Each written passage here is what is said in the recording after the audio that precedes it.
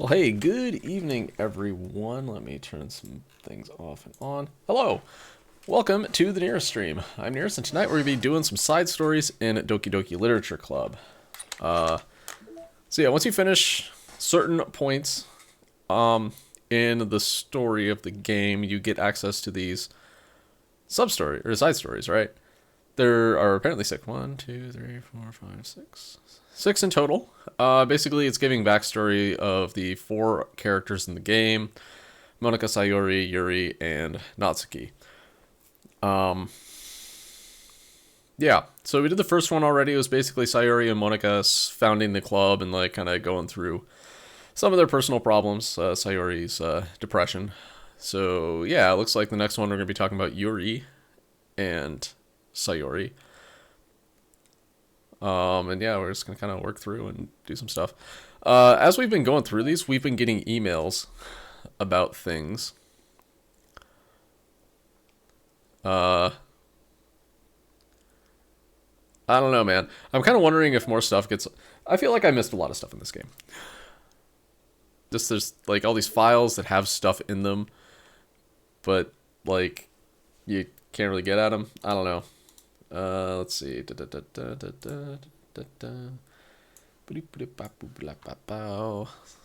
this one. I did the wrong one, didn't I? Yeah. So like, yeah, like I found all these files. It's like, oh, you can't do anything with them though. Can't delete them. Can't open them. But they're there. So it's like, what do? Like the meeting notes, it gives some cryptic shit. It's like, oh man, what the hell's going on? What's happening? Whatever, let's do a side story.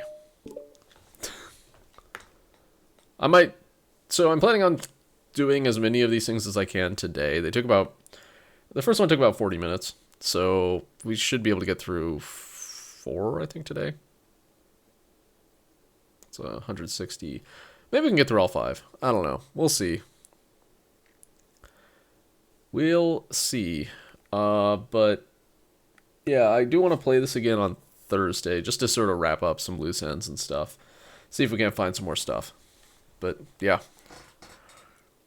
Neither here nor there. Okay, the club meeting is suddenly interrupted by the sound of the door, causing Monika and Sayori to turn their heads. The door opens halfway, then stops. A face peeks inside. A face that seems familiar. It's Yuri!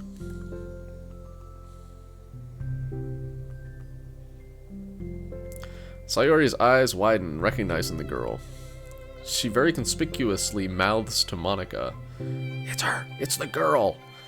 It's true, the girl standing in the doorway is none other than the girl Sayori had come across reading alone in the classroom.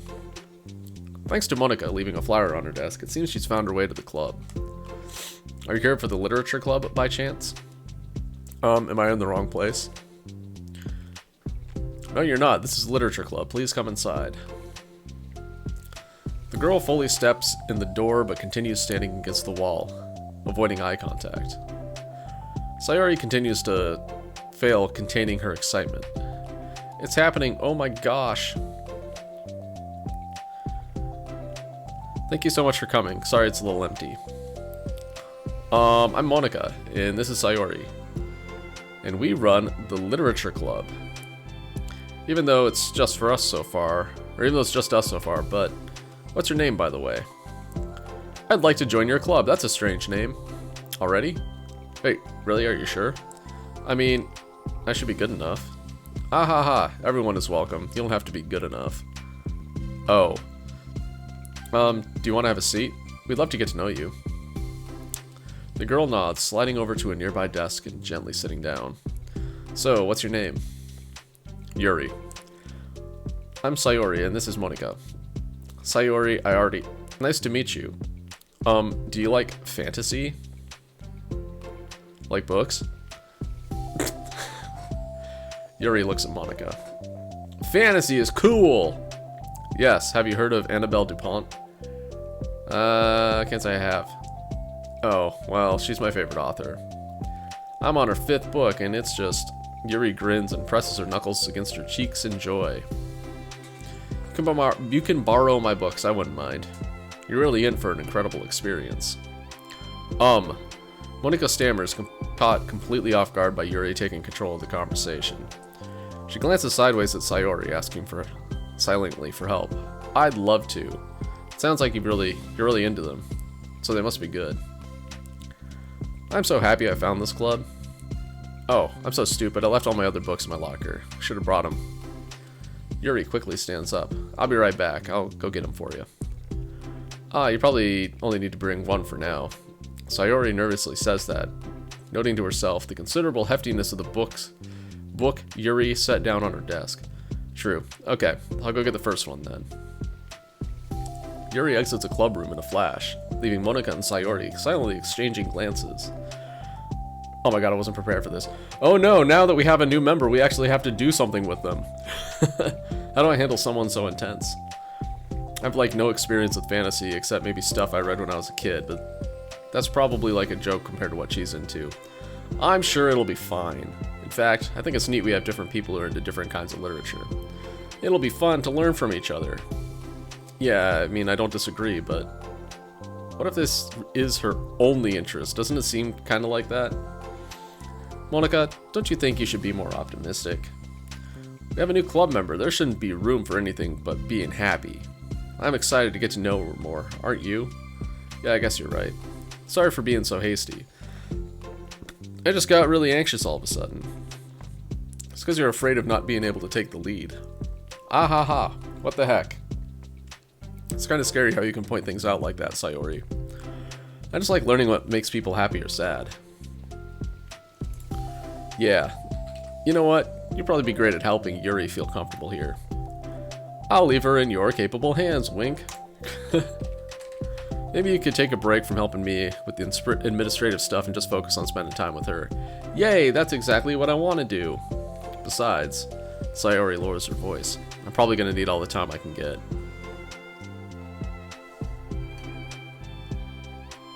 She taps her fingers against the dauntingly chunky book Yuri left sitting on the desk. Right afterwards, a door opens to reveal Yuri's return. I'm back. Her breath is slightly heavy, which, combined with the short time gone, indicates she may have ran at least part of the way. She makes her way back over to Sayori and sets the book down on her desk. Just as Sayori feared, the book Yuri brought for her is just about equal in size to the one already on Yuri's desk. Well, you know, usually in these series, they get bigger as they go along. Anyway, well, there are probably a few things you should know before getting started on it. I mean, that's not all explained in the book. Do I have to read the Silmarillion first? There are things that are more explained in other books that take place in the same universe, so going over those would be good to keep you from getting confused at the start. Uh-oh, we have to read the Silmarillion first.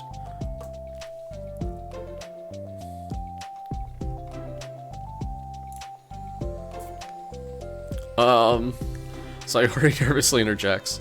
Well, I was thinking that maybe today we could just get to know each other a little bit more. You know, like, if we're gonna be reading together, then I would like that. From across the room, Monika smiles and nods at Sayori while Yuri isn't looking. Oh. Okay. Yuri sits down, then looks at her book, then glances around the room, showing no indication that she has anything more to add. Cool. Good talk. So, what made you decide you wanted to join the club? Well, I like reading, so I was immediately interested. I had no idea that someone was starting a literature club, but that's my fault, since I haven't been paying attention to any of the club recruitment advertisements. Well, they found out because Yuri glances over at Monika. Monika? Monika came into my classroom and put a flyer on my desk. Suddenly, Yuri's face darkens, and she shakes her head at herself. I was so stupid, I got too nervous and I couldn't even look up, so she just walked out.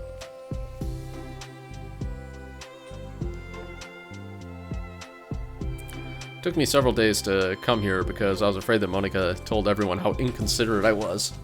But I decided that that was probably irrational. Wait. No, that was totally my fault. I felt so bad interrupting you that I just, like, walked out. That's right, she's Lumpy Space Princess now. I was actually really hoping you'd come by. Yuri exhales in relief. I always seem to interpret things as the worst possible scenario. Well, I was really nervous to come here for some other reasons too, such as there being too many people. Well, don't worry about that, it's just us three. Not that I mind that much, but I have a really hard time having to meet a large number of people at once. So it's actually amazing it's just the two of you. I definitely came at the right time. Aw, that makes me so happy. I'm proud of you for working up the courage to come. Yuri smiles warmly to herself. I've never really had the privilege of sharing my interests with others before. It's so hard to find others who are into the same things I am, except online. So I thought the literature club would provide something that I skipped. Hold on. Provide a chance for me to do that. Alright, cool.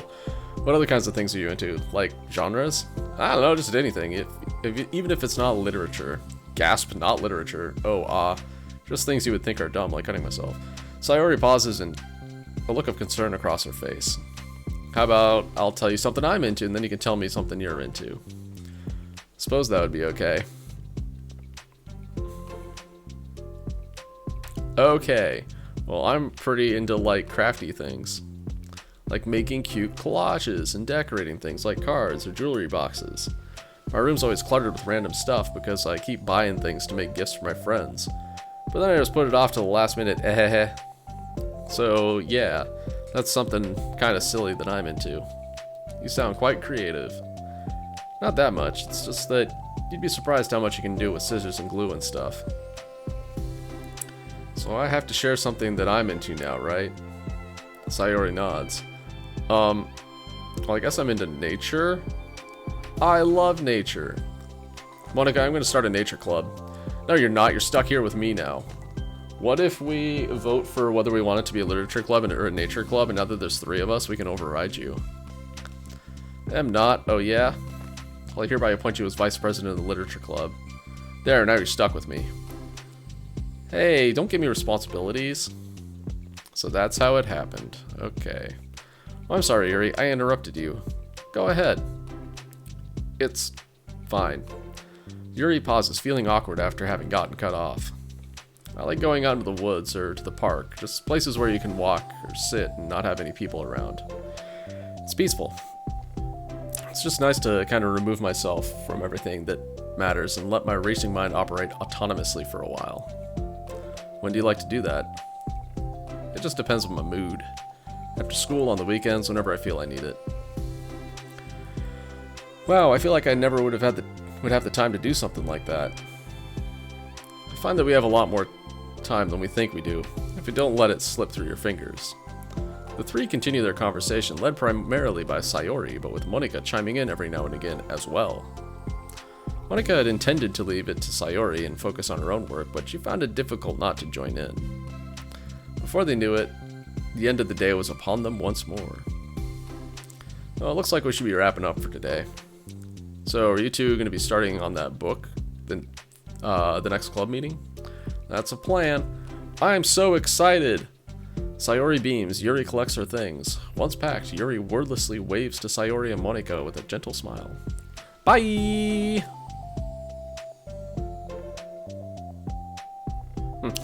As Yuri exits, Sayori enthusiastically returns her farewell. Once again, Sayori and Monika are left in the club room. Sayori, you are a lifesaver. I didn't do anything, I just talked. Still. Besides, it really lifted my mood. It feels really nice when I can put my energy toward other people like that. She was really excited to be included, you know. It made me happy. Well, there's no doubt in my mind that she'll have a great time here, with you engaging her. How are you feeling about starting the book with her next meeting? I'm kind of scared, but I think she'll be happy as long as I'm trying my best. I think you'll do great. After the surprise of a new club member, it seems like everyone has their spirits lifted with something new to look forward to.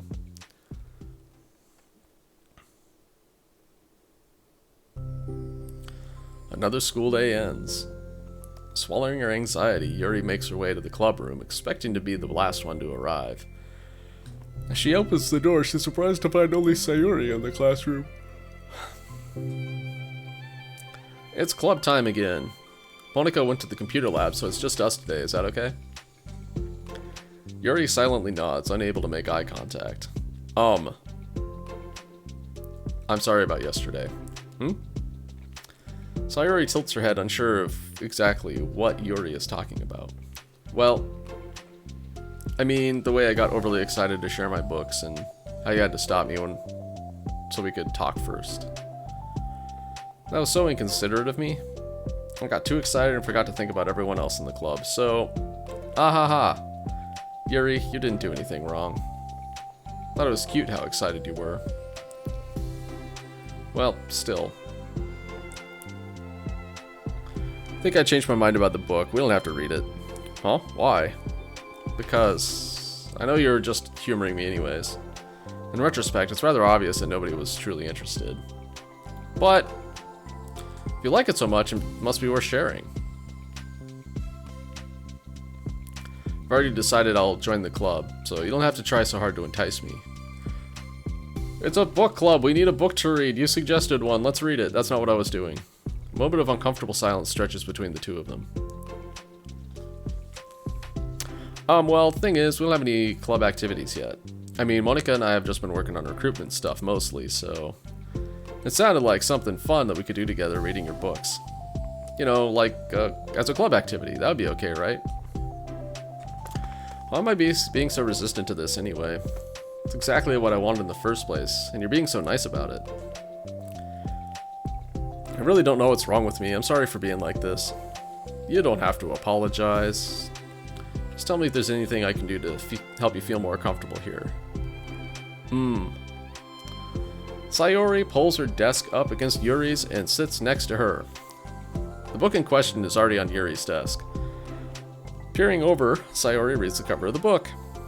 Dusk Bell. Part 1 of the Everlast Saga. How come I feel like I've read this book? Ahaha! It's Dusk Bell by Annabelle. Oh, Yuri's like, oh god. Who is this idiot? Sorry, I'm ready now. Oh, right, I should probably get some paper. Wait, why do we need paper? Yuri grabs a spiral notebook of hers and tears out a few sheets of paper. Wait, how come you need paper? I'm glad Sayori and I are on the same page. It's just useful to draw things out sometimes, like maps, timelines, family trees. Just for taking notes. Wait, are you telling me this book doesn't have an appendix with all that crap in it? What kind of fantasy writer is this? All that stuff should be in an appendix in the book. Boo! Notes? I mean... yes, that's an effective strategy. Exactly, I'm sure it'll be helpful for someone new to the genre. Sayori's joke flew completely over Yuri's head. But thinking about it, she decides it's probably for the best that it did. Well, I'm not used to having company through this, but I'll try to help make it as accessible as possible. I trust you, you're like super smart. Oh please. Yuri tries to dismiss the compliment, but she can't hide her smile and light blush. You can't generalize intelligence. I'm only smart in the things I have a lot of experience with. Contrarily, I'm awful at anything involving real people. That should be evident enough from... Oh, damn it, they scored again. From the 2 days I've spent here so far. So in my eyes, it's everyone else who comes off as smart. Especially you. No! It's called emotional intelligence, Sayori. Never mind. Sayori rubs her shoulder against Yuri's. You're such a sweetheart when you're not being shy. Anyway, would you like to get started? Hehe, okay. After the minor diversion between them, the two get back on track with their planned club activity. Oh, that went in. Okay.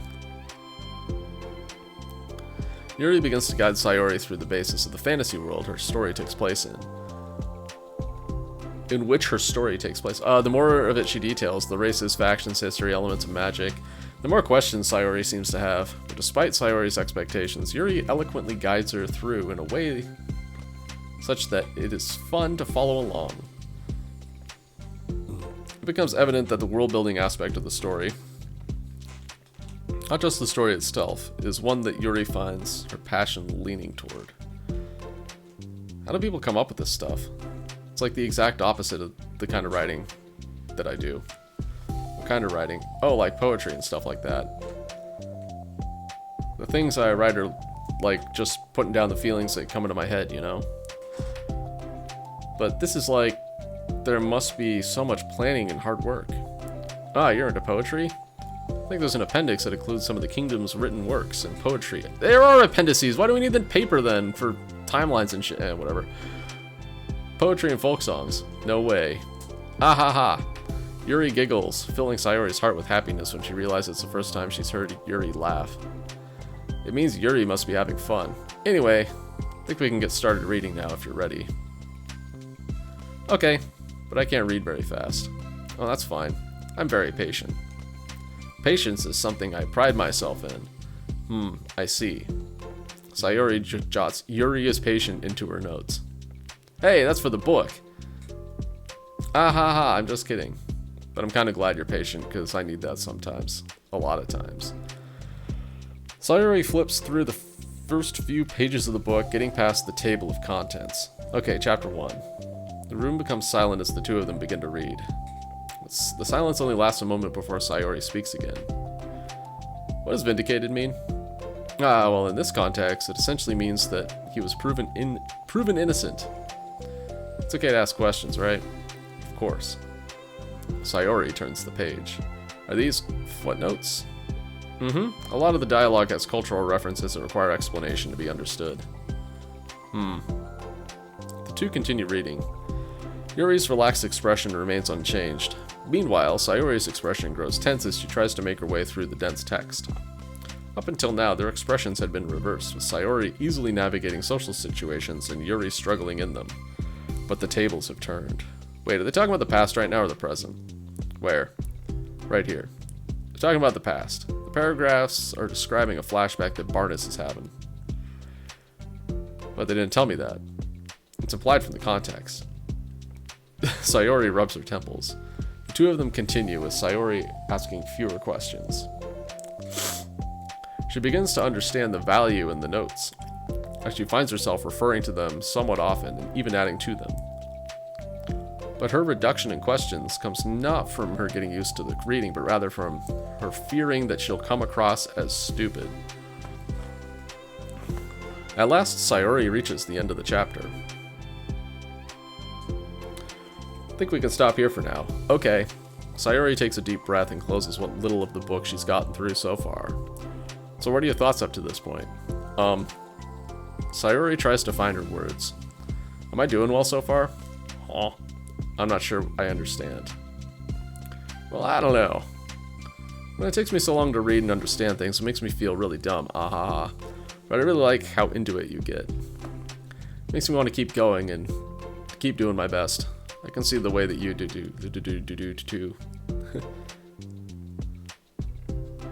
What did it say? Hold on, I'm dumb. So I can see it the way that you do. Okay, that makes sense. Relaxation in Yuri's expression fades. I see. Yuri quietly gathers her things. We can continue tomorrow, right? Yuri pauses and then shakes her head. Uh-oh. Goodbye forever, Yuri. We can do something else tomorrow. But I'm sorry. Wait, sorry for what? I don't understand. I'm sorry. I don't want to do this anymore. That's all. I'm sorry that I made you. Yuri leaves. You weren't making me!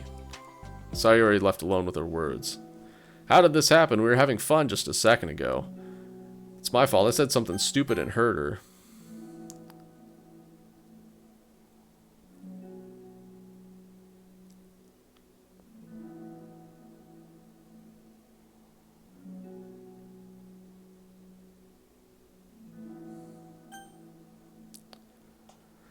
Should have just told her that I enjoyed it. Monica trusted me with this. It's the only thing I'm good at and I still messed it up. What if she doesn't want to come back? Drowned in guilt, Sayori stares blankly at her desk, spread with notes. The book sits next to them. Right. She isn't coming back, then she wouldn't have left her book in here, right? Unless she just forgot to take it with her. Ugh, this is horrible. Was it really because she thought I wasn't enjoying our time together? Or maybe she wasn't enjoying our time together because I'm not good enough. I probably let her down so much by having trouble following along. Yeah, I'm sure if I was smarter, she would be having so much more fun. I need to be better for her. Alright, we got ourselves a picture. Finish side story understanding 1. It's a trust 1. Trust 1.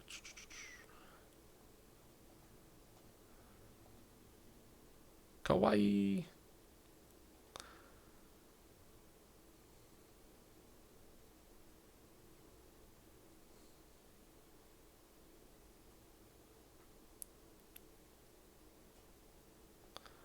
One, two, three, four, five, six, seven. Wait, hold on. What? 1, 2, 3, 4, 5, 6, 7, 8.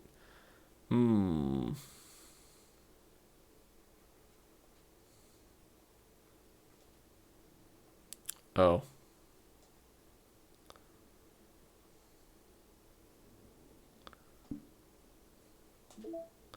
Okay, we got some more music. This reminds me I need to charge my iPod. It's been a while since I've done that. Also, I'm old. I have an iPod.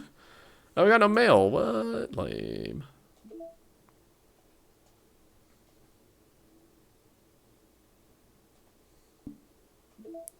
Okay, let's do Understanding Part 2.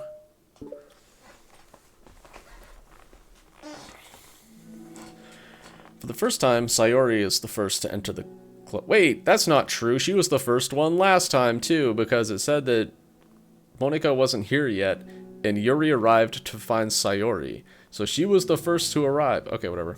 Anxiety courses through her relentlessly. Will Yuri show up today? Sitting at a desk, she stamps her feet in an attempt to calm down. Why am I letting this affect me so much? I'm doing everything I can to make Yuri happy. But my best wasn't good enough. But it was still my best. But I'm letting everyone down. I'm always just a disappointment. Sayori continues to wrestle with her self-depreciating thoughts.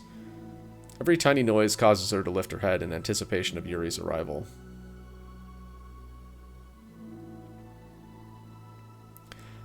Minutes pass and nobody enters the classroom. Not Yuri or Monika.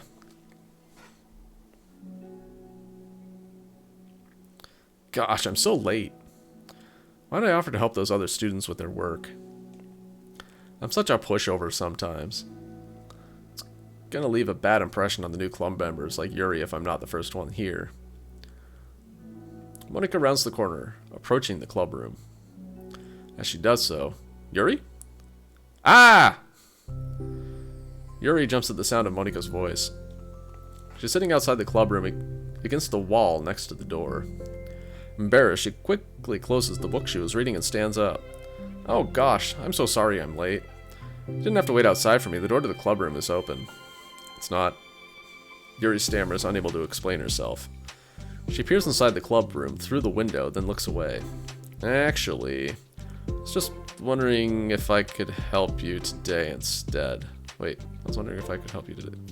Huh? Me? With club publicity stuff? Publicity. Yes. Monika is utterly confused.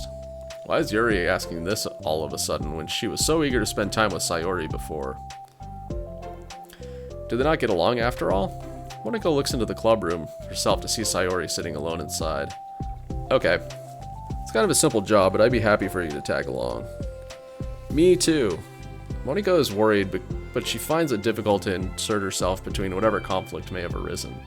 It's a little ironic, she realizes, but she could be so conflict avoidant after having been on the debate club. Okay, let's take a walk together. Just have to make copies of this new flyer and then go around to the billboards and replace the old ones with the new ones. Yuri nods and the two set off. The two walk in silence.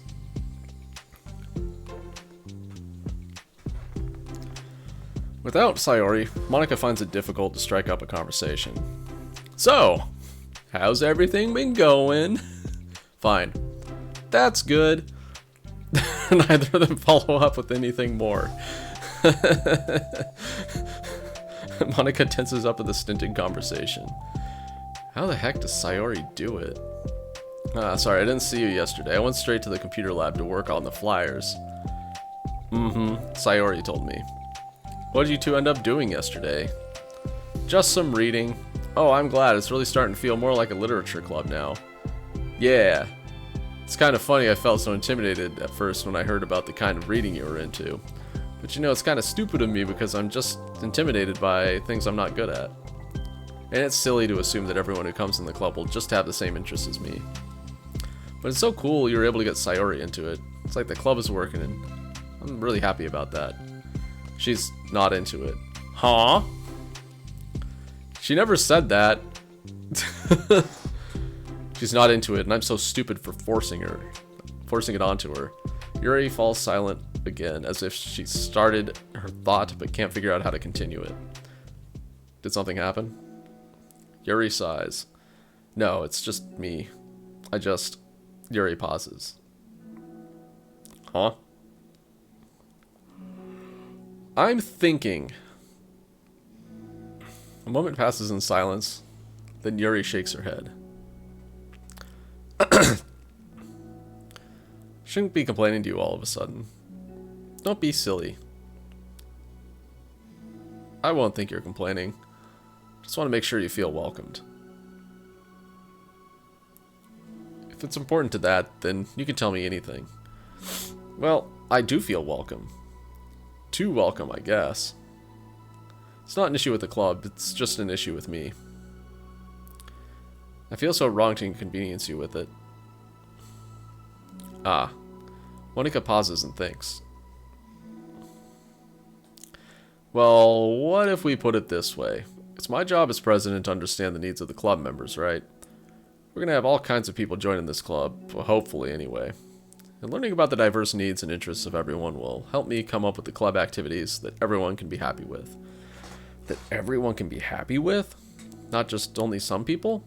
Of course. Need to be looking out for everyone, otherwise what kind of club would this be? I see. Yuri looks a little more relaxed. Signals to Monika that switching from a sympathetic approach to a pragmatic one was a good choice. Each individual truly does have their own needs. Okay. Yuri takes a deep breath. I'm a really weird and awkward person. I've accepted that about myself. I just don't know how to, I guess, connect with other people. How's it so easy for everyone else? How do you just make conversation about any arbitrary topic? I can talk for hours about the things that I'm into, unfortunately so much so that I don't know when to stop. But for anything else, I have no idea what to say. So I understand that about myself. I'm just not good with people. I can't help it. So it feels like whenever I'm confronted with a new social situation, I'm either ignored or made fun of or taken pity on. And Sayori falls into that third category. What? Hold on, you're saying that Sayori is taking pity on you? Yuri nods. Just want to be treated like a normal person. If you don't like me, or you don't connect with my interests, then just tell me. I can accept that and move on.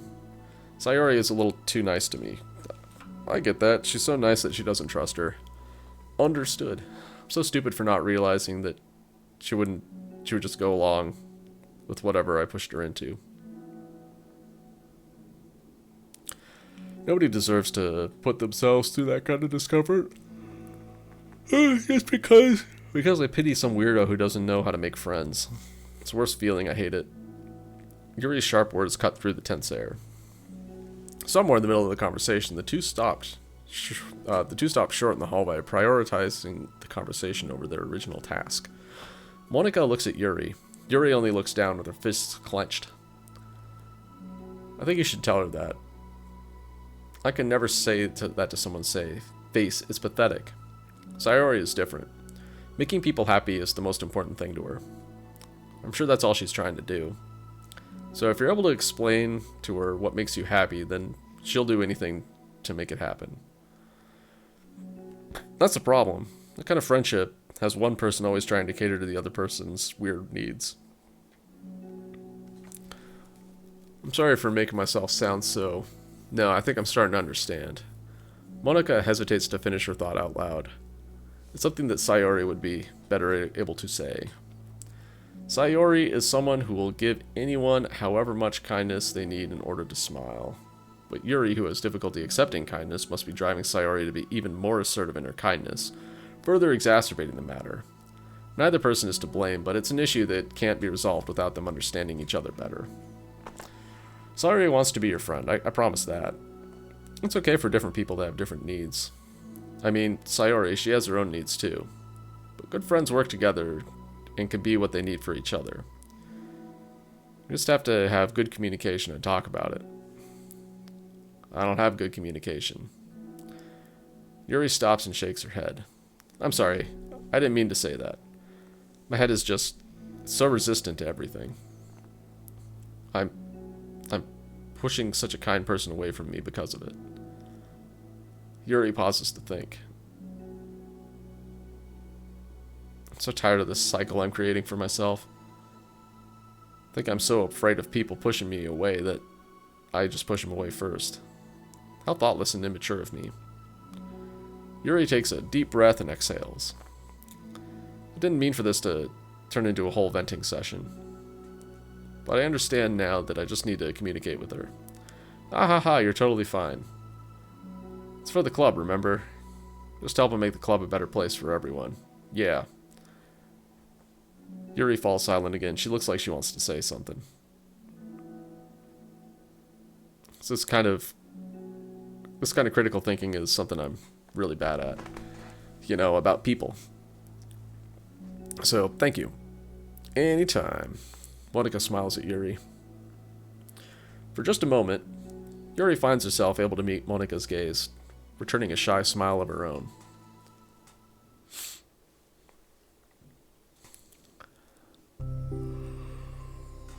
Yuri and Monika finished replacing the old flyers with the new ones.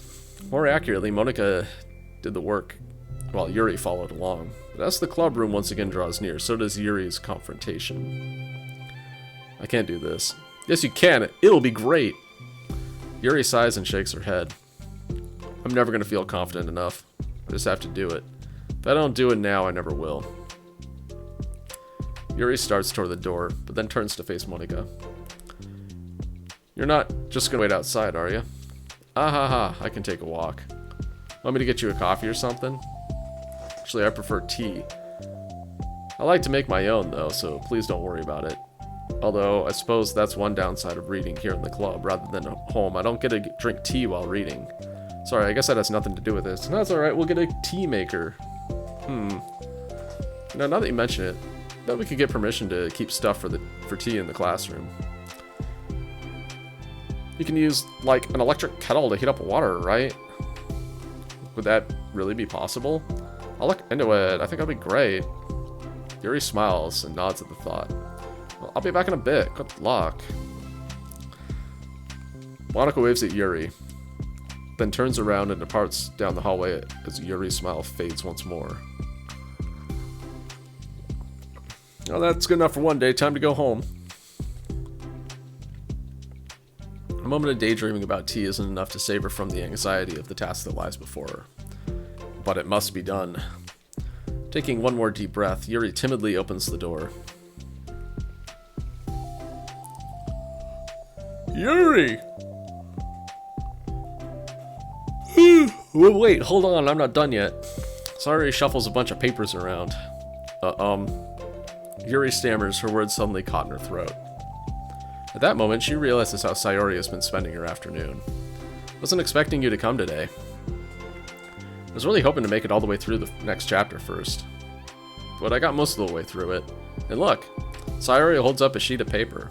It's a page of notes beautifully produced with indentations, categories, and even color coding. Good googly moogly. As Yuri sees it, her expression shifts from anxiety to despair. I was afraid you were going to get disappointed in me, so I've been trying really hard. Stop. Yuri presses her fists against her forehead. Please stop. I can't take this. Yuri? Sayori's voice quivers in shock after having received the exact opposite response she was expecting. I'm sorry. Smarry. Jesus. I can words, I promise. Sayori looks away in guilt. Did I do something wrong? I don't understand, so if I did something wrong, please tell me. Yuri shakes her head. No. It's me. I keep putting myself in these situations where people are afraid to treat me normally. If you don't like this kind of reading, it's okay. Please just tell me. I don't need to be treated differently just because I'm weird.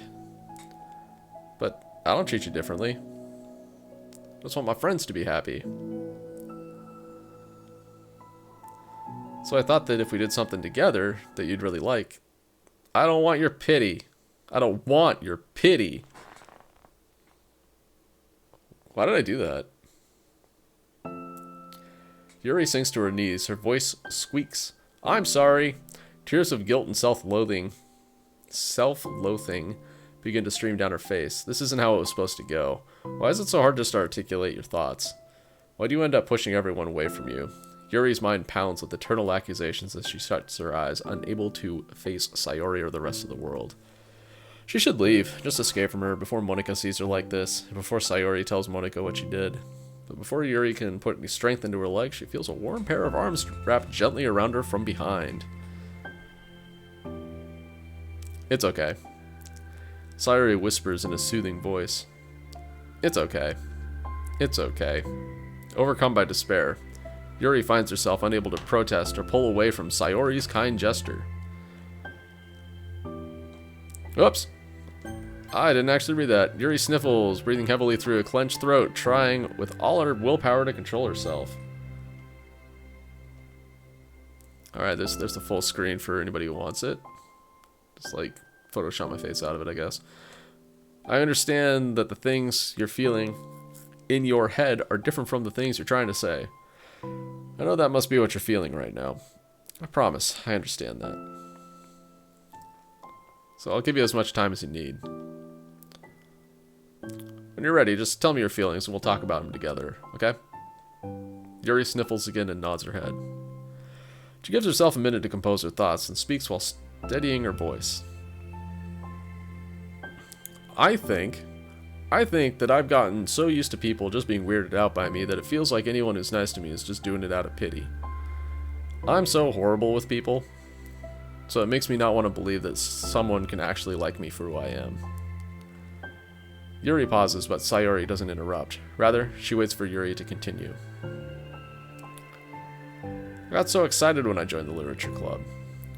Thought it was finally my chance to make friends through my interests. Because my interests are the only things I know how to talk about. It's all I have going for me. But then whenever I catch myself getting overly obsessive in front of other people, it feels like I'm making a fool of myself. I hate myself for it. Ultimately, I just want to be treated like a normal person, but how am I supposed to expect that when I can't behave like one?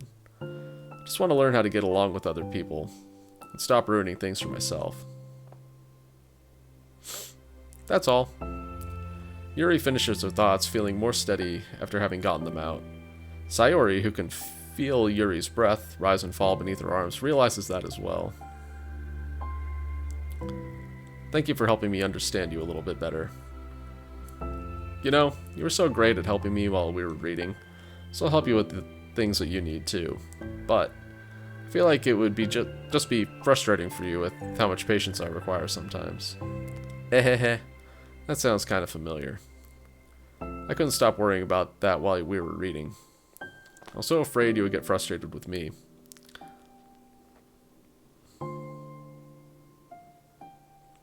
But I would never do that. Did my best to reassure you by mentioning how I have a lot of patience. Yeah, I know, but my irrational fears just won't be quiet sometimes. Are you sure it's alright? Something like that? Yeah. I'm sure it's the same for you, right? Oh yeah. Irrational fears. Well, you know, there's no way that you could frustrate me because I already like you as a person you are. I know you said you have a hard time believing that, but I promise that it's true. You don't have to be a social person for people to like you. I think you're really considerate in your own way, you know. Worrying so much about people's feelings. We're all kind of weird. It's a literature club. Ah ha ha. But it's the best part that we're all different and have different interests. Like about the book. I'm reading it because I want to, I promise, and that's what I really want. It's a bit of a struggle, but I try not to mistake that. Try not to mistake that for me not enjoying it. I mean, we could never discover new things if we didn't try them first, right? I want to learn the reasons that you love it so much. In the end, if it's not for me, then I can say that, but I'll be glad that I tried it and learned more about you. Plus, you're like super duper smart. And I want that to rub off on me. Ha ha ha ha. Yuri fights back a smile at that comment. Already the heavy atmosphere surrounding her seems to have evaporated through the caress of Sayori's arms. They do look happier, don't they? Your hair is so pretty. I always wanted long hair, but I was awful at taking care of it, so I got it all cut off. Yuri's tension relaxes. For once she feels okay, so Wednesday's the next game. Alright, okay, just listening, rather than worrying so much about saying the right thing. TNT, okay. Sayori, sensing Yuri's comfort, lets her rest. It must be difficult for her to feel relaxed around other people. But if the literature club can make it happen, then it's something that she deserves to experience. Okay. Never mind. Well then, based on my understanding of your feelings, I suppose I wouldn't mind if we were to continue reading. That's what I wanted to hear. But we can stop at any time. If you truly don't like it, please be honest about it. I won't be offended. Of course. I'm not going to judge anything this early on, though, so we'll just see what happens. Oh, and it's not good to touch people without their consent first. Oh no, I'm sorry. Didn't mean to make you uncomfortable. Oh, you didn't. I mean, I suppose it was kind of nice. Just saying. I'm back. Monika's back. Haven't seen you like that at all recently. Sayori trots over to Monika. Ah, she whispers loudly. Can I hug you? Consent. Requested, consent given. Ahaha, sure, Sayori. Sayori wraps her arms around Monika. Oh yeah, Yuri, it might be good to know. Sayori can kind of be a hug monster. Ah. Hey, don't call me a monster. Artemis is a monster. If he inherits the kingdom, it could spell disaster. Wait, what? Ahaha. Yuri laughs. Monika perplexedly looks between the two of them and smiles. Well, I'm glad you've been enjoying your reading so far. It's like our first real activity as the literature club. Hey, Monika, you need to read the book too. Ah, about that. Well, you've been so patient with exploring my interests. I think that it would be inconsiderate of me not to return the favor and learn the things that you like. Yes. So, do you like poetry? Yuri smiles. I don't like poetry. I love poetry. I believe in you. I want breakfast. Silly, awesome, yawny, optimistic, really fun. I can't think of an I word. Sayori. She needs milk, eggs, and sticky notes because apparently she uses them all for silly things. Things to do. Wake up, get ready, go. Wake up. Oh, yeah, I don't know. Wake up early. You can do it. Cute. Sayori with a Stussy. I wonder if the people who made this were my age in the 90s. Anyways.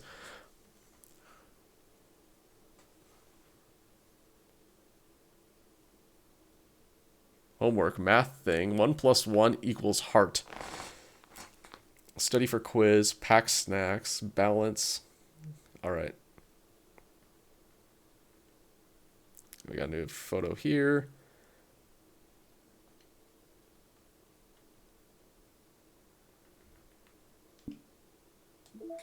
New music. Whatever. Daijobu. Alright, more side stories.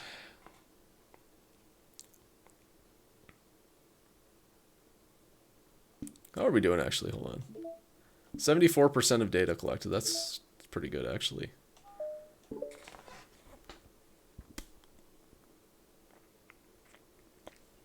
It's been several weeks since the club has officially started.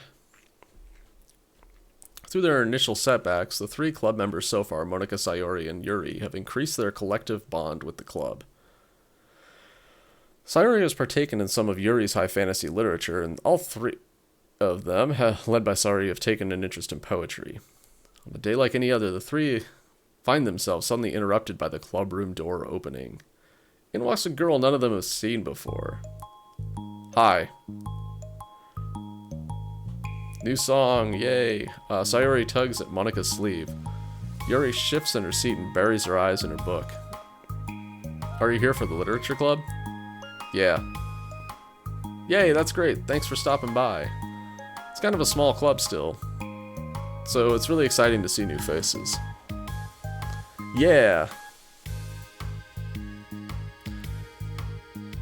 Come and sit down somewhere. You can sit next to my desk.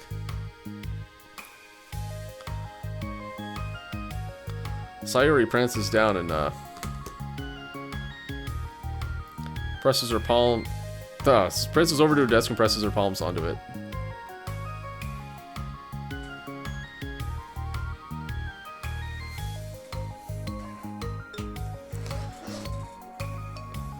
Oh, and Yuri can make some.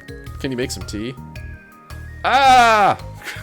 Yuri looks up at Sayori in protest for having drawn attention to her.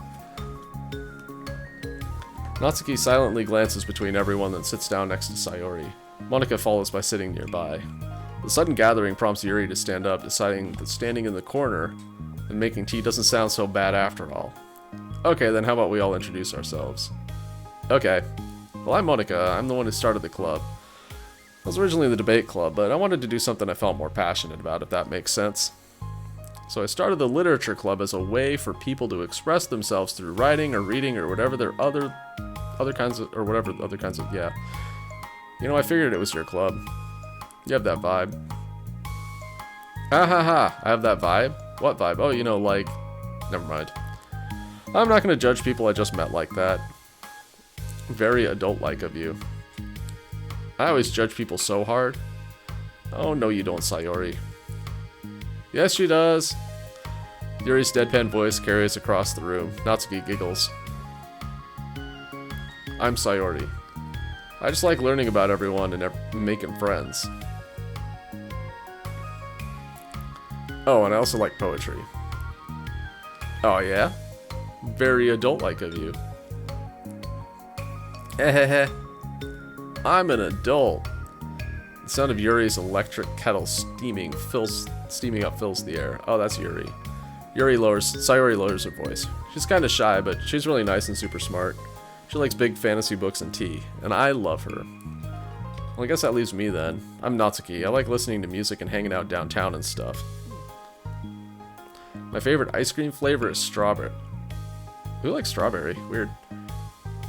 Ooh, let's get ice cream. Hell yeah, let's fucking go. My favorite flavor is probably cookie dough, or maybe chocolate. It's cookie dough. And Monika's is probably vanilla. There's nothing wrong with vanilla. Vanilla ice cream is very good. I know that people make fun of it for being bland, but vanilla's solid. I take way too many online quizzes.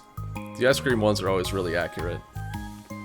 What's Yuri's favorite? Coffee. Natsuki shrugs. Probably green tea. Green tea. Ah ha ha. I'm just joking. I have no idea for Yuri. Still, it's pretty chill here. Do you just like hang out or do you actually do club stuff? Well, we do club stuff too. It's just, it hasn't been very structured yet since we've only have like 3 members. So we just kind of loosely spend our time doing the stuff we like. But I keep thinking it's time we start with like some more structured club activities.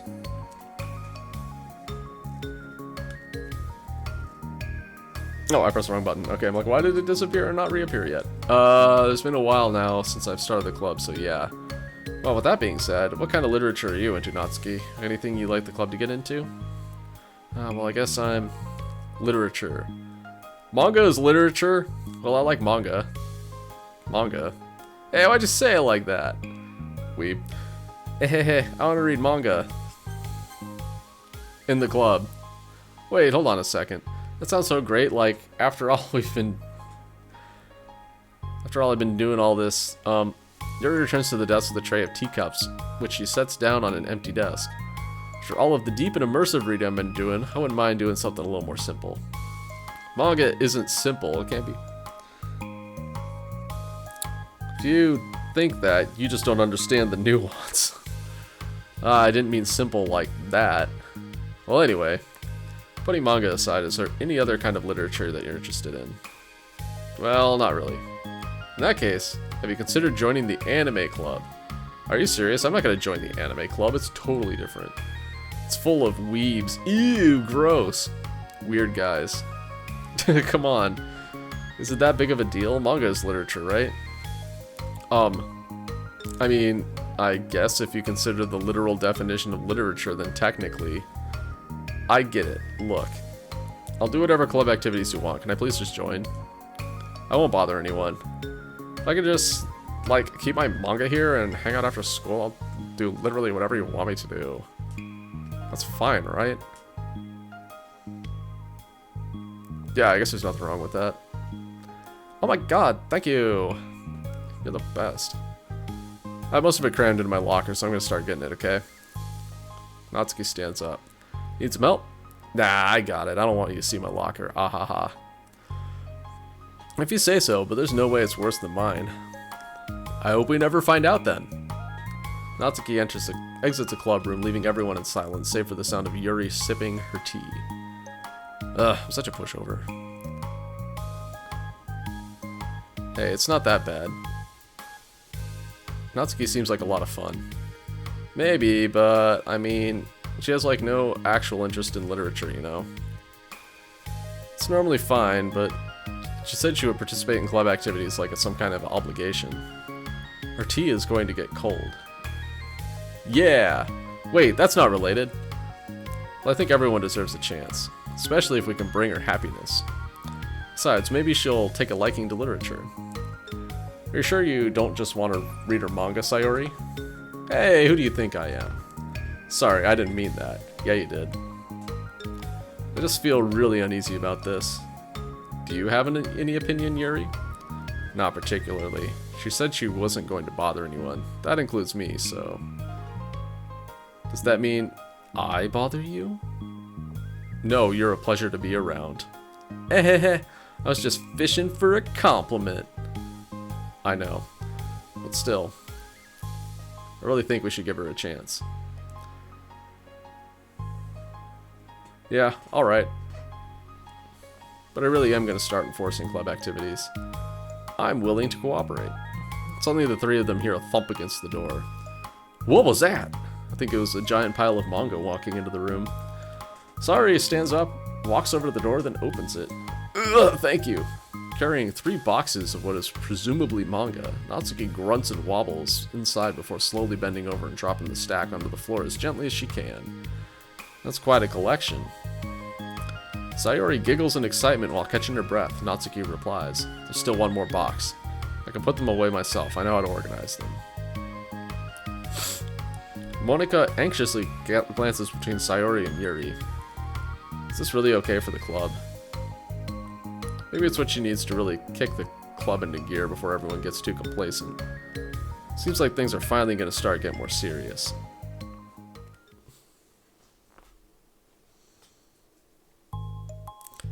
At the next club meeting, Monika is the first to arrive. But ever since Natsuki joined, she feels a lot less relaxed. Why am I so nervous? Monika paces, trying to collect her feelings. Natsuki said she wasn't gonna bother anyone, so why does it feel like the atmosphere has changed so much? Monika thinks. While Monika thinks, the club door opens, revealing Natsuki carrying a box. Monika forces a smile as Natsuki makes her way to the closet. Natsuki forces one in return. Need help? Nah, I got it. Monika awkwardly tries to start some kind of conversation, but it fails. Curious, she peeks into the closet where Natsuki is stashing all of her manga. Once dull with school supplies, the shelves are now vibrant with bright colors and cute-looking artwork. You know, the top shelf is pretty empty. Maybe we could keep it up there. Natsuki says, I'm short, we're not putting it up there. Can't reach up there, that'd be so inconvenient. Yeah, but... Monika sighs. The teachers are gonna ask what all this manga is doing in here, and I've gotta tell them it's for the literature club.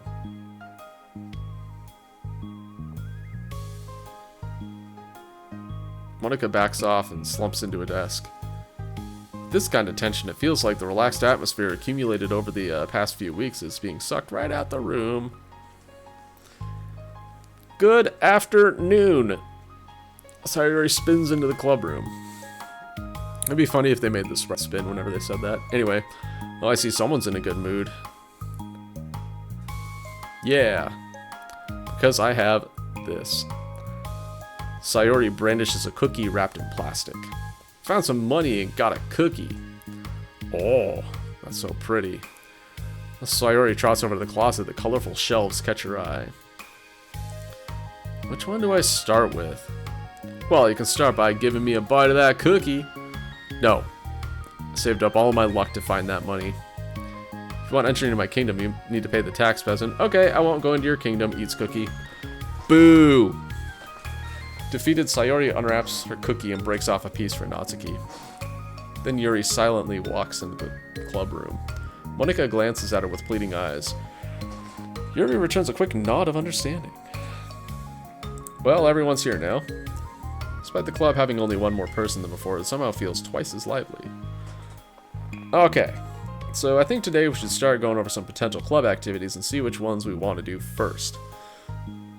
We have 4 members now, so it'd be great if we found some stuff to do as a group. Does that sound good to everyone? I agree. Okay, so I have some ideas of my own, but I want to hear yours too. Well, I've been having a lot of fun learning about everyone else's interests. Maybe we can give each person a day to share their favorite kind of literature with everyone else. Well, maybe.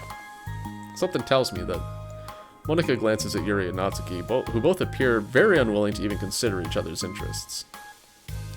Maybe we can try to come up with something that everyone can enjoy equally. You know, like we all vote on a book to read or something like that. I think we should all collectively try to expand our interests rather than just stick to the things we're familiar with. Why does it feel like I'm being targeted here? You're not, it's both of you. Natsuki, didn't you say you would go along with whatever the club wanted to do? Well, yeah, but that doesn't make it okay for you to ignore everyone else's preferences. I like Sayori's suggestion. What was Sayori's suggestion? I have a bad memory. Yeah, me too.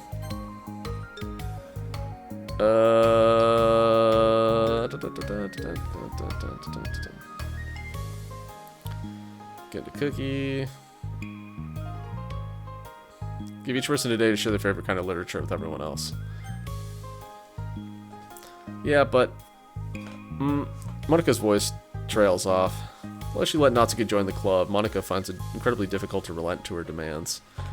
If Natsuki doesn't respect the club, why should Monika have to yield to Natsuki's opinion on everything? Natsuki, are you sure you don't have any other literature interests you could share with the club? I swear, I don't mind if you keep your manga in here, but Natsuki cuts Monika off by suddenly standing up. Well, it's obvious that I'm not wanted here, so I'm just gonna leave. Okay, bye. But I really would have appreciated you being more upfront about it. Okay, I think you're kind of jumping to conclusions here, but you're free to do whatever you want.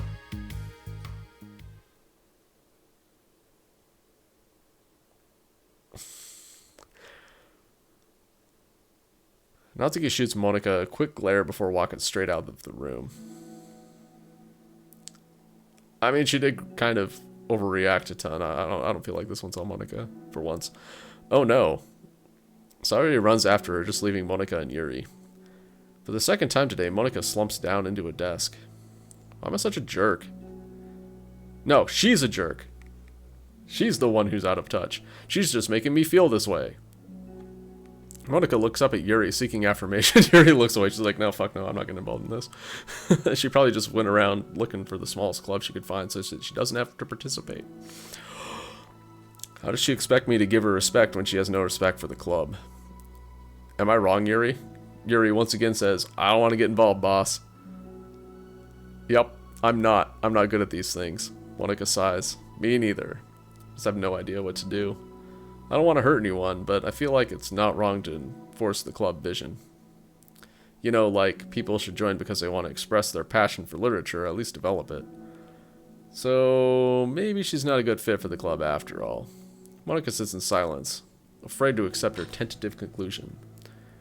Yuri looks tense, but she doesn't seem to want to add anything. You can go back to reading. I know this doesn't concern you. It does. It does? How? Well, I just can't comfortably read in an atmosphere where the peace has been disturbed. Oh. Oh, great. I'm just ruining the whole club then. That's not an accurate conclusion to make. I know, I'm sorry. Just kind of voicing my frustration, and I guess guilt. It's like my frustration wants to blame her, but my guilt wants to blame me.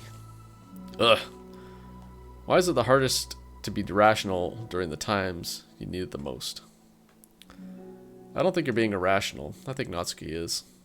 She has no authority to walk in here and make demands of the club. Your club. Something as ridiculous as manga has no place here. The fact that you're even sorting it for her should make her completely indebted to you. Sort it, not sort it, whatever. Well, you're right, but I don't know. Isn't it kind of harsh to say things like it's ridiculous and has no place here? Do you not feel the same way? You've been doing everything you can to avoid associating the club with it. So I assumed you felt the same way about it. That's not true. Well, recalling your confrontations with Natsuki, a realization starts to set in. You may be right. I mean, if it was anything besides manga, would I really be acting like this? Maybe I've just been convincing myself it has nothing to do with the manga. I'm really upset that I would let myself do that. With a sigh, Monika walks over to the closet. She finds herself staring at the colorful shelves. It's just, this really wasn't what I had in mind for a club about literature. There shouldn't be anything wrong with that. Monika starts defending her position once again.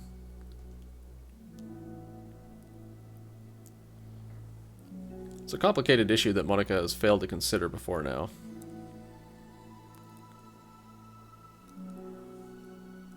Where's the line even drawn at what's considered literature?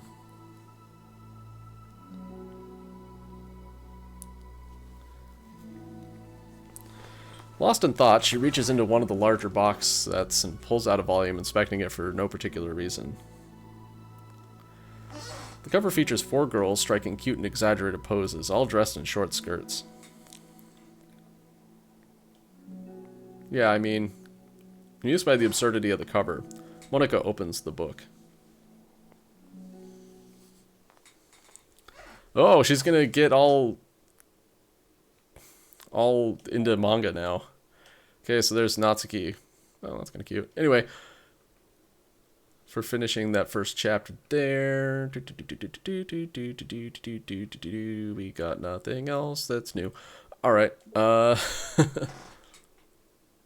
We did get a new song. I definitely know that. Mail. Oh, staying focused on our goals. As a reminder to help guide our data collection, any analysis performed should be focused on answering some of these main questions. How does granting elevated access to the VM affect a person's emotional state? How does granting elevated access to the VM affect a person's values and goals? How does someone effectively navigate an experiment with their ability to change the contents of their VM? How is elevated access being weaponized? What actions and values most contribute to the destruction of the universe? Most importantly, how might your observations apply to our own universe? Bonus. How can we present this to upper management as an operation that benefits the company? Unrelated note, whoever changed the scheme of the desktop to pink, can you please change it back? It's unprofessional and runs the risk of drawing eyes. Wait.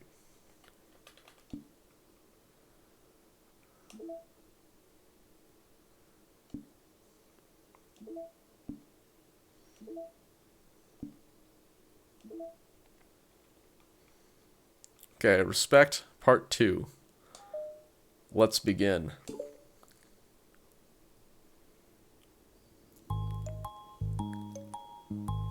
This sucks. Why is Monika such a jerk? She should be grateful that I even joined her stupid club. It's not like she can find any members. Monika's usually really nice. She cares so much about everyone in the club being happy. Yeah, right. Well, she usually does. Maybe when she's not busy being so judgmental.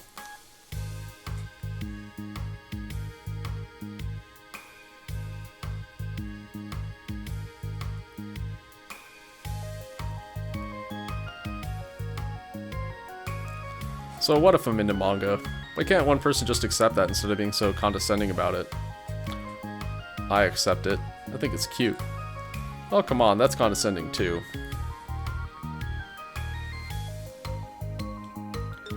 I'm sorry. Sorry. I didn't mean it like that. Just want to support you. Natsuki sighs. I know, thanks.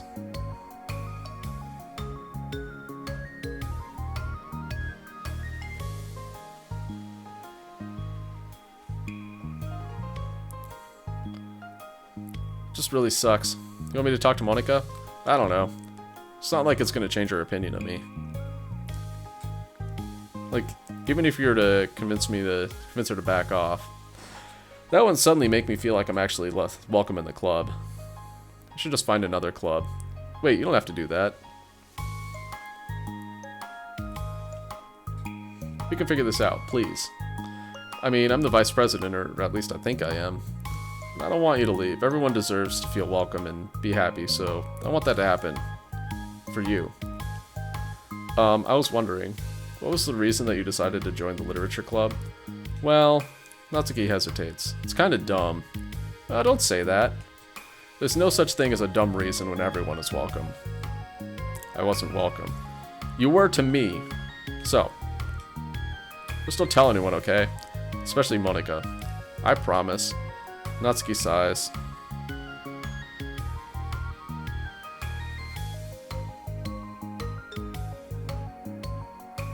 Just tired of everyone judging me all the time.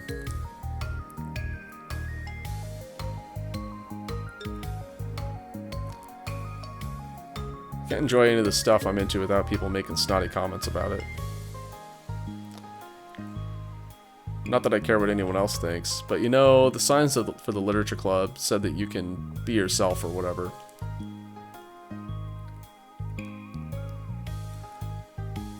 So I decided it was at least worth a shot.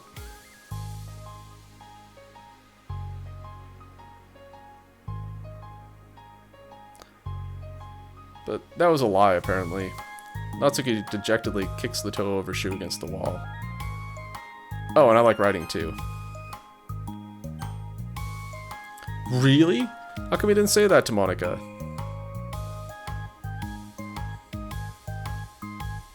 Because she was being so judgmental that I just didn't want to tell her something she wanted to hear. She didn't deserve that kind of satisfaction. I'm just like not... None of this is sticking to my brain. Oh. And if she knew I was into writing, then she would just be like everyone else and try and push me away from the manga in favor of the more mature thing. Hey, I have a solution for you, Natsuki. Write manga.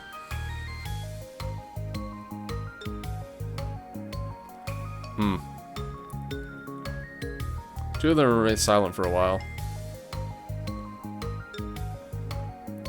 Sayori understands that it's out of the question for Natsuki to return to the club room for today at least.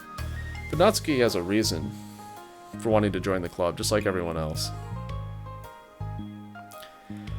It's part of the club's vision for her to be welcome.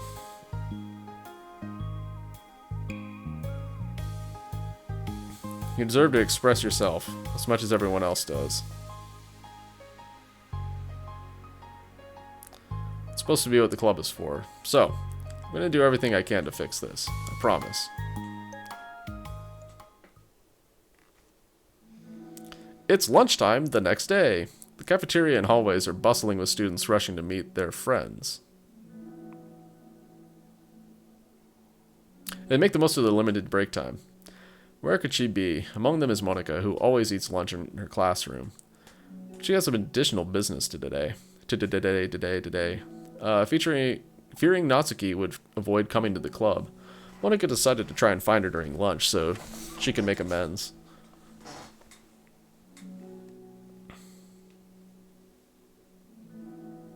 After searching for an extended time, Monica finally spots her. Despite her short stature, Natsuki's bright hair helps her stand out from the crowd. Oh gosh. It's only feeling awkward, Monica is afraid to get closer.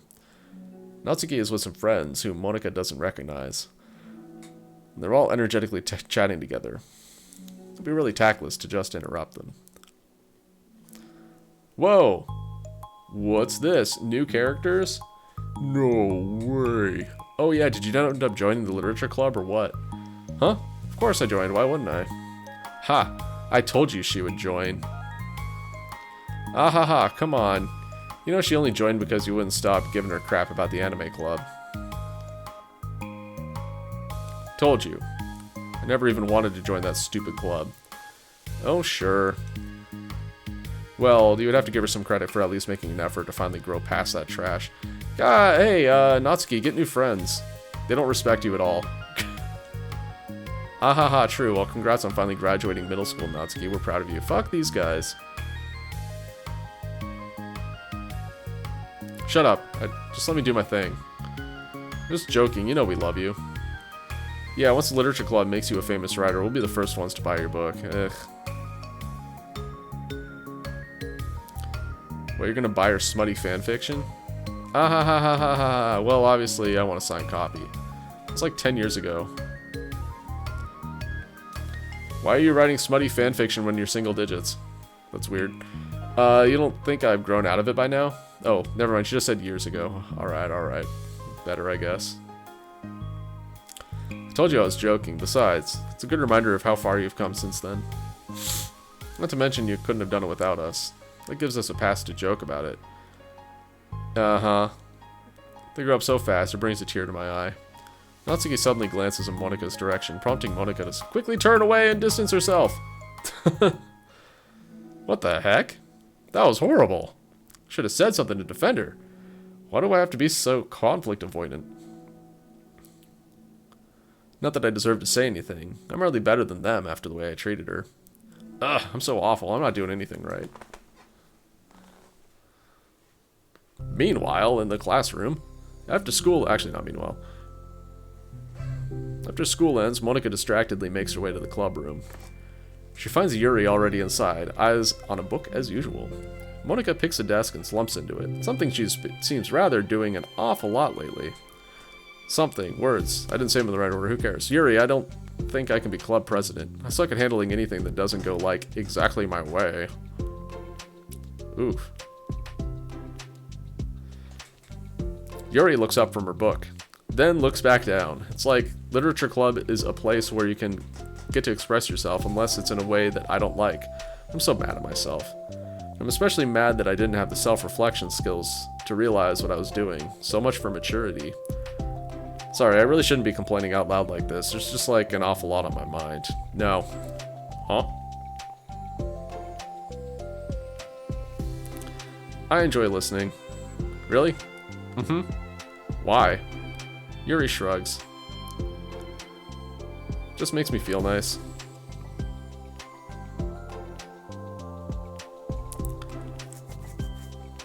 Oh, well, okay.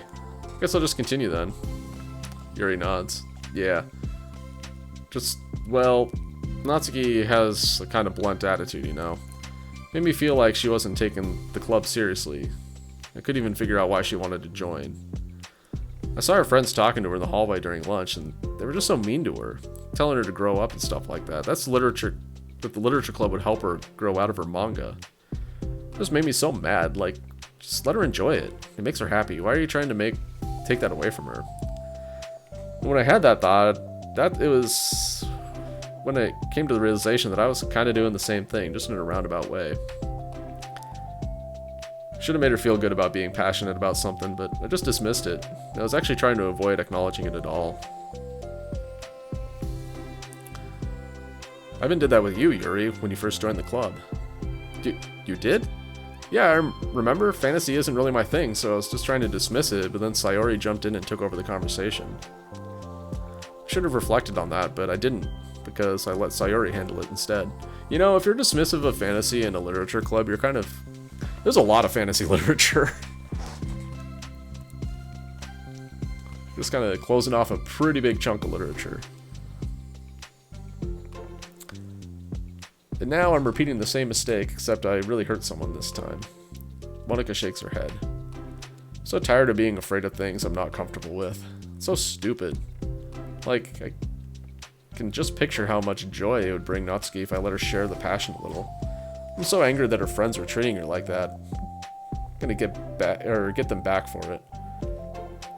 Get them back? Yeah. Get them back by making sure this is a literature club that Natsuki wants, not the one that they want.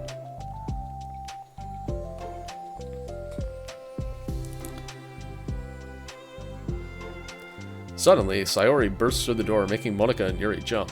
With a rare stern face, she marches over to Monika's desk and sits down next to her. I'm having an intervention. I can do that because I'm vice president. Is this about Natsuki?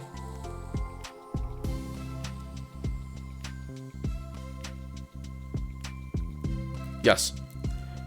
Yeah, I know. I messed up. I'm super sorry. I was just talking to Yuri about it. Really? I was so dismissive of her passion that she felt threatened and probably just unwelcome. Literally the opposite of what the literature club is supposed to be. I really need to make it up to her. Oh, yay, I did it! Thanks for the intervention, Sayori. I'm glad we're on the same page.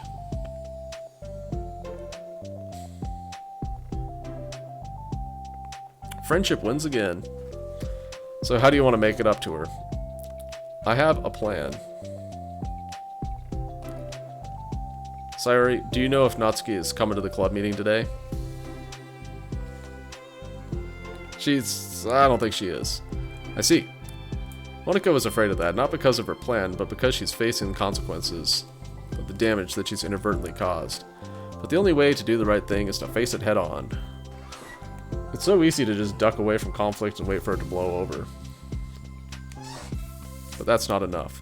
To truly respect someone's feelings after you've hurt them is to face them and admit your wrongdoing. Not the wrongdoing for mismanaging the club, but the wrongdoing of disrespecting Natsuki's feelings. Okay, do you think you can get her to come to the meeting tomorrow? I can do that. Okay, awesome. Yuri, you don't have to worry about anything, but thank you for being my friend. You're a good listener. Fidgeting with her hair, Yuri turns away to hide a smile.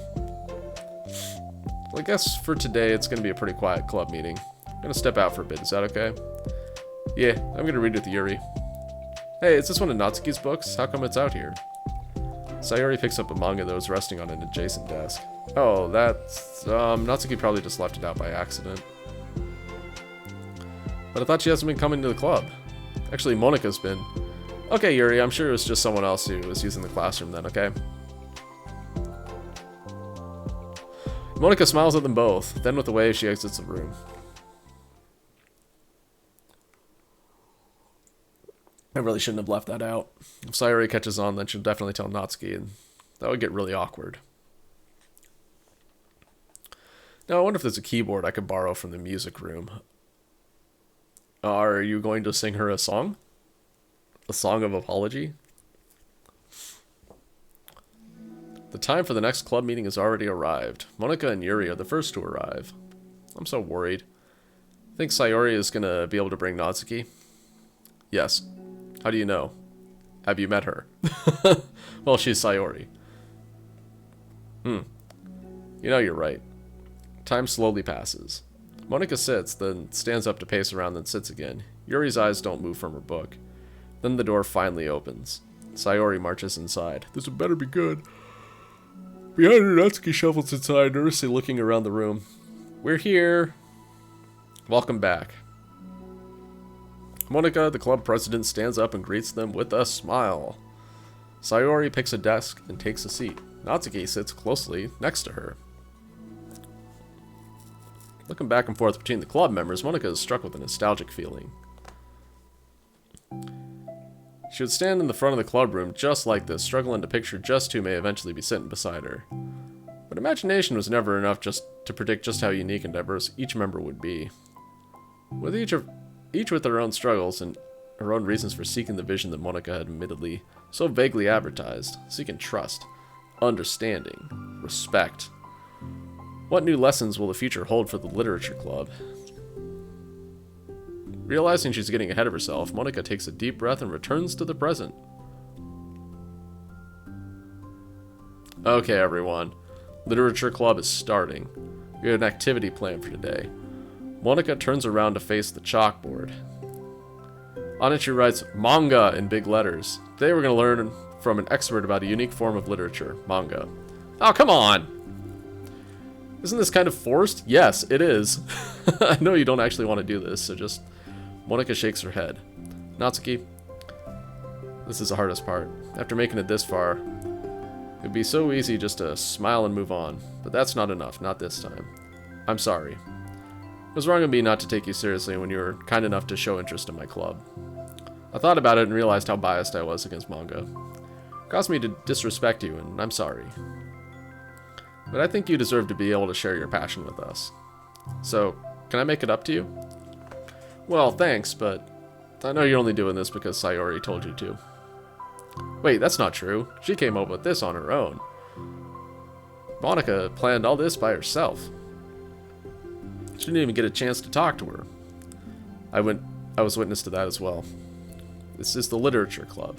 Literature Club is a place where everyone gets to be themselves. We all have our own interests and our differences. It's my vision to let us freely express that. It's my goal to respect everyone for them. So I just want to learn about the things that make you happy. I think you deserve to share that joy as much as everyone does. Is that okay? Natsuki looks away and hesitates. But it's really dumb. Yeah, so is high fantasy. The stuff I'm into. Monica smiles. She kneels in front of Natsuki's desk, looking her straight in the eye. If you like it, then it's not dumb. Oh, except for me. Sayori, you're not dumb either. Ah ha ha, what the heck. You guys are so weird. Fine, I'll show you some of my manga.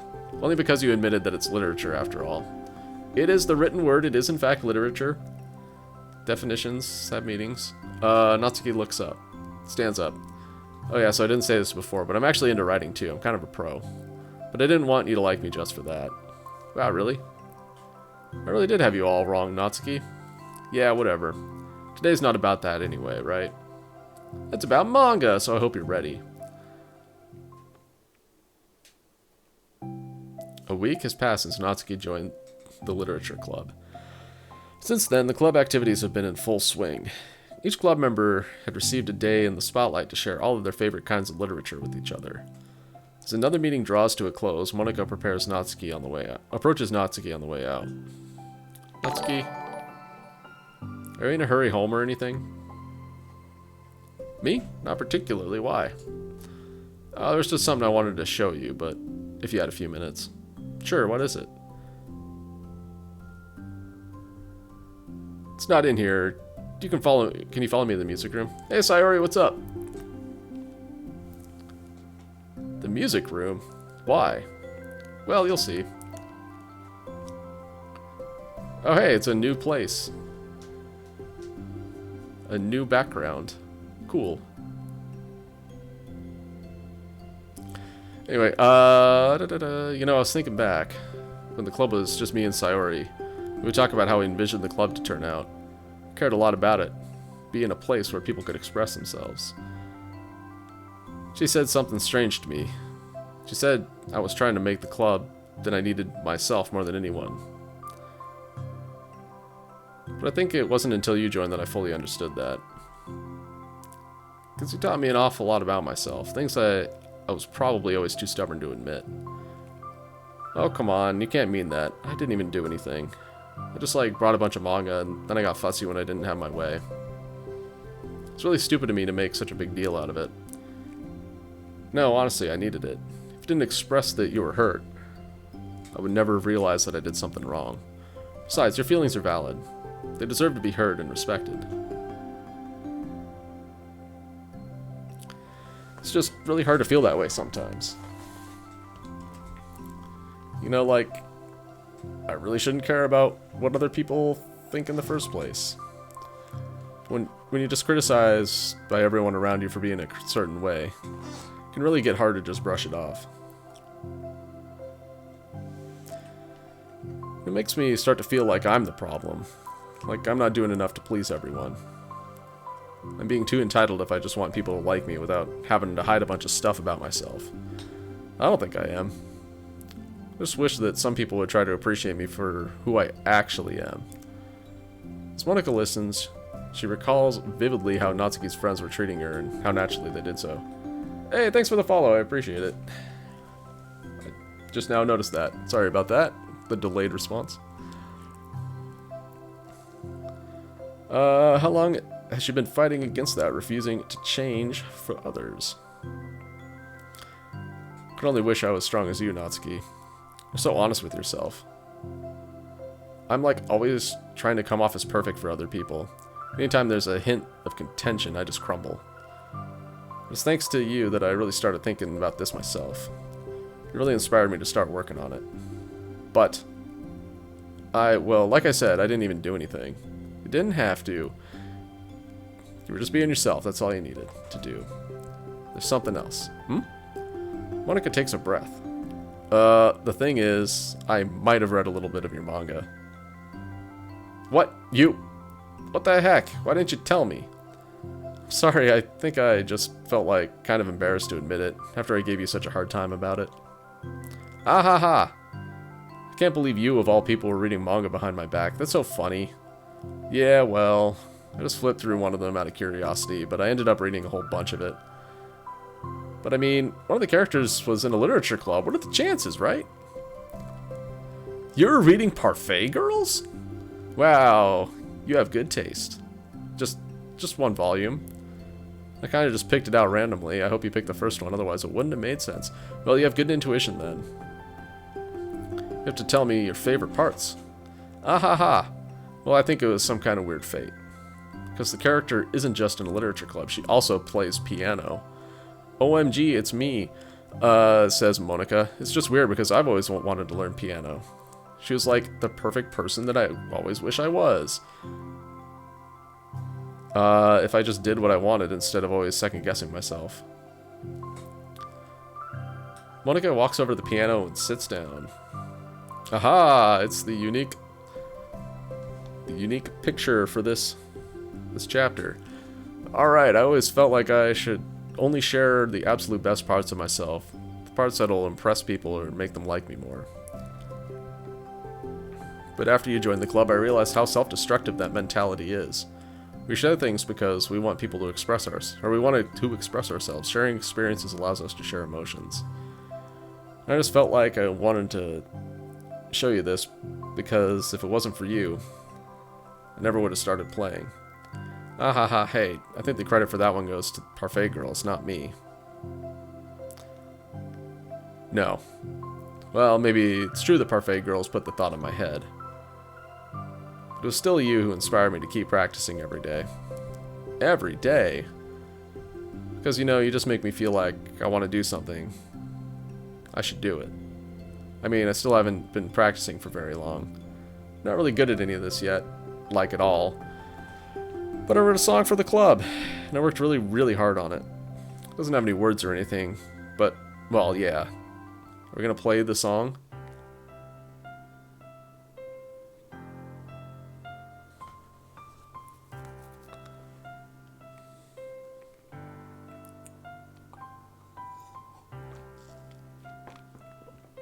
Her fingers aren't moving.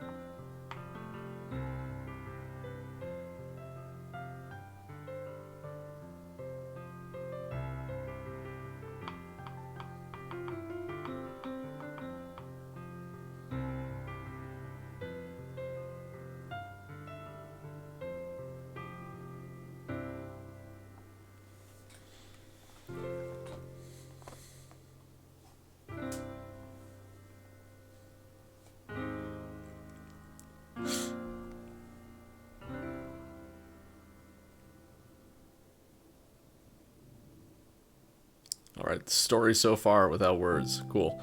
That's all. That was so good. It was? Yeah, are you kidding? You're like already a pro. Ah ha ha, not even close. Does the song have a name? Let's call it Doki Doki Literature Club. They said it was about the club, so yeah. It's called My Song, Your Note. Because everyone brings something so unique to the club. It's completely different from how I first imagined it, I think. But it was like such a selfish perfectionist. It shouldn't be about me, it should be about everyone. And it's all of you who help share the club, shape the club into what it is. I would never change that. Well, I think that's really thoughtful. And kind of flattering. I kind of feel like I don't deserve this much validation. Wasn't exactly very patient either when I first joined the club. Makes me feel like I should probably apologize too.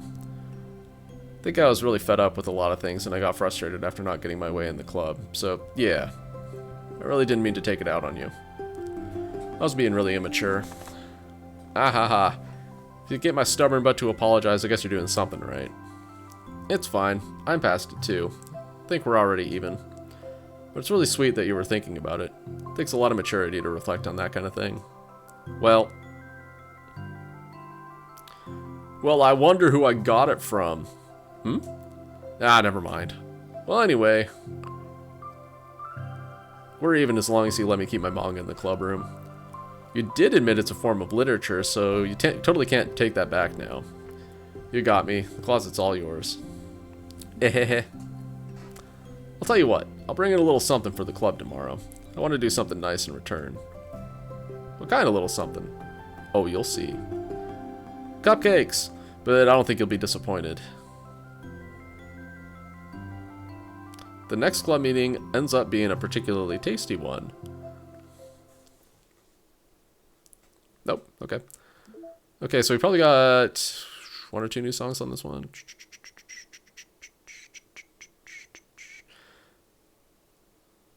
Yeah. We did. Probably my song, Your Note, huh? Okay, we got another... Oh, we got 2 new photos on this one. Or wallpapers. Cool. Oh. Administrator Sayori, or Monica there. We got the new background, or CGs, whatever. Oh yeah, new background, there we go.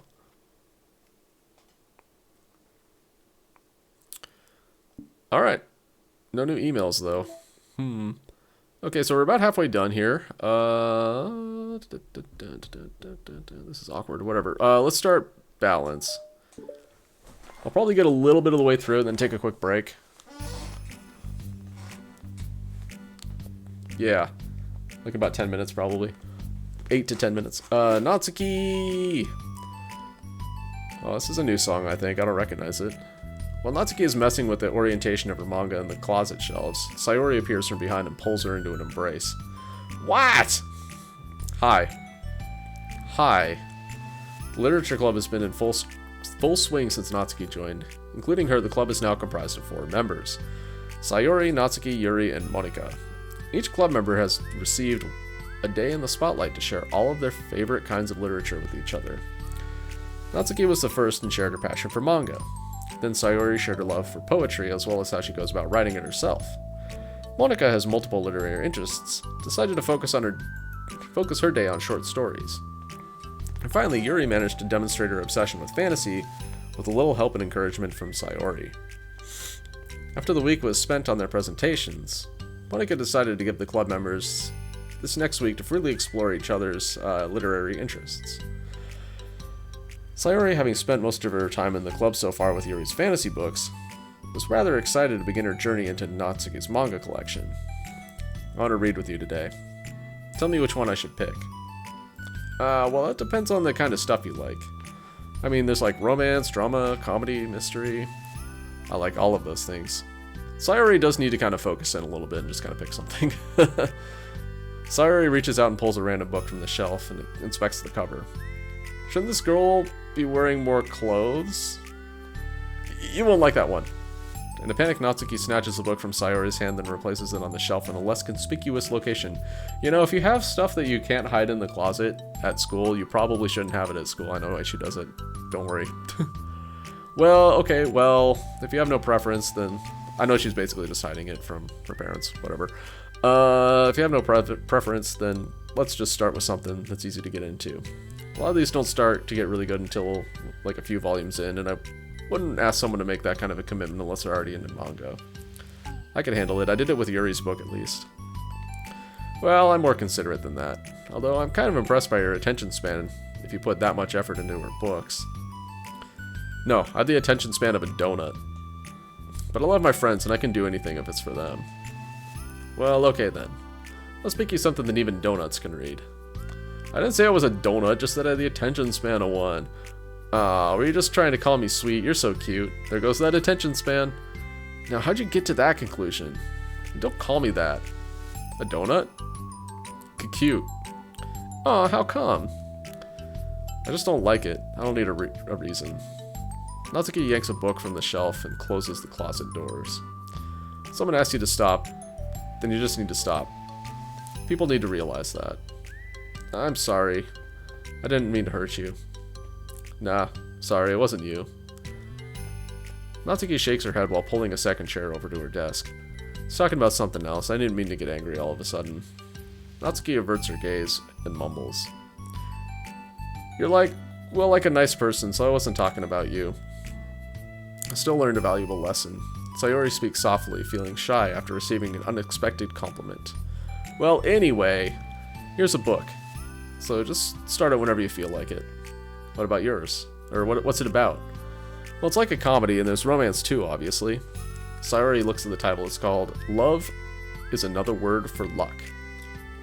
It's about a girl who keeps accidentally running into the same guys, and then you find out, like, well, you should just read it. But you have to tell me what you think. I can already guess that you're gonna ship yourself, who you're gonna ship yourself with. It would be so funny if I'm right. Ship? I don't get it. Never mind. Let's not worry about that. Just make sure you tell me what you think. Oh, okay. I'll start then. Hey, maybe tomorrow we can do poetry too. Oh, yeah, I guess. But don't you want to finish this first? Yeah, but we could do both. I mean, unless you don't like poetry. Then I won't make you or anything. No, it's just... Well, never mind. We can worry about it tomorrow. Okay. Now that we did a scene transition, I'm going to go ahead and take a break here. I guess it's more like 6 minutes, whatever. Gonna have an ad run in a couple minutes anyway, so yeah, I'm just gonna go to the bathroom, get water, and we'll be back to it shortly. Stay tuned.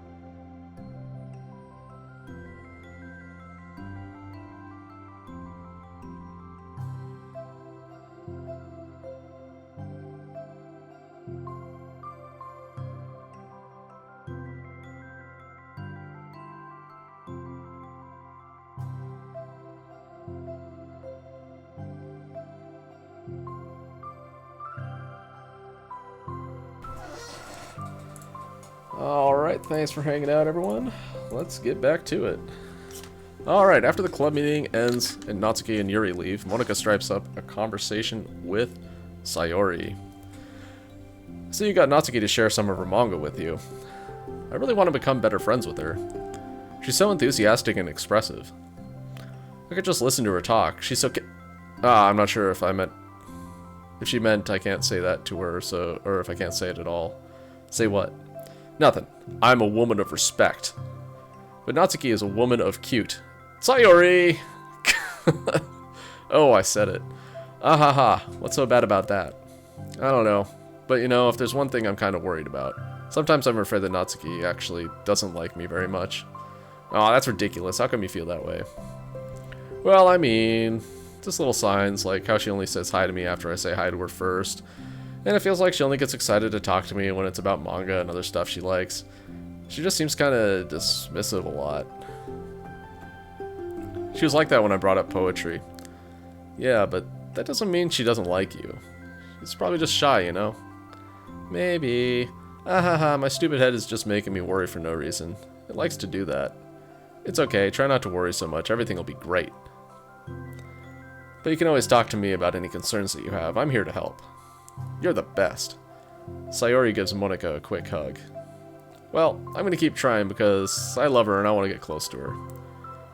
You got this. The next day. After the next club meeting starts, Sayori is the last one in as usual. Trotting into the room, she sees Natsuki sitting alone by the closet, reading what must be manga. Without hesitation, Sayori pulls up a chair and plops herself right down next to her. Hello there. Hi. What you reading? Can I read it with you? Natsuki pulls the book away from Sayori. You can't just start in the middle, there's spoilers! Besides, what about the one I gave you yesterday? Sorry, I was just curious. Well, anyway, I've been waiting forever for this volume to come out, and it just came out yesterday, so... Oh, that's exciting. Well, I'll just let you read it then. So nice. Can I sit next to you, though? Sure. Sayori plops herself down next to Natsuki, then pulls out a blank sheet of paper. Natsuki reads it in silence, save for the periodic flutter of a page being released from beneath her thumb. From Sayori's side, only the light tapping noises of her pen meeting the paper can be heard. Time passes. Sayori's paper is filled with scribbles, and the margins are lined with stick figures. Natsuki lets out a deep sigh and closes her book. Did you finish? No, but it's a good stopping point. My head is swimming, I need a break. Natsuki stretches her arms. Aren't you bored? No, I was writing. Oh, I saw all the stick figures and thought you were just bored. I draw those when I'm thinking or waiting for inspiration. I made friends with them all. This one is sad because he thinks the night sky is pretty, but you can't look up at the stars in public without everyone thinking she's a weirdo. This one has problems with his back, but the doctors can't figure out what's wrong with him. Ahaha, what the heck? You're a weirdo. Want to read the poem I'm working on? Sure, I guess. Sayori slides the paper over to Natsuki. As Natsuki reads through the poem, she furrows her eyebrows. How come we can't read it and add it to our poetry box? What the hell? She slides the paper back over to Sayori. Don't you ever feel weird just sharing all of your thoughts and feelings like that? I mean, your poems are like really emotional. Is that bad? Well, no, it's just an observation. I think people can get closer to each other if they try to find ways of expressing their feelings. Well, Natsuki begins to protest, but she can't find a good way of putting her thoughts into words. Doesn't that depend more on the kinds of friends you have? I don't know. These are her own, but I never met anyone I'd feel comfortable sharing my poems with. Not that it's you, it's just how I am, so... You write poems? You never told me that, I thought you just wrote other stuff. Yeah, that too, but you should. I mean, would you ever want to share? Like I said, I don't do that. But, can we talk about something else? I'm sorry. It's not your fault, it just makes me uncomfortable, I can't help it. Still, I'm sorry. It's fine. Well, let's move on to something that makes us both happy. I should continue the book he gave me since I didn't get very far yet. Sure. For the next few days, Sayori begins each club meeting by approaching Natsuki with unwavering enthusiasm. It's Natsuki! Natsuki! Hi, Natsuki. At the end of one club meeting, Monika, who has become rather invested in Sayori's friendship mission, starts an innocuous conversation with Natsuki while she packs up. It's cool that you've been finding time to spend with Sayori. She was pretty excited for the chance to read manga with you. Yeah. I'm sure you've been enjoying the chance to share it too, right? Yeah, mostly. Huh? Natsuki glances over her shoulder, but doesn't reply any further. What's on your mind?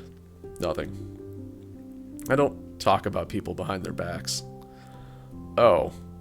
Natsuki falls silent, but she just fidgets instead of getting back to what she was doing, as though she wants to say more. It's okay to share your feelings. That's different from talking about someone behind their back. I guess. I just hate it when people talk about me behind my back, so I'm better than to do it to others. Monika shares a bright smile. You're really considerate. Thanks, I guess, but it doesn't feel like it. You can trust me. Natsuki stands in silence for a moment, still fidgeting. Just feels smothered sometimes. I'm not used to someone being, like, all over me right after we meet.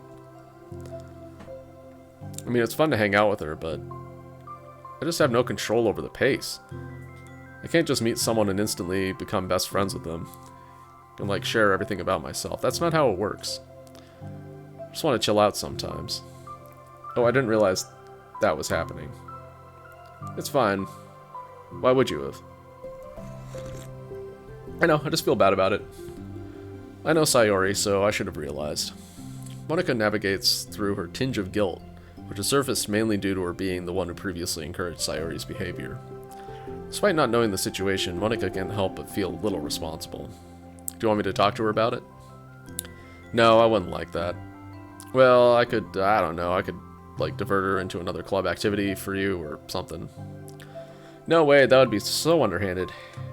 And mean. Sorry, I didn't think that went through. Besides, just because I complained about it doesn't mean I'm asking for someone to solve my problems for me. True. I'm sorry. I guess I just instinctively want to try to solve problems, even if I haven't been invited to. It's fine. I would talk to Sayori about it, but it would make things really weird between us. I feel like it would just make her constantly be afraid she's bothering me. I don't know how to just keep things natural. Well, I think if you do a good job expressing all your feelings, she would totally understand. Sayori really wants to be the best she can be for other people. I think she would actually be happy to, that you want to improve your friendship with her. Maybe. Ugh. It just feels so dumb talking to someone about how to be friends with them. It's just weird and not cool. Monika shrugs. It's a literature club.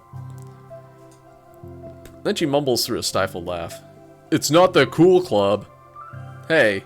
Ah ha ha, sorry, that just tickled me for some reason. Look, I know that you're in kind of a tough spot and that it's hard for you to really express yourself. But you've really demonstrated to me that you're great at self-reflection and critical thinking, even if it doesn't feel like it to you. I think that's the most important part of being able to navigate through these things. So I believe you'll find the right thing to do. Well, Natsuki instinctively starts to reject the compliment, but she can't find any excuse to do so. Thanks.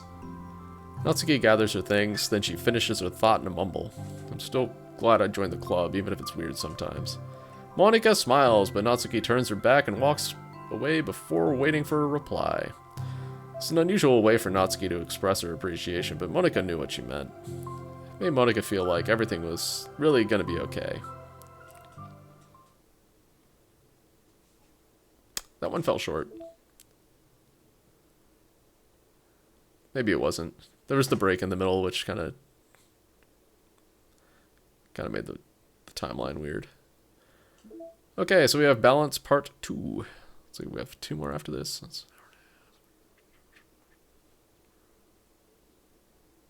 Okay. So what? No new pictures. Okay, weird. Got 4 left. There's probably going to be 1 on Balance at some point. We'll get another CG, I guess. It's kind of weird. There's not enough CGs for the Because, like, there's 3 more sub-stories left.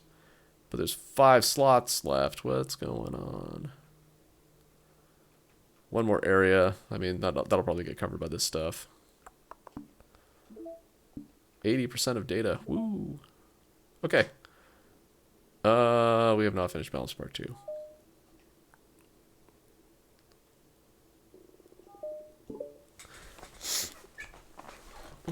Probably. It's lunchtime. I gotta sneeze.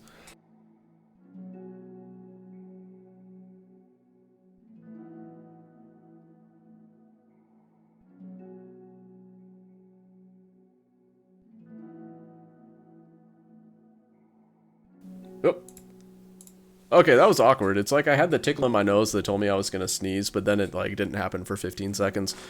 That's always fun when that happens. Alright, Sayori usually buys her lunch, is making her way to the cafeteria like any other day. The clamor and bustle of the students is drowned by Sayori's impeccable skill of zoning out. However, her imagination is momentarily interrupted by the glimpse of a familiar pink-haired girl. Hey, that's Natsuki! I never run into the other club members around the school. Natsuki! Sayori stands on her tiptoes and waves. Natsuki is busy walking and chatting with her friends, doesn't notice Sayori at first. Then she glances over in Sayori's direction. Sayori waves enthusiastically. Oh no, it's my weird friends. I can't have my asshole friends know about them. Following her friends, Natsuki quickly ducks around the corner. Hey. She definitely saw me.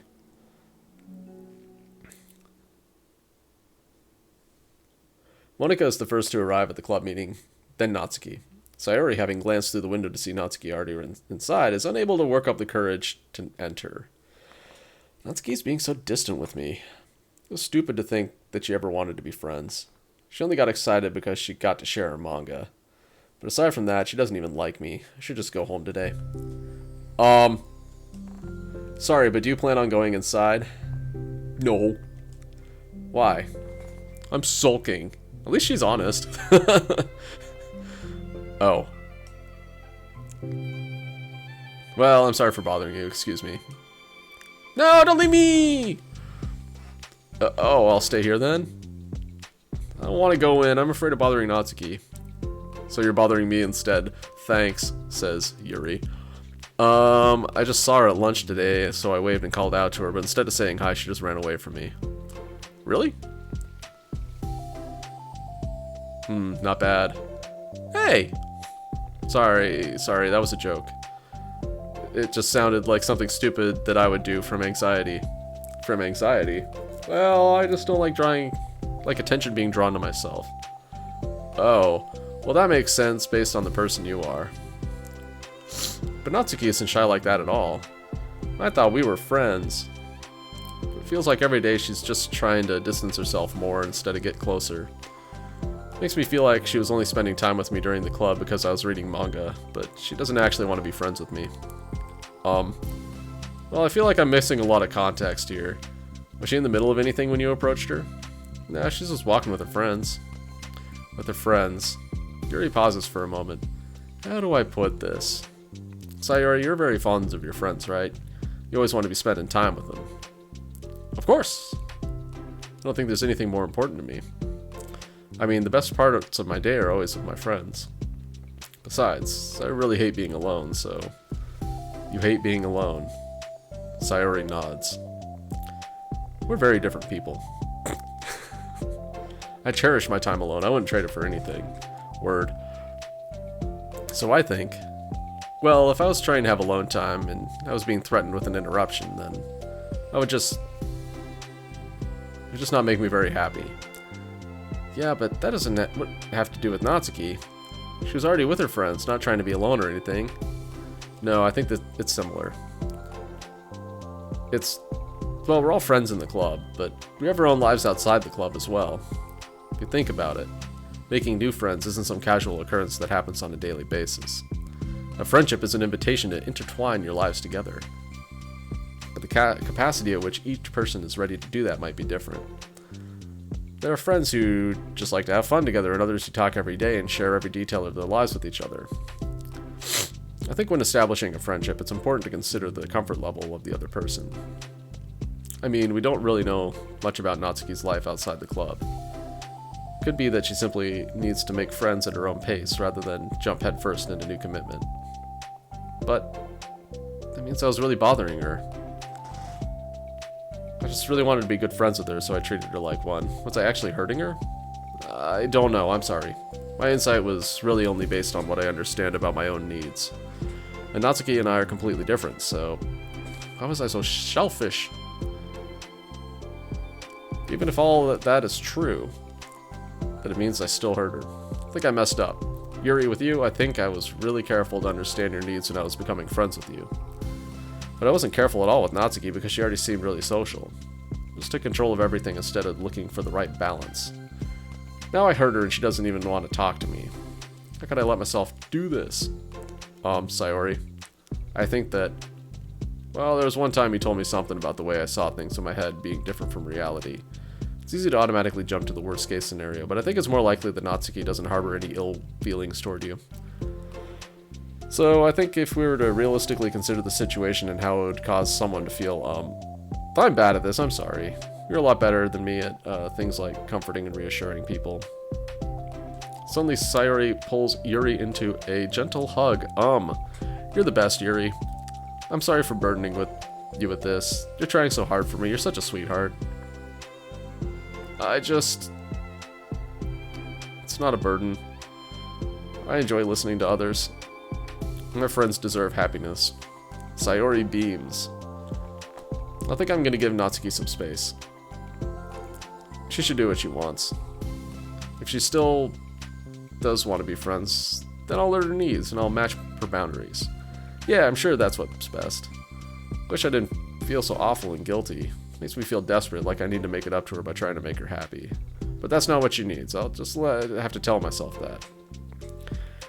It hurts, but I guess it means I still need to grow. I really want to grow as a person. If it's better for my friends, I want that. It's very mature of you, Sayori. I'm mature. Sayori hops up and down on her toes. So, does that mean you'll be going home after all? Sayori shakes her head. I need to be here to show that I respect her space. I'm gonna spend the club to myself today.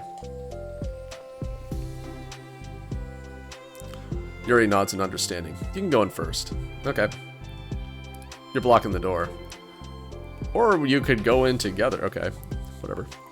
Sayori steps aside. By the way, before Yuri enters the club room, Sayori interjects. Said that you and Natsuki are completely different, but I don't really think that's true. I think you're actually really similar in a lot of ways. Don't ever say that again. Yuri smiles and shakes her head. Sayori, that's absurd. You're very silly sometimes. Yuri turns and enters the classroom. After a moment, Sayori follows.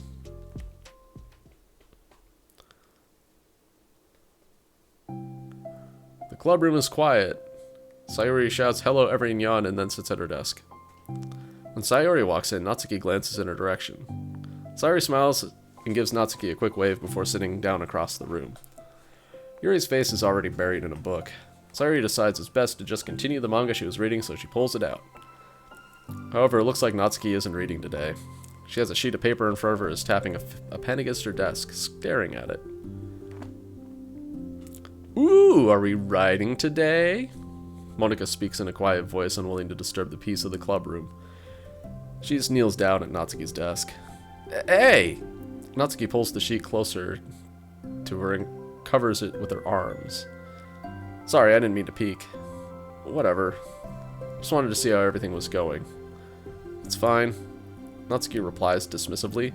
She glances over at Sayori, who is focused on her manga. Monika follows Natsuki's gaze. I think she's mad at me. How come? I'm busy right now. Ask me later. Monika falls silent. Natsuki looks back at her sheet of paper. She inches her hand away from the top margin, allowing Monika to see. It says, to Sayori. Understanding, Monika smiles. She places a hand on Natsuki's shoulder and whispers softly, I'm proud of you. Natsuki looks away, but makes no motion to remove Monika's hand. Monika gives Natsuki's shoulder a quick squeeze before standing up and pulling away. Friends! The end of the club meeting passes. Yuri has already departed. So has Monika after checking on Sayori and Natsuki to ensure they wouldn't stay too late. Sayori was determined to finish her manga volume before heading out, since the end was approaching. However, with Natsuki also staying late for an unknown reason, a silent tension hangs in the air. After finishing the volume, Sayori brings it to the closet to put it away. She slides it back on the shelf while Natsuki watches. Then Natsuki gets up and pulls it back out in order to return it to its proper location. Sorry. I didn't know where it was supposed to go. Alright, everybody. Here's a fun fact about manga. The volumes are numbered, so you just find where the number goes in the order, and you put it back in that spot. It's not rocket science. Anyways, it's fine. The two fall silent again, avoiding eye contact. They both look like they're about to say something, but neither can break the silence. A moment passes. Well, see you tomorrow. I'll be on my way. See you tomorrow. Yeah, okay. Sayori turns away to hide her pained expression, then walks away from the closet. If there's any proof Natsuki no longer wanted to... If there's any proof Natsuki no longer wanted to... This was it. Defeated, Sayori carries herself out of the club room. Once in the hallway, Sayori takes a deep breath, hits her palms against her cheeks to clear her head a little. Suddenly, Natsuki's stammering voice calls from behind. Natsuki? Startled, Sayori turns around to face Natsuki. CG. Natsuki fidgets and anxiously continues with a shaking voice. Alright, let's... Okay. I have a lot of things to say. But me too. But you go first. Natsuki bites her lip and can't stay still. Well, first of all, she cuts herself short, struggling to continue. Trying to force the words out, she stamps her foot and hops up and down a little. I'm sorry for the thing I did at lunch, and I'm sorry for just kind of being mean lately. It's really hard for me to I'm not good with things that make me uncomfortable. Especially when it comes to like feelings and stuff. She's staring right at me. It's making me nervous. Anyways, so, face burning, Natsuki clams up again. Instead of continuing, she simply holds up a sheet of paper for Sayori to take. Ooh, written document. Wait, is this like a poem? Best place in the world. I love my bedroom. It's full of bright colors and soft things. The sunlight shines in and makes everything sparkle. It's the best place in the world. It has all my treasures, all my books, my collections, my memories. All of my dreams were born in this room. It's the best place in the world. It's all my secrets, all my failures, my fears, my feelings. Sometimes it feels so fragile that the door will break at the slightest touch. But it's still the best place in the world. But when someone knocks, I get scared. I brace my arms against the loose hinges. Please don't break. Don't come in. I'm not ready. It's my best place in the world. The knocking won't stop. I block the door with furniture, and I peeks through the keyhole and I panic. I'm trapped in the best place in the world. I'm not ready to share my favorite place. I need to clean my secrets and make my bed to hide my nightmares. I need to touch them to put them away, to see them again. I have so much to do and I'm scared. I'm not ready. But it's still my favorite place. I still want to share it. However long it takes, if you wait patiently, I'll eventually open the door and I'll show you the best place in the world. Oh, it's a poem.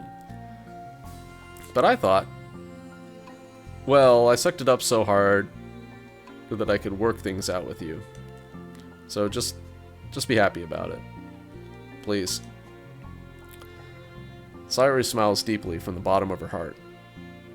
I'm happier than I could express. I feel so awful, but I'm so happy that you would do this for me. I actually realized before the club meeting today that I made a mistake. I got so caught up in the chance to get close to you that I forgot to think about what you wanted. That we probably have different ways we like to make friends. About like the friendship stuff. I mean, it's okay. I understand. You don't have to force yourself to talk about it. Your poem did a good job. So, don't force yourself if you're not ready yet, okay? Natsuki nods. You don't have to feel like you did anything wrong. It's my fault and I'm sorry. I wasn't mad at you today or anything like that. I actually felt really guilty and wanted to give you space. I was just thinking it's silly that I just approach you all the time and that I should just let you approach me when you want to. She's like a cat. You can't pester them all the time. If they want to be friendly, they'll be friendly. They will come to you. I'll respect that from now on. Friendships should always start with these things. With the right balance. Natsuki nods again. One thing about that. Well, I don't want to have to approach you all the time either. Just want it to be balanced, like you said. Sayori nods. I understand. We'll make sure of that together then. Well, anyway. Now that the two of them have found common ground, Natsuki finds it easier to speak more freely again. I'm not going to be like sharing my poems all the time now or anything like that. But I guess it wouldn't hurt to do it once in a while. Only the best ones. So you better like them, because otherwise I might change my mind. I like anything you do, Natsuki. I was just saying. More importantly, I have to tell you about my new boyfriend. Wait, what? Huh? Oh, from the manga. Wait, I need to guess who it is. You definitely won't be able to guess.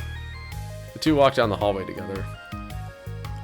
Oh, and oh my god, we have so much to talk about. Darn, I should have told you to save the last 2 chapters so I could see your reaction to the big reveal. Aw, you wanted to enjoy it with me. That's so cute. Oh, shush.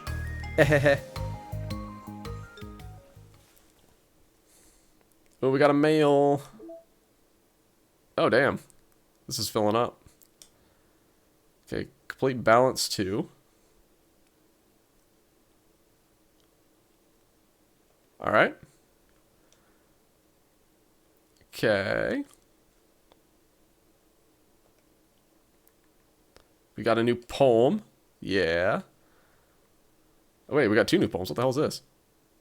Poem from Natsuki distributed at special events. Oh, get all of her other poems. Interesting.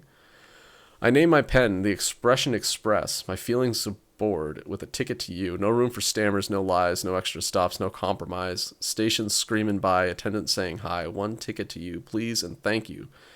Take a headphone and doze. No bumps in the rails, just thumps in my heart and loops in my letters, and clouds in the sky and dreams in your eyes. Hey, wake up, the train has arrived. Expression express. Destination you. Choo-choo. Hold on. Does that mean there are other Sayori's other poems? Okay, we got Monika's. Oh, we're missing one of Yuri's then. Okay, this is Yuri's last poem, I guess.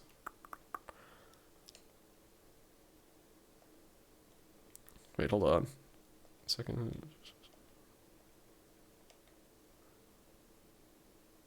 Oh. Weird. Okay, so I guess I need to go back and get some more stuff with Yuri. Oh well.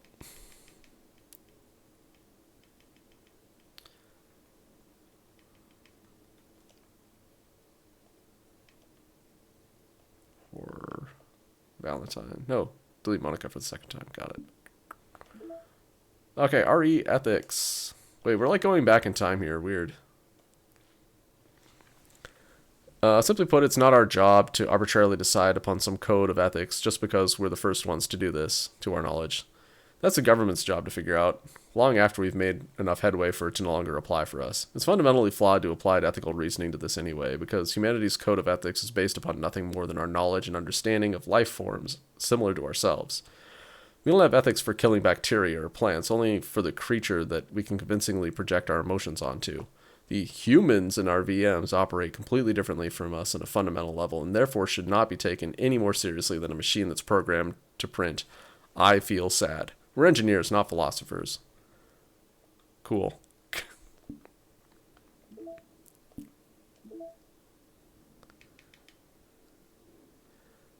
Okay, looks like it's Yuri time. For the next 2 chapters. Oh no. Alright. Begin the sub-story, yes. Am I bothering you? No. Okay, just checking. It's hard to tell since you always look so into it when you're reading, which makes me scared to interrupt. Well, it's within my expectations to be interrupted when I read here. It's mainly when I'm by myself that I don't like it. That makes sense. I guess if you're here in the first place, and you're more ready to socialize even if it takes a little bit of prodding. It's not so bad to be social if I let others do the work. So it can be healthy to put myself in social environments every now and again. It's mostly difficult when I don't know anyone, or there are too many people, or everyone is being too silly for me to keep up with. Yuri glances across the room at Sayori and Natsuki. Sayori has her head cocked back and her mouth open, trying to catch pieces of a cookie that Natsuki is lobbing in the air, but the pieces keep bouncing off her face and hitting the floor. Maybe I should say something. No need, they just ran out of cookie. What a waste. They've become really good friends, haven't they? I'm happy.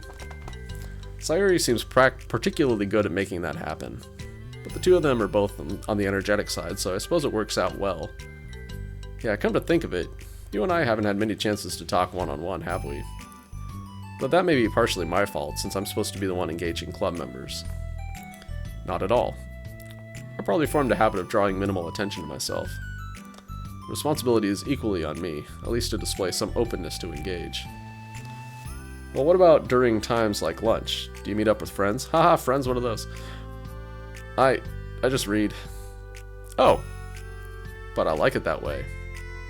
Feels nice to be carried off again after a morning of classes. Do you always read fantasy? Oh, not always. Suppose it's all I've read recently, but only because I'm in the middle of this series. There's still 2 more books after this one. Guess those long books suit you well, since you spend so much time reading. Well, fantasy may be my favorite, but after that, I'm more or less indiscriminate to genres. I'll read anything with depth and maturity. Oh yeah? Even like romance? Well, there are a lot of books that have elements of romance in them. Oh, come on, Yuri, you know what I mean. Monika lowers her voice. It's a guilty pleasure of mine, so I won't tell anyone if you do too. Quit trying to manipulate her, Monika. Maybe when I was in middle school. I mean, I was really lonely and people were mean to me a lot. So I just kind of felt like, please don't make me think about the past. Hee, sorry. I just got super curious. You know, we should totally pick out a romance novel to read. That'd be so much fun. Absolutely not. Really? Even if it was just between us? Try asking someone who has no shame, like Natsuki. Wow, throwing shade here. Ouch. Sorry, I swear I didn't mean that. Oh, you very much did. Well, I guess it was my fault for pressing you. I'm like that for things in my past. Too. You know, things I feel too embarrassed to re-experience. There's nothing wrong with growing out of things. It happens to everyone. For instance, Natsuki's interest in manga reminds me quite a bit of how intense I used to be in my own interests.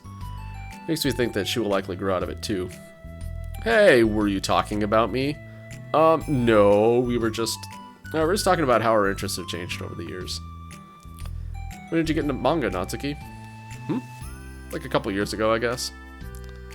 I was already sort of into it before that, but I wasn't really going hard until then. Oh yeah? What was it that inspired you to get into it more? I don't know. I guess let me think. It's after I discovered a series I really liked. Yeah, I was just like really fed up with a lot of things, and I got super into this one series that I really related to. I guess I had an edgy phase where I just hated everyone around me and wanted to be myself. Ah ha ha. Hey, kinda like Yuri.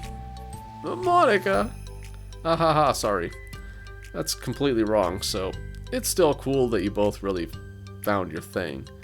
They're almost like opposites, but it sounds like they really helped you through a lot of hard times. You know it. Wow, what the heck? Is that book even bigger than the last one you were reading? Again, usually with fantasy books, as the series progresses, the books get bigger. It's technically slightly longer, but not by very much. How high do you think it would go if you stacked up the whole series? Natsuki estimates it by holding her hand high above her head, sizing up an imaginary stack. We should get one of those mangas that's like 50 volumes long, so that I can say I've read more than you. Ah ha ha. Not that I have the money for that. Just read One Piece! Please, that would hardly count when your books have only a few words per page. I know, I was just joking. I could never actually read books like yours. It's too boring for me. Oh no, don't be rude. Yuri shoots a glare at Natsuki. It's not boring. Chill, I said it's not. I said for me, not for you. I can have my own opinion. I just think it's too convoluted. Sayori, are those from the floor? Oomph.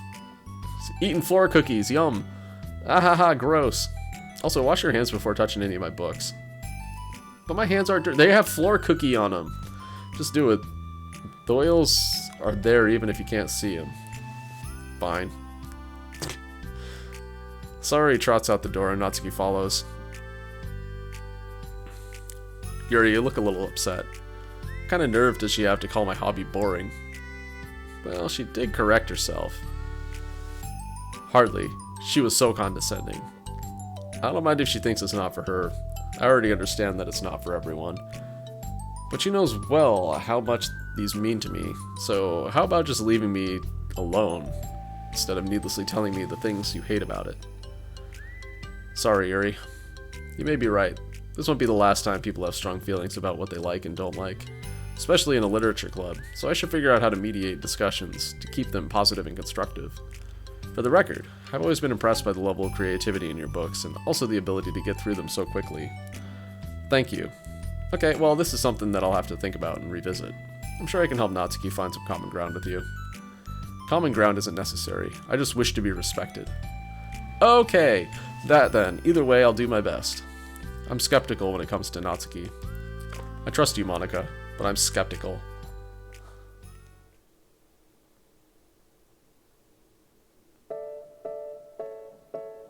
Okay, new song. Okay, everyone. We have a special club meeting today. As you know, the Literature Club is a place where we get to share things that we're really passionate about. But that also means we should be mindful of how we respond to each other's feelings. I think we have a chance to turn our differences into positive energy for each other. Aren't you being a little dramatic about this? Yeah, a little bit. This is important to me. Well, sorry, I just feel like I'm being accused of something. No, I'm not accusing anyone of anything. I'm sorry if it came off that way. I'm sorry that you were inconvenienced by what I said. But our conversation yesterday made me reflect on the power of language. And I thought it might be a good topic for the Literature Club. Don't you think? I'm sure we're going to have differences in opinion a lot, so I need to make sure we're prepared to keep the positive atmosphere in the club. If you say so. Sure. The cool thing about language is that it gives us a lot of different ways to express the same idea or emotion. We have a lot of control over how we want the other person to feel when receiving our thought. This goes for poetry, narratives, casual conversation, basically anything. For example, Sayori, what's your favorite food? Cookies! I have them organized by category. Should it start with snacks, or would you mean full meals? Should I include breakfast? Number 1 overall. Oh geez. Okay, how about your favorite fruit? Easy, cherries. Really? I always thought cherries tasted nasty. What? Cherries are delicious. Whoa, that's a pretty strong reaction. Well, I just don't understand how somebody could think cherries are nasty. How does it make you feel? I don't know, sad? Defensive, maybe? Yeah, I get defensive. See, the reason you had such a strong reaction wasn't because I don't like cherries. It's because you felt like your opinion was under attack. That's weird, right? Something like taste is completely subjective. When I say something like, I think cherries taste nasty, I'm using objective language. I'm challenging Sayori's reality that cherries are delicious with my own, which is that cherries are nasty. Wait, hold on! How was that objective when you just said it was only your opinion? That's to do with the way our brains interpret the words. You're talking about the reality of the cherries, but not your feeling about them. Like Sayori. Let's rewind for a second and pretend I didn't tell you that I think cherries are nasty. Good. So what if instead I said, like, I've tried cherries and they're not for me. It's not the kind of flavor I enjoy. Well, that's fine. As long as you don't call them nasty. Nasty is a nasty word. You know what's nasty? Beets. Beets taste terrible. Tastes like mud. Anyway, so cherries, it's kind of a weird example, and I think it gets a point across. This time around, instead of talking about cherries, I just talked about my feelings and Sayori didn't get offensive. So instead of clashing with each other, it's like we received an invitation to talk about our differences. Yuri, you'll need to take notes. I'm not going to quiz you or something. I know that. I was just... Sorry, I didn't mean to call you out. You can do whatever you'd like. But Does anyone have any thoughts so far? Yeah, I just feel like I shouldn't have to put all my language through a filter just to protect someone's feelings. Well, you don't have to. The choice is yours on how you want to come across to other people. I'm only suggesting it as a tool to help turn your differences into a positive experience rather than an argument. Right, Sayori? Whatever you say, cherry hater. Oh, come on. I actually like cherries. I just said that to illustrate what I'm trying to say. Yeah. Sayori, I actually like cherries. I was just saying that to help demonstrate. What the heck? I've been duped. Haha, I'm sorry, Sayori. I'll make it up to you later. Buy her some cherries. There you go. How about a cherry sundae? You're welcome to dupe me anytime, my beloved president. Buying your people's loyalty. How deplorable. Oh, like you would turn down a free sundae, Yuri. You were certainly a fan of those cupcakes the other week. That was, I was reading and not keeping track of them. Oh, that's enough. We're getting off topic. So now that we have the gist of it, how about we try something more relevant to the club? Like manga, right? Let's try and have a productive discussion about our differences in opinion. Yuri, do you want to start? Well, I'd rather not know. Aw, how come? Because she's going to say something that she's going to regret. Well, because. I don't see how anything productive can come from that. It's just going to start a fight. Too late. Fight's already started. No, it'll be fine. That's why I'm here to moderate. Let's have a calm and rational discussion. I don't think that's going to happen. Yeah, give me a little credit. I'm not a child. You don't have to call on my feelings. I always think it's more respectable to just speak your mind. Respectable. Yuri's expression changes at that word. As Monica recalls, being respected was the crux of the matter for Yuri. Well, the point of the exercise isn't exactly... It's fine. I have nothing against anyone personally. You're entitled to enjoy whatever it is you like. I just prefer more depth and nuance in my reading material. I look for stories that are imaginative and sophisticated beyond the surface level.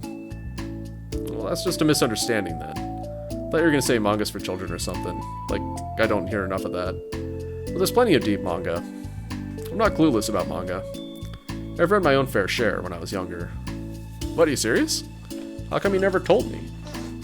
Because I'm past that point in my life, and I really prefer not to revisit it. I prefer more mature things now. Okay, so... Yeah, okay, she got it. She wasn't going to miss that. Okay, hold on. Can I jump in here? Let's try and keep things more subjective.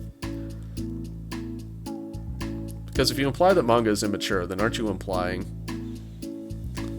that someone is immature for being into it? Yeah, Lorenzo, hopefully nothing bad happens. We're in the sub-stories. Nothing terrible has happened so far in the sub-stories. Just a lot of working through problems.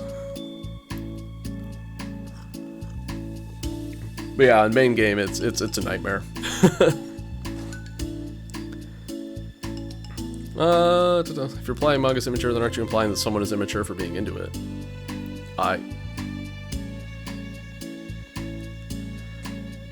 Well, maybe it's immature to judge people for having different tastes than you. Natsuki. Nobody's immature. I've read Natsuki's manga and Yuri's fantasy, and I love them both in their own way. Okay. It's great that you like it, but I still find it boring. Boring isn't subjective. Okay, it bores me. That's subjective. But, I mean, the thing about... This is ridiculous. You see why I didn't want to participate in this? It was just going to make people upset. I'm not upset. Like I said, I don't care what other people think. But I always got the impression that you secretly looked down on me, so I'm glad my suspicions were confirmed. They are definitely a lot more innocent and not traumatizing. Like, it's basically everybody having differences of opinion and then kind of talking them out.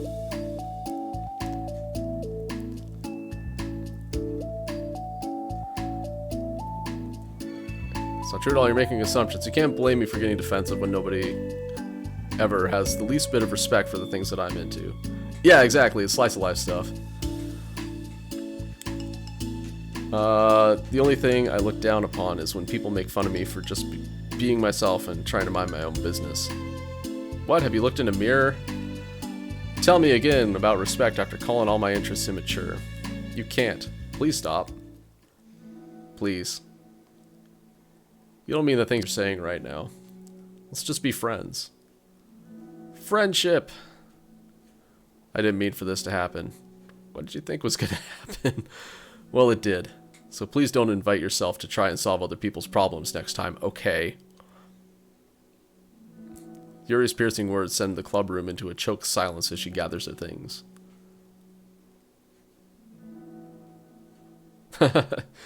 Fair enough. I haven't read or watched Berserk myself, but I know it's not for children. There's plenty that are like that. Holy crap. Never heard her sound like that before. She must be so pissed. Well, you weren't very nice either, so I was just saying. How did this happen? It's my fault. Yuri wasn't wrong. Shouldn't have tried to moderate a conflict when I know how bad I am at dealing with conflicts. Oh, yeah.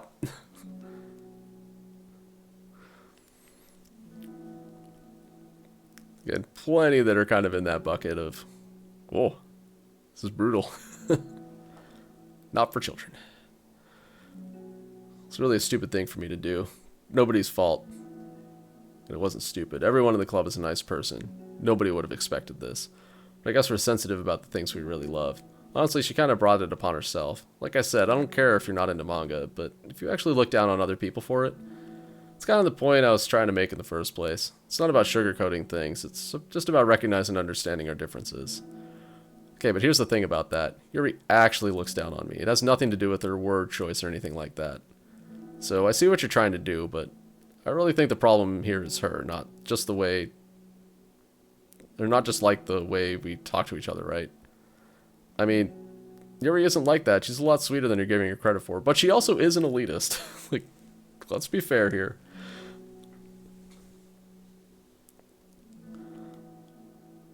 I'm sure she'll be reflecting on this. I actually think everyone should. It'll be fine. I'll figure something out. Wow, I'm just like saying that instinctively.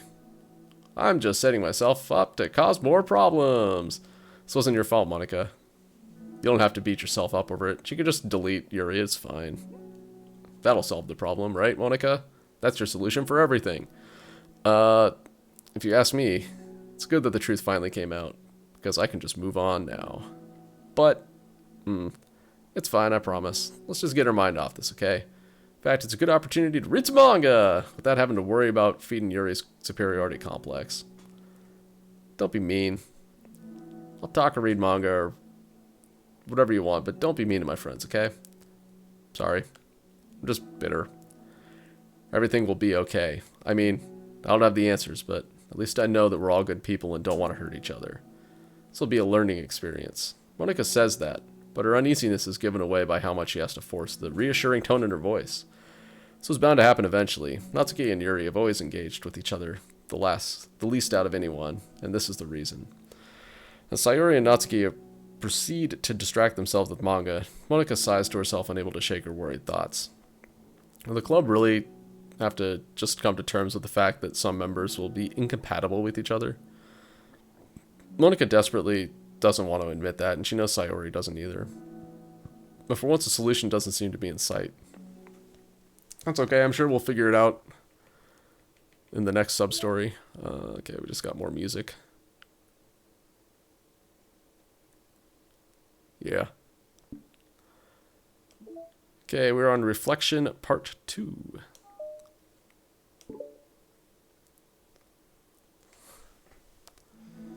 A new day arrives. Sayori arrives in the club room earlier than usual, that is, not late. As she enters, it appears to be empty still, so she sits down at a desk and pulls out a sheet of paper primed to jot down her thoughts. Sayori has made a habit of scribbling her thoughts and feelings onto paper whenever possible, as it tends to serve as her best inspiration for poetry. My heart feels vacant because a ship sailed away.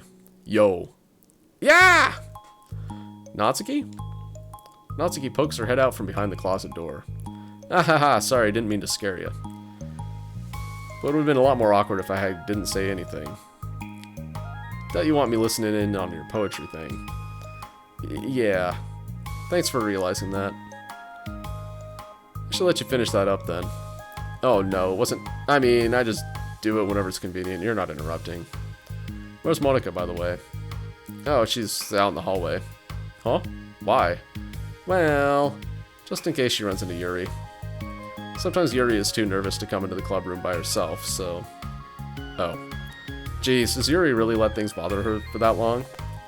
She can't control her feelings. For some people, it's really hard to cope when you get a bad thought in your head. Maybe you can distract yourself for a little while, but as soon as it's just you and your thoughts again, it comes back. What? Just want us to have a normal club meeting. It's a lot easier to pretend like it never happened if we just all ignore it and move on. I don't want to be bothered by this. Sorry if we're a burden to you, Natsuki. Ugh. It's so stupid. Her opinion of me doesn't matter anyway. Besides, it makes me feel really guilty, and I hate that too. It's okay to have feelings. It doesn't make you weak. Let's figure this out together. Fine. Only because you're good at this stuff. Let's try and come up with a happy scene. Maybe that'll help us understand where your bad feelings are coming from. Well, I was happy the way things were before we had to have that conversation yesterday. What part of the conversation made you upset?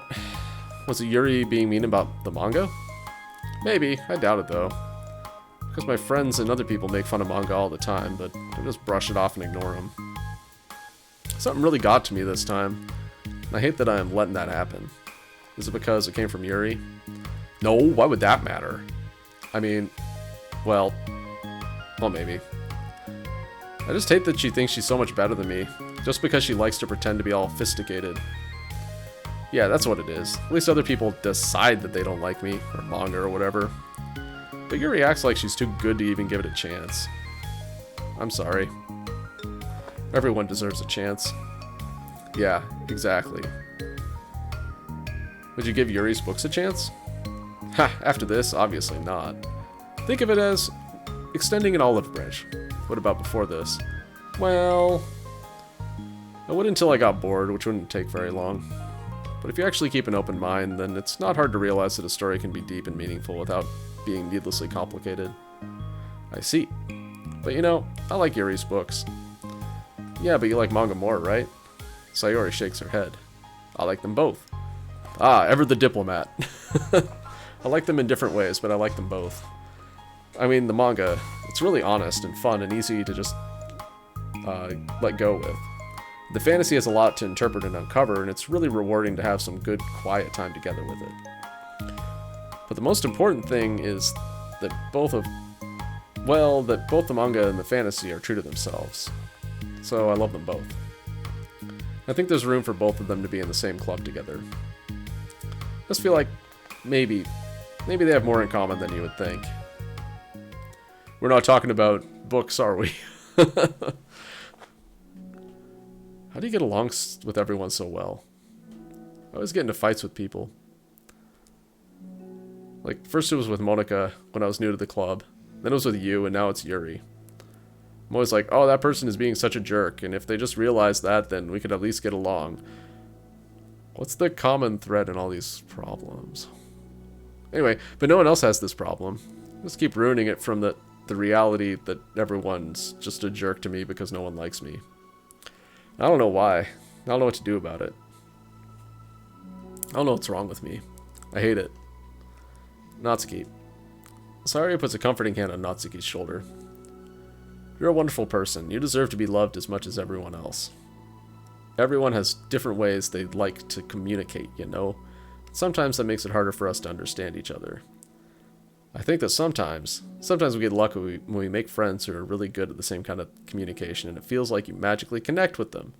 But other times, even if people are really nice, it's easy for them to misunderstand each other or get the communication wrong. It's something that Yuri struggles with too.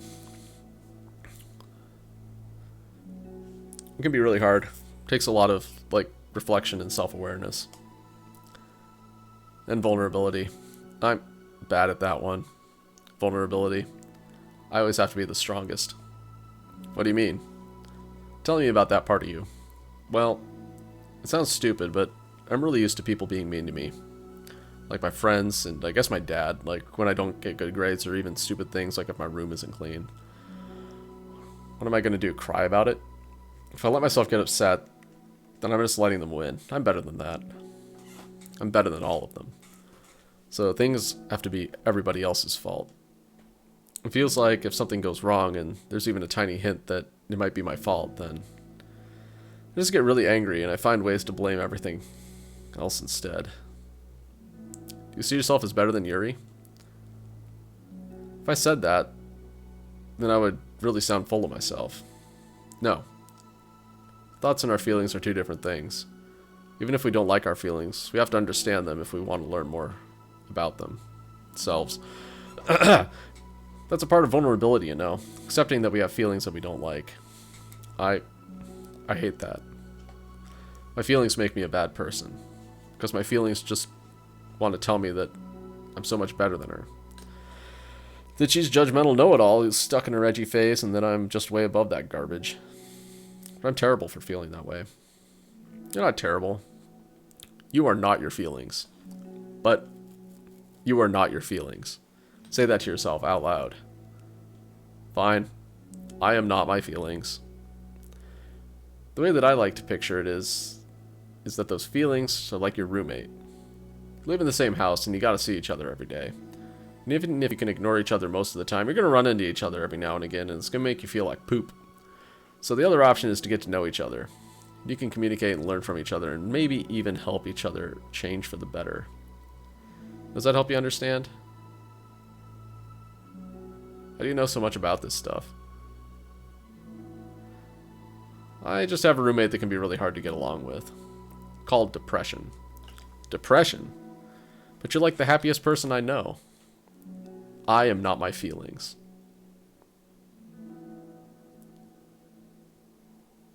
I want to be a good person like you. Ah, you little sweetheart. We're all good people. You and Yuri and Monika. And I think Yuri will eventually learn that about you. Natsuki remains silent, feeling a little overwhelmed. Despite Sayori's kind reassurance, a complicated mixture of pain and sadness seemed to fill her, as though flowing with a wound inside her. From a wound inside her. Was it a result of her vulnerability? No, it wasn't. As though she were inflicted a wound after becoming vulnerable. It was as though she began to discover an old wound, one that simply cannot be bandaged and left alone any longer.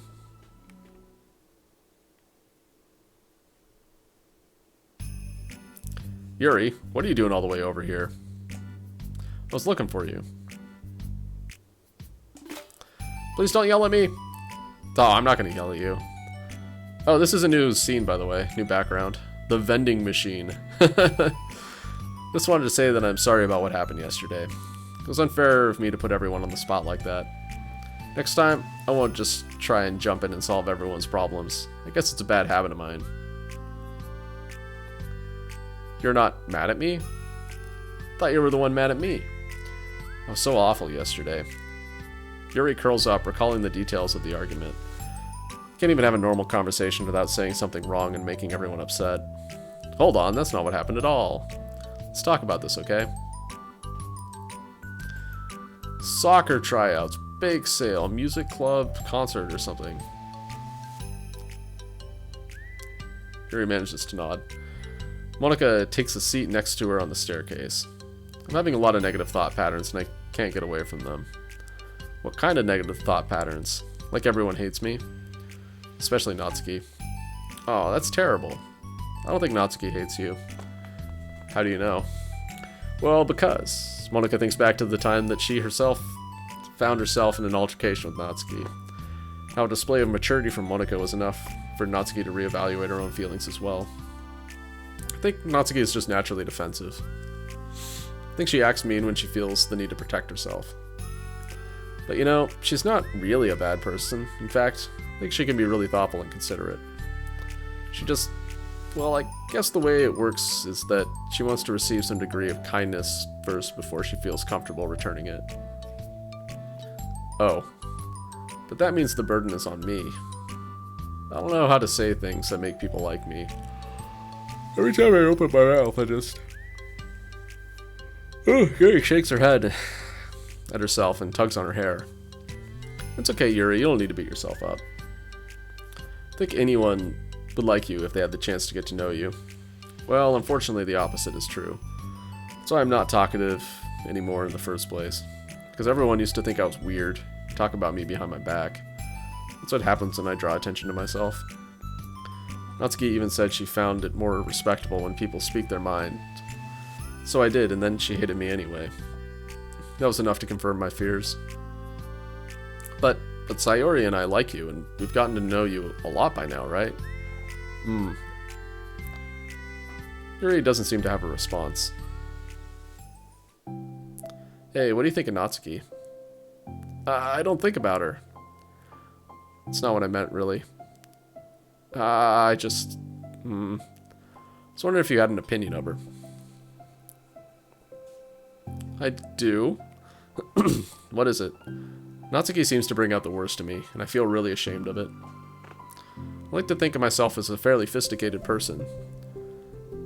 So for someone to just treat me like I'm inferior despite my tastes, it's just the worst kind of insult coming from someone like her. What do you mean someone like her? Tell me more about this. And it makes me think bad things about her.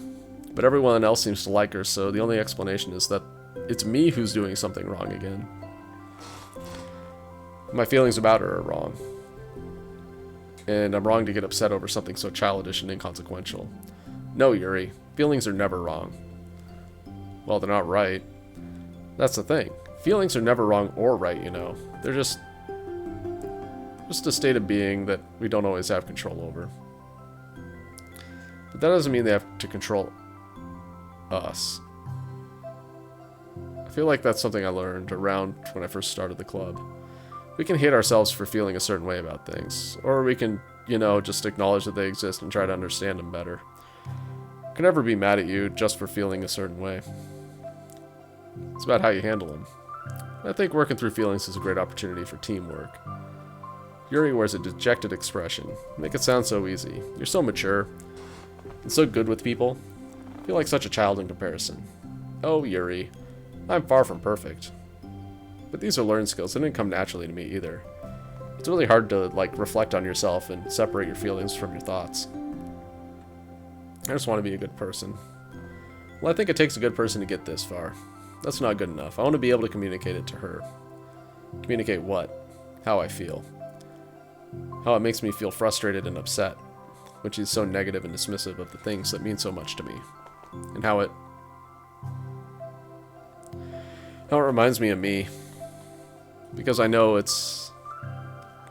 it's like to feel misunderstood and angry at everyone.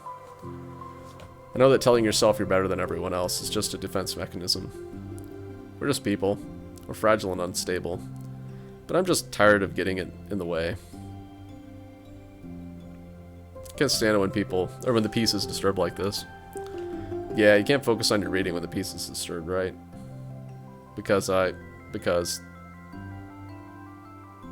literature club should be happy for everyone. Monika looks at Yuri in adoration. I feel like Sayori must be rubbing off on me because I really want to hug you right now. Ahaha. Sorry, I didn't mean to make you uncomfortable. No, I mean, well, if you wanted to, then I wouldn't really mind, so give her a hug. Monika pulls Yuri into a short embrace. You're so gentle. And I love when you communicate your feelings. I feel so lucky to get to see that side of you. I'm sure Natsuki will, too. I'm gonna write her a letter. Oh, a letter. What a great idea. Just because I'm not good at talking, especially under pressure. I always let my feelings get the best of me, and I forget to say all the important things, and I say things I don't mean. Well, I think a letter would be wonderful. It's such a nice way to communicate. Yuri's face hardens with determination. People don't naturally gravitate toward me like they do for you and Sayori. My personality just isn't suited for that. And I wouldn't want it to be. But something I've learned is that friendships don't always just magically appear out of thin air. For instance, I never would have seen myself making friends with someone like Sayori. We're opposite in a lot of ways. But I'm friends with her because she put so much effort into understanding me so that we could get along. I think it was the same with you. You both gave me a lot of time and patience. And I wonder if she feels the same way. Natsuki? Yuri nods. I always thought that if I wanted to make more friends, I had to be somebody that I am not.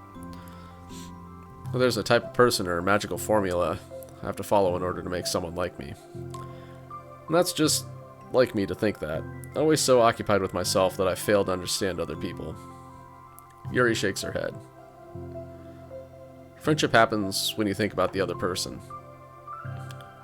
When you offer time and effort to them, and respect them and trust that they also want to be a good person.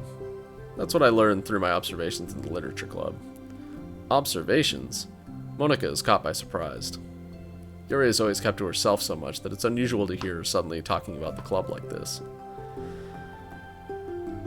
But Yuri gently smiles to herself. You always let me listen to your thoughts about people. Sayori too. And it makes me happy because I learned a lot of things. That's so sweet. I had no idea it meant so much to you.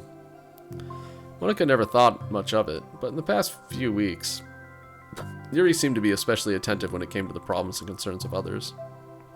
Always wanting to listen and learn more about her friends in the club.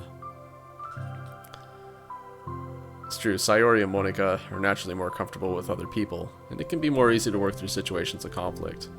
But that doesn't make them better people. Everyone has strengths and weaknesses and the capacity to improve. And the first steps toward improving oneself is reflection and self-awareness. Something that Yuri never gave herself credit for, but that Monika can recognize as an incredible trait. And with that, her confidence in the club is restored. Okay. A very shy girl with long, pretty hair is wandering the bustling lunchtime hallways, her fists pressed into her collarbone. Who's my favorite? I don't know, man. Playing through main game, I would have said Natsuki, just because she felt like she was the least broken. Until she, like, completely broke, but even then, she was just sort of, like, boringly broken. Playing through these sub-stories, Sayori is pretty cool. It's kind of keeping everything together.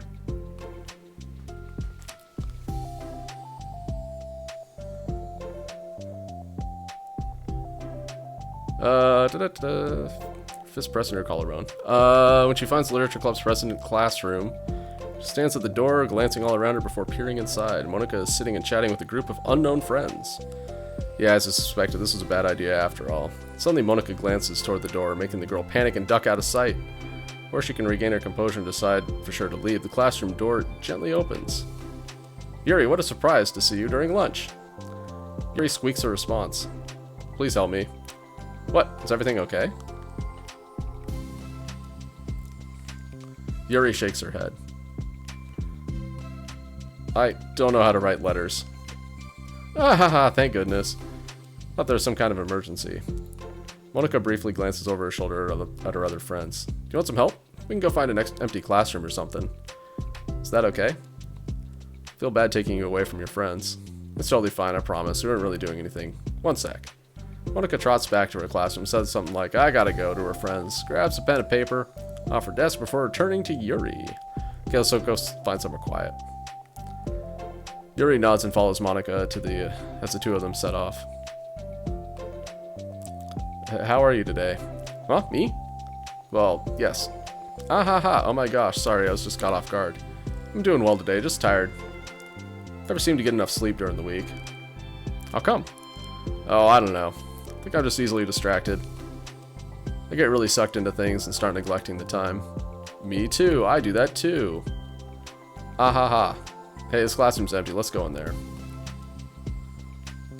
After peering inside, Monika opens a classroom door and the two of them enter together. No, this is not a new scene. Alright, Yuri's moment of relaxation ends. She watches as Monika pulls two chairs up to the same desk, then obeys as Monika beckons her to take a seat. She stares down at the empty desk. You nervous? I don't want to do this. We don't have to. We can come up with something else. Yuri shakes her head.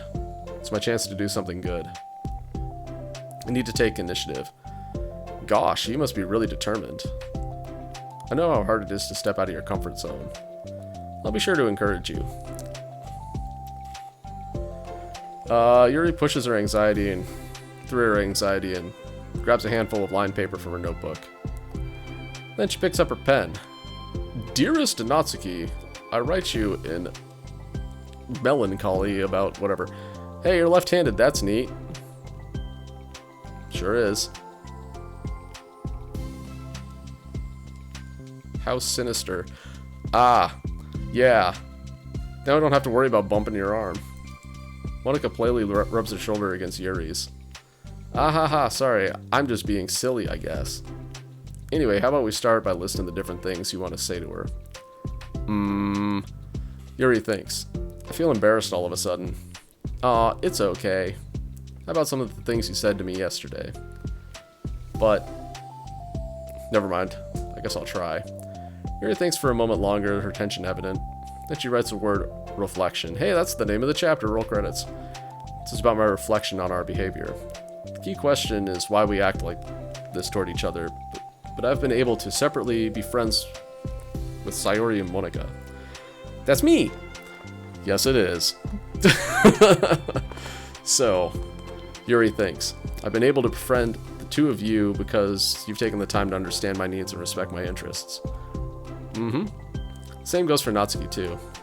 We started off as pretty hostile towards each other, but I was worried about getting what I wanted, but she just wanted to be respected more than anything.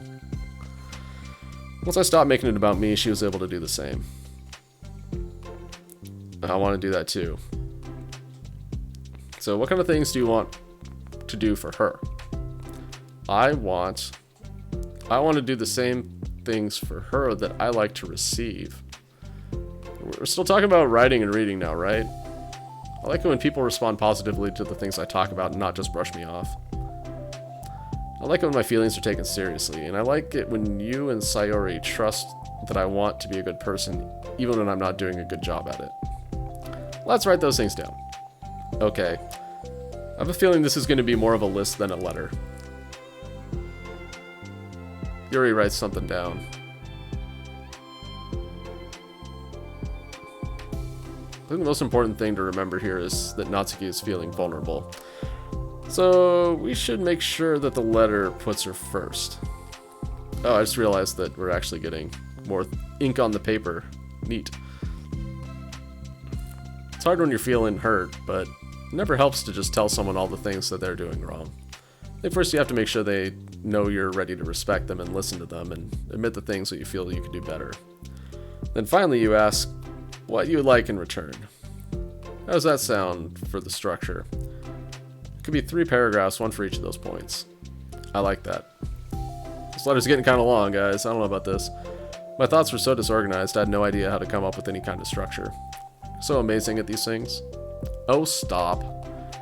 You've done so much more than I have, you know? Spent so much time reflecting and being open-minded. That's the hardest thing for anyone to do. All I'm doing is helping you put it on a piece of paper. So I think you're the amazing one. Monica gives Yuri's hand a quick squeeze. But as she lets go, she's caught by surprise when Yuri curls her fingers to hook Monica's hand in place. For a while, they sit like that in silence, save for the occasional scratching of Yuri's pen against the paper. Yesterday you told me something that I'm thinking about a lot. What was that? Think about how feelings aren't right or wrong, but they're just a state of being we need to come to terms with. Maybe think about how a person's behavior isn't always just how they decide to be. It's also made up of their past experiences and their insecurities. I think that helps me see other people as actual people rather than as insignificant side characters who are out to get me somehow. Is that how you felt about Natsuki? Yuri nods. But in reality, everyone is always trying their best. And everyone wants to be happy. Monica peers over Yuri's paper, but to her surprise, Yuri pulls it in closer, partially covering it with her arm. Ah ha ha! I have to be able to read it to help you out, you know. It's okay. My thoughts are a lot more organized now after being able to talk to you about it. Now that I'm actually putting it on paper, I realize I'd really prefer others not to read it. Yuri laughs softly to herself, a rare expression. Kinda glad to hear that, actually. I somehow keep finding ways to butt into this whole thing. I've done enough damage, ahaha. But it's also been so wonderful talking about this. I mean, I always thought you were really smart, but... Yuri smiles. I'll always be terrible at these things. People are just so incomprehensible to me. I'll never get the hang of being one. Ha ha ha. But listening to you so much has really helped me make sense of some things. So just don't call it damage, please. Monica gives Yuri a gentle smile. Can't believe I came to this club looking for fantasy geeks and all I got was real friends who value me. I know, isn't that terrible? Is that a joke? Of course it is. Ah ha ha, I still can't tell with you. Sorry. No, I love it. Please never change. As you wish. As you wish. Yuri glances at the clock. We're almost out of time. Will you be able to finish? Before the end of the day, probably. But I don't want to come to the club the same day that Natsuki reads it. I'm too shy. I can give it to her instead if you like. Yuri nods. As long as you promise not to read it. Of course, I promise. Thank you. Yuri exhales and the two stand up. I'll message you when it's ready. Monica nods. Good luck, I'm here if you need me. Yuri nods and the two depart. Oh, we got a mail. Okay, we got a wallpaper of Yuri spilling some paper. With tea and flowers and books. What's on her background? Oh, cats. Bunnies? Those are cats. So we have one left to get in the wallpaper section. Okay. We got this. This is new. So we got 3 new ones in the final chapter. The hell? Damn. Okay. Look at that. I missed some stuff. Okay, we got the vending machine. Woo! Mail. Issues caused by unprotected memory. Has anyone evaluated the side effects that might be caused by sharing a memory pool between multiple VMs rather than allocating them separately?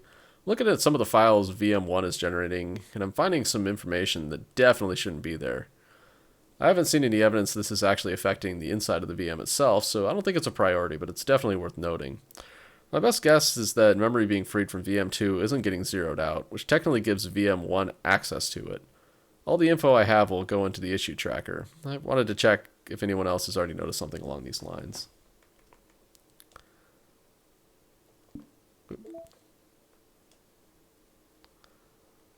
So we're getting further and further back. So then we had ethics, and we had staying focused on the goals. OMG. Oh.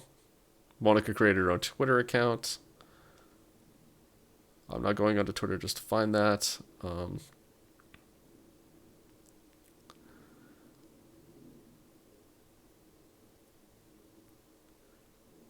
Monica's deleting stuff.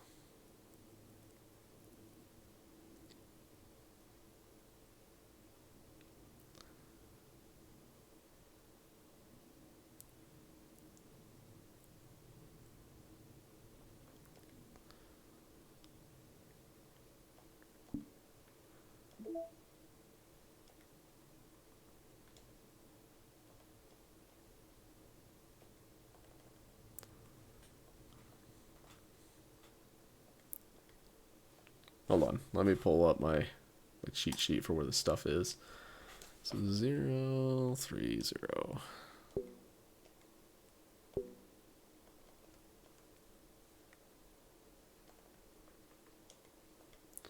So 1, 3, 0 was explicitly mentioned somewhere else. Okay,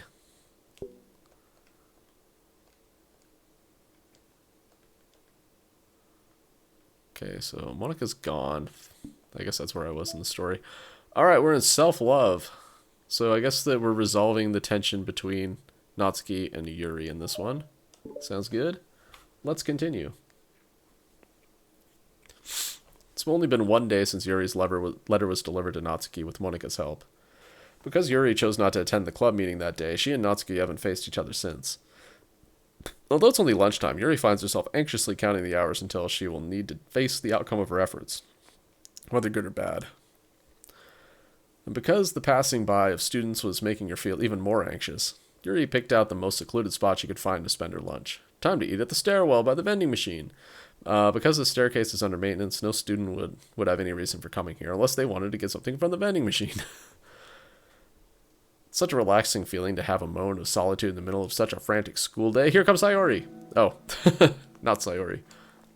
Eep! What are you doing here? Yuri grips her book with enough force to wrinkle the pages beneath the pressure of her thumbs. Uh-oh. Defacing books now? Tisk tisk. Well, what are you doing here? Just came to get a drink from the vending machine. Aha! I called it! The other one is out of the drink I like. Yuri notices Natsuki fidgeting with a few coins between her fingers. She nods, avoiding eye contact. She also shuffles over to the vending machine. So quiet that every one of her movements seems to reverberate through the entire stairwell. After far too long, she finally receives her beverage, which she then fidgets in with the place of the coins. It's some kind of iced tea. Instead of leaving right away, Natsuki just stands in place. She glances all around her. It's like way too quiet back here. It's creepy. I mean, that's not what I meant really. It's totally cool that it's your thing or whatever. Like, I can see how it suits you. So, you're digging the hole deeper, Natsuki. Calm down. Not because I think you're creepy or something. I didn't mean it like that either. You know, I'm just gonna stop talking. That seems like a good idea. It's okay. Everything is okay. Yuri finds herself attempting some words of comfort after hearing Natsuki stammer herself into dejection. Seemingly in response, Natsuki approaches the base of the stairs and instantly sits herself down near Yuri. Well, I can leave if you want. Yuri shakes her head. Natsuki twists the cap off her drink and takes a sip. Despite receiving Yuri's general permission, Natsuki doesn't say anything more. Yuri continues to read, or at least pretends to. She can't read whenever there's tension. The two just sit there for a long time. The tension seems to fade a little bit as time passes. Even without any words, this seems to mean at least something, though it's not clear what that may be. Lunch ends more quickly than expected. Natsuki is the first to stand up with her empty drink bottle. You coming today? To the club? Yuri nods. I'm sorry for being so awkward. I'm really bad at talking about this stuff. I just can't for some reason. I don't know why. But I want to, eventually. There's no rush. I promise. Thanks.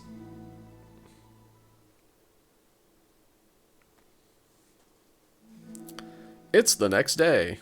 Natsuki appears from around the corner and steps up to the vending machine, glancing at Yuri as she does so. Today, she seems to be holding some kind of book as well. Oh, you're here again. Well, I just came here to read this because there aren't any people around here.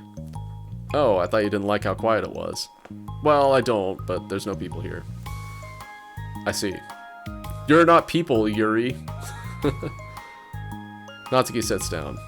The mood feels much different today than it did yesterday. After yesterday's lunch, the club meeting that followed, Natsuki and Yuri are beginning to feel more relaxed around each other. Although Yuri's letter is still lingering in the back of Natsuki's mind, she continues to detour around it. But it's okay that I'm here? Yeah, I don't care.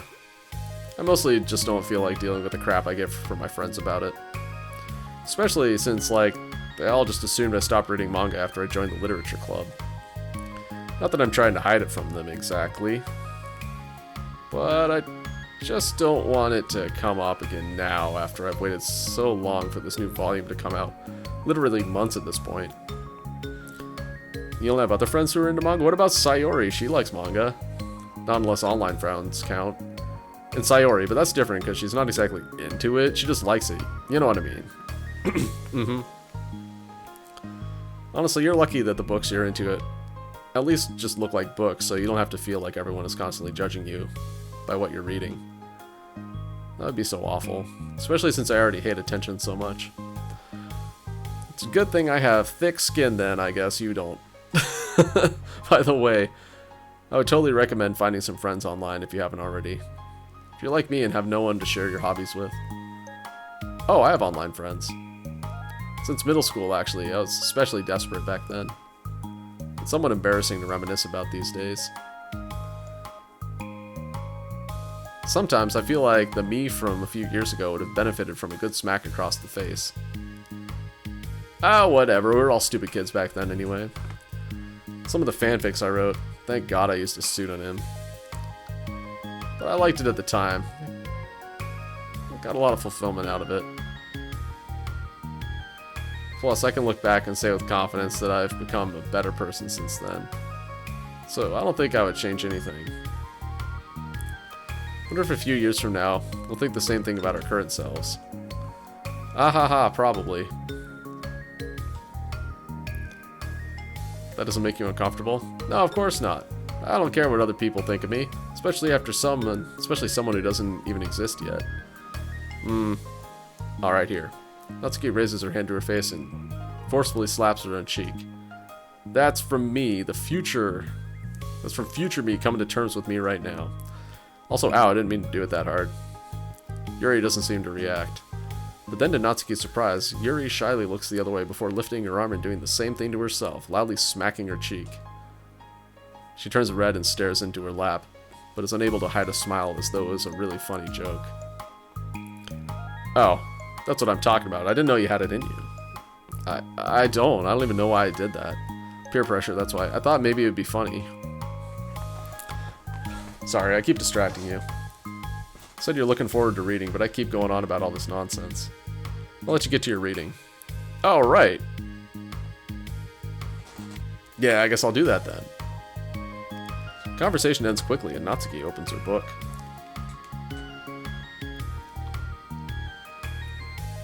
The two read silently for the remainder of the lunch hour.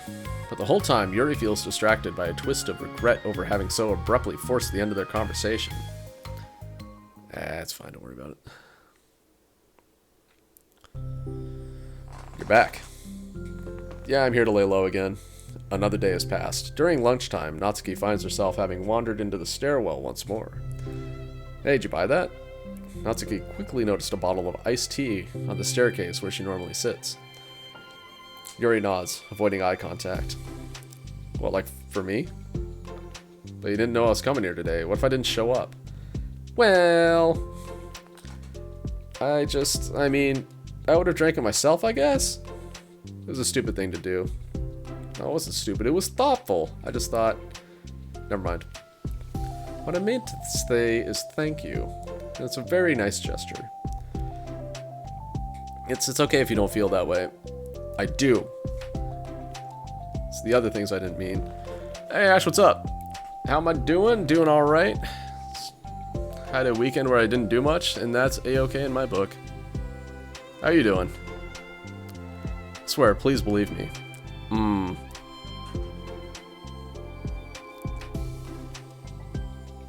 Yuri pauses, then nods. Talking is hard. I get it wrong a lot too, so I believe you.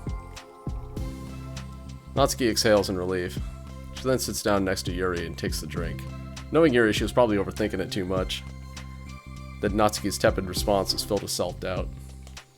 I had a good weekend too? Nice. Oh, cycling. Awesome. That is a cool activity.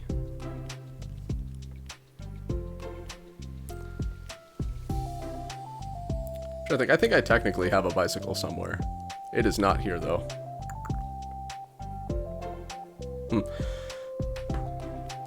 I live in kind of a weird spot. There's not a lot of good places to bike to. I wouldn't feel comfortable biking on the roads here. I'll do something nice for you next time.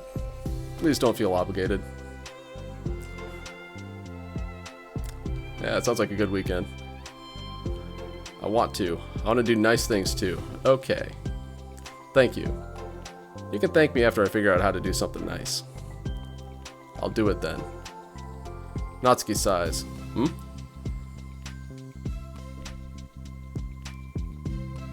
Did I join your server? I don't think so.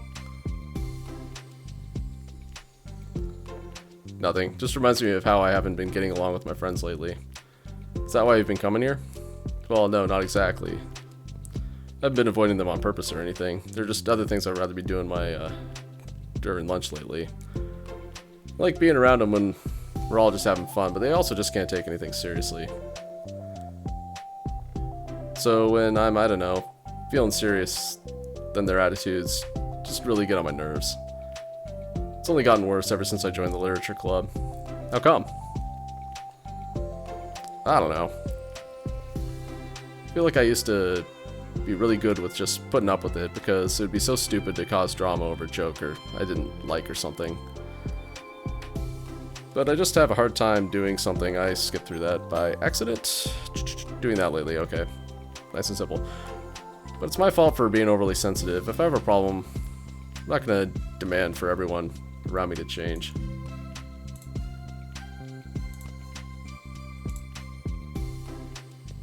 Yeah, I don't know that I got that link.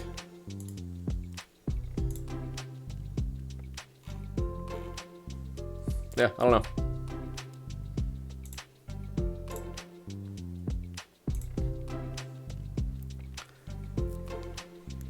Cool.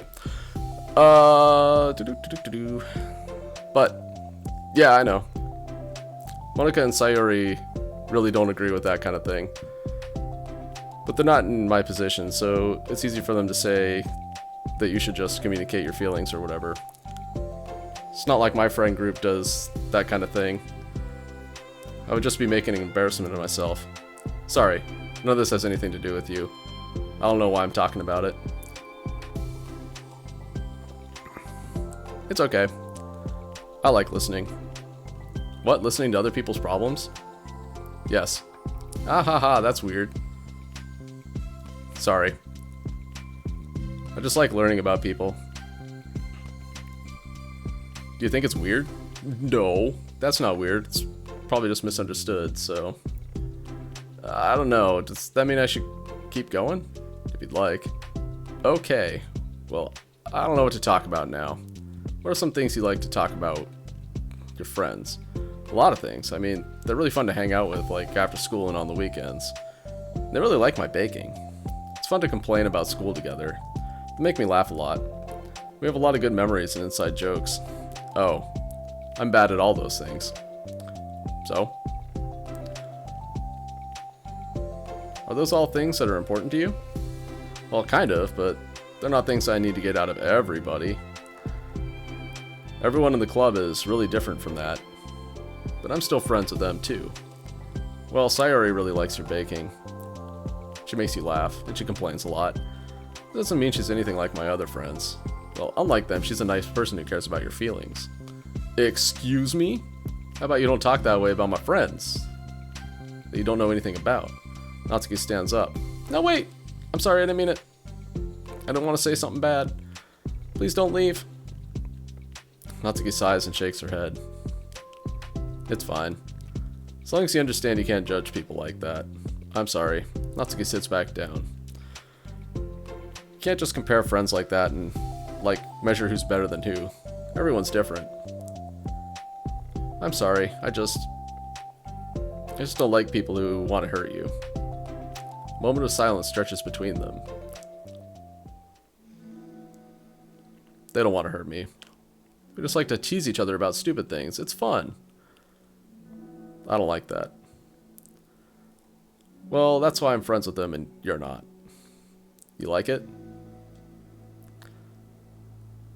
Just don't worry so much about me. It's not worth it. I'm sorry. Wish I knew how to help with social conflicts. Like how Monica can. She's good at these things. Not really. Also, I don't always want help. Sometimes it's just stuff I have to deal with myself. That's what Monica and Sayori never seem to understand. Sometimes all you do is look at them wrong and they're all like, oh, what's wrong? Is everything okay? I just want to mind my own business sometimes and decide myself if I want to talk about things. The only one who understands that is you. So you really shouldn't be so hard on yourself. You're not as bad as you think.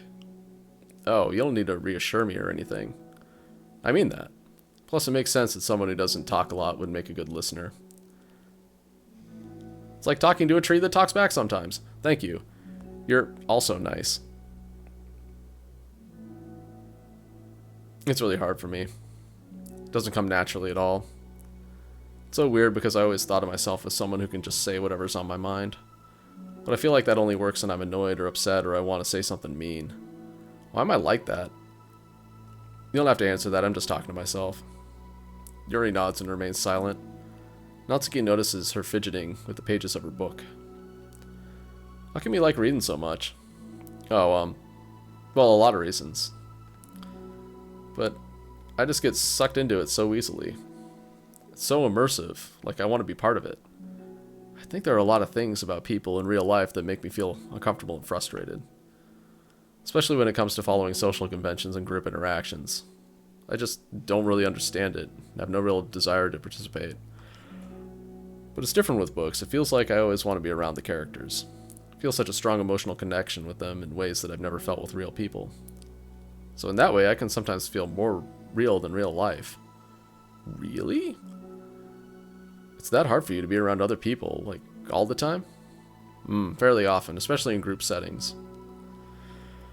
People are making all kinds of conversation and saying jokes and all that. I don't know what to do, so I just disengage. Mood. Oh. Doesn't that get lonely? I don't think so. I can still enjoy spending time with people one-on-one. And I have online friends too, of course. Do you ever wish that you could just be friends with the characters in your books? All the time. Sometimes so badly that it makes my heart ache. Yeah, me too.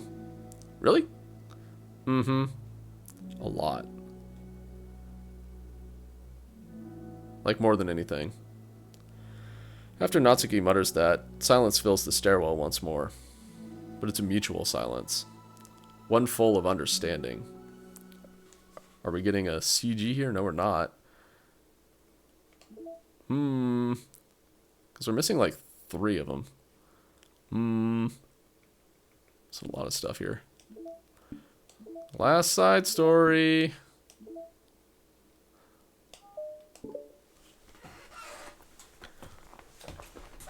I have a feeling that doing all the side stories unlocks something in the main game.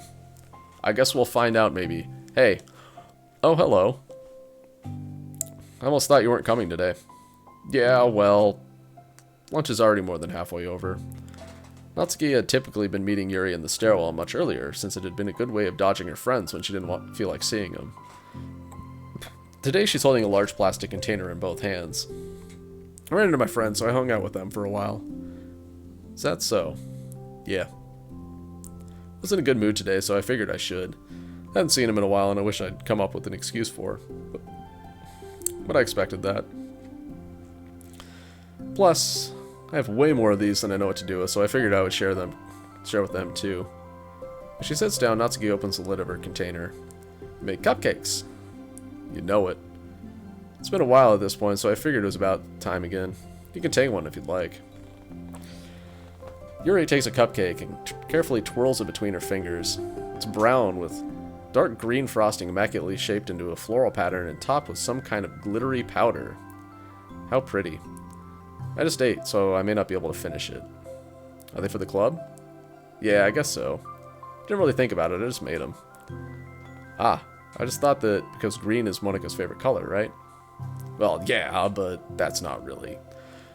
Yuri takes a small bite. This is green tea flavored. I love green tea. Oh, do you? It's just a random idea I wanted to try, so... Ah ha ha. Don't laugh at me. I'm not. I'm just laughing. I just felt happy. Oh, sorry. Proceed. Usually win. Never mind. What I mean is that I'm glad. Sorry for saying dumb things again. I just wanted to do something nice. This is something I happen to be good at. I do know that you like them from past experience.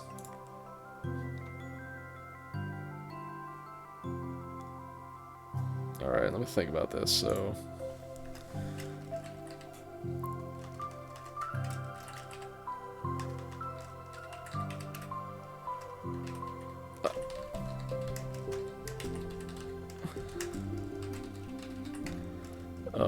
Yuri likes green tea.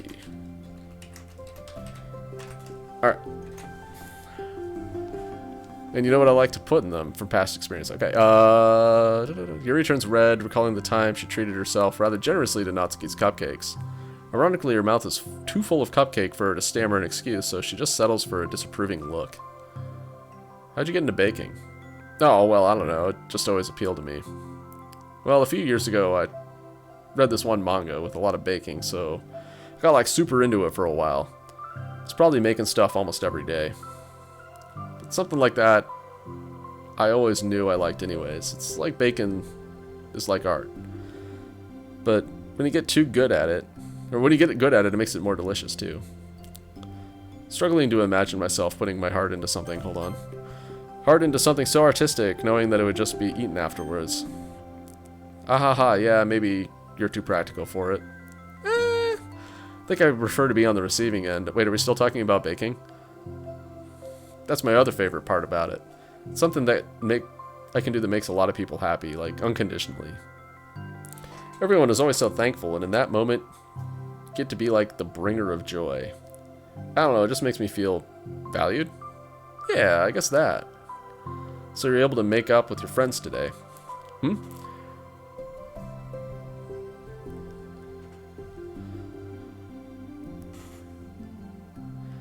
There wasn't really anything to make up with them about. We weren't fighting or anything.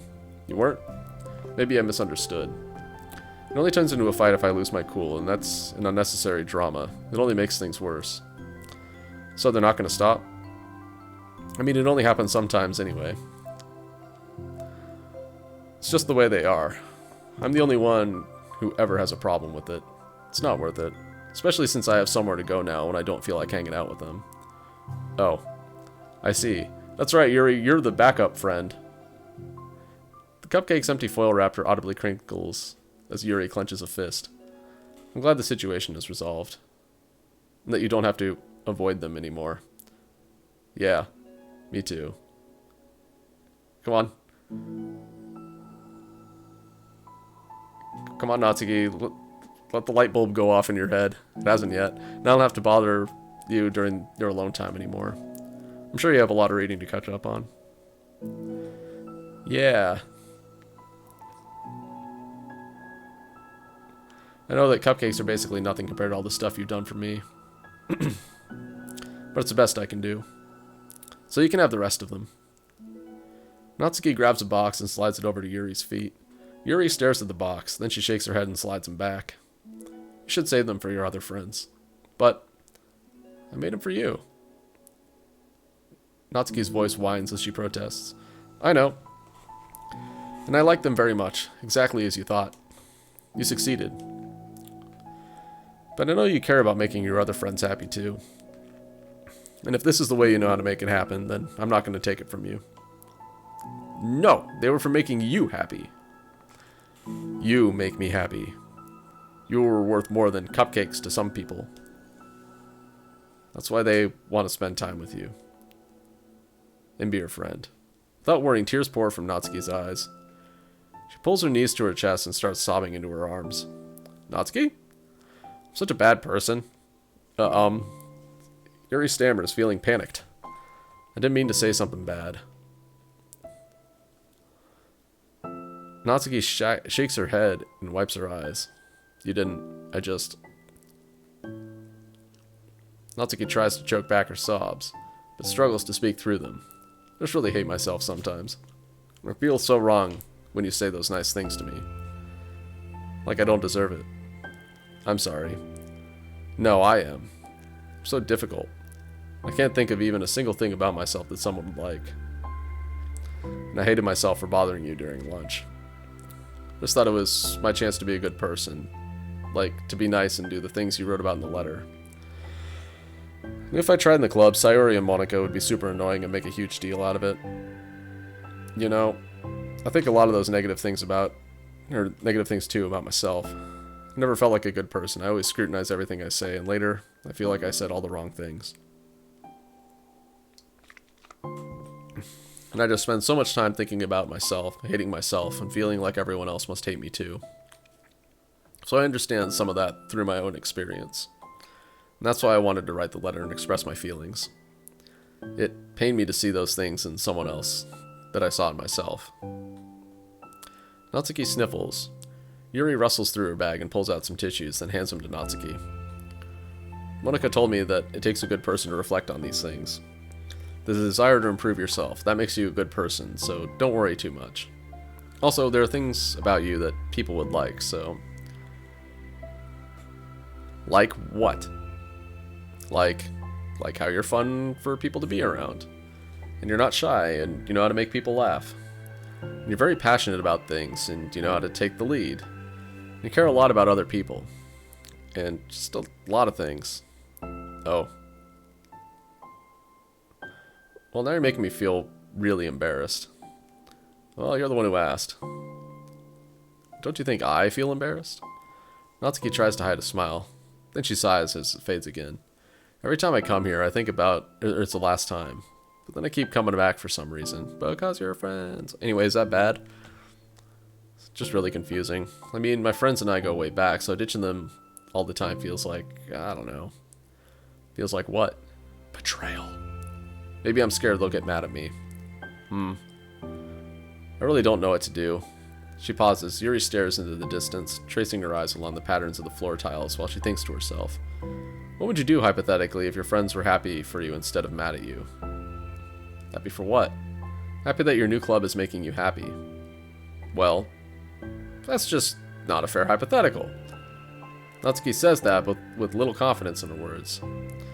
I always told myself that I didn't rely on the approval of others to be happy. And I still feel that way, but spending time with people who put me down whenever I don't have their approval. It's probably what's making me feel so confused, because I'm threatened out of the things that should make me happy. So no matter what, it's like I have to be unhappy to be happy. It's making my head hurt.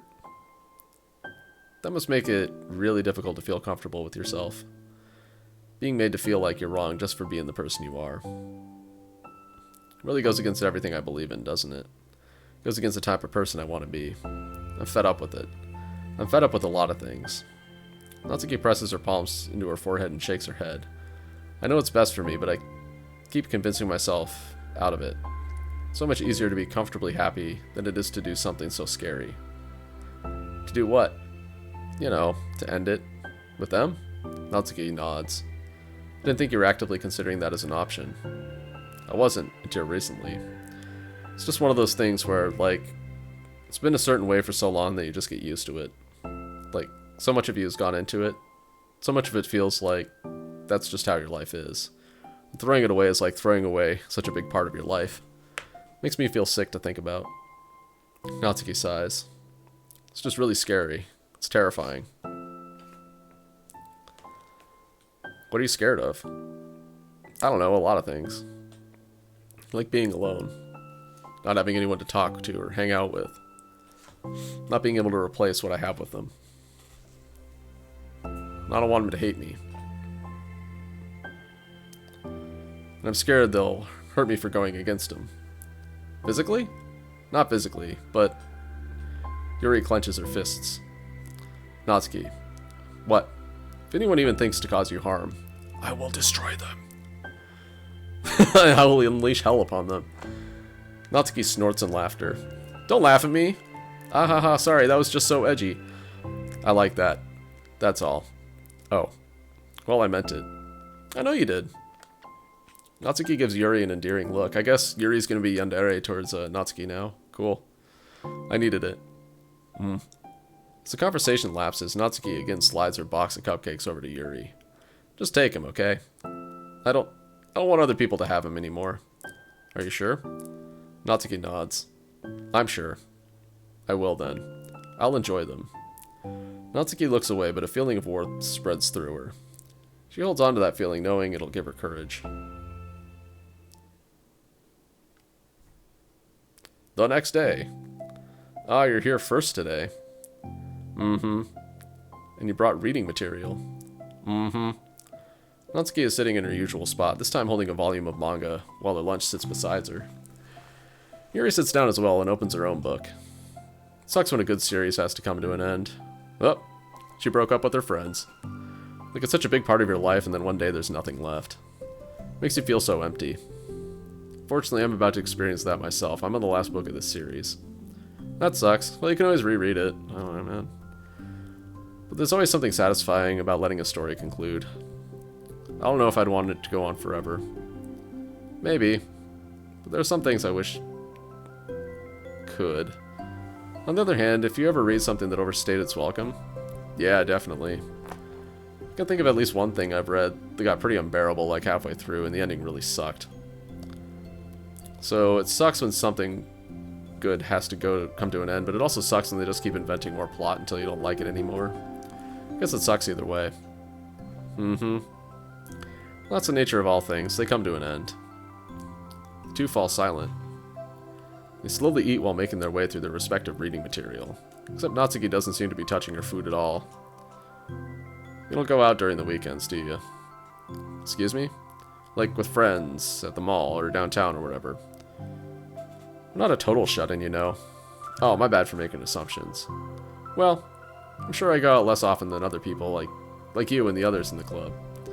I don't really meet with friends and arbitrarily spend time like that. I'm usually meeting with my board game group. Board game group? Doesn't matter, it's just more nerdy stuff. Why do you ask, anyway? I was just curious, I just realized I couldn't picture it, so I was curious. Yuri looks at Natsuki and realizes she's shaking. I need new friends! Don't look at me like that. Sorry. Natsuki pulls her knees to her chest and puts her head down. I can't take this. Did I do something? Yuri gets flustered, her mind racing over what she may have said or done. I did. I ended it. I texted him earlier telling him. I just blocked him because I'm so afraid of their responses. And now it feels like I'm dying inside. Oh. That's probably for the best. I'm sorry. Totally unsure of what to do, Yuri can barely find any words of support to offer. Meanwhile, the sound of Natsuki's unusually hard breathing fills the air. Then she speaks again, barely above a whisper. Help me. I feel sick and I want to hit my head against things. Yeah, don't do that. Please help, I can't take this. You may be having a panic attack. With that realization, Yuri's demeanor suddenly changes. I have experience with this, so I'll help you through it, okay? Natsuki meekly nods through a rapid breath, head still buried in her knees. Yuri slides herself over to Natsuki and sits atop the step behind her. Then she puts her hands on Natsuki's shoulders. Can you feel my hands? Natsuki nods. Her shaking becomes more apparent through Yuri's sense of touch. Yuri keeps her voice low and gentle. You're safe right now. You're in a good, safe place where nothing can hurt you. Natsuki nods once more. Though Yuri is only touching Natsuki's shoulders, she can practically feel her racing pulse through the base of her neck. We'll do a breathing exercise together. All you have to do is listen to my breaths and breathe along with me. Let's breathe in now. Yuri takes a deep, slow breath. Beneath her hands, she feels Natsuki's shoulders rise as Natsuki takes a breath of her own, trying to mimic Yuri. They exhale together, although Natsuki's breath shakes on the way out. That's good, let's keep going. Yuri breathes in once more, and Natsuki joins her. They continue like that for a few more cycles while Yuri closely monitors. Eventually, Yuri feels Natsuki rest more of her weight into Yuri's palms.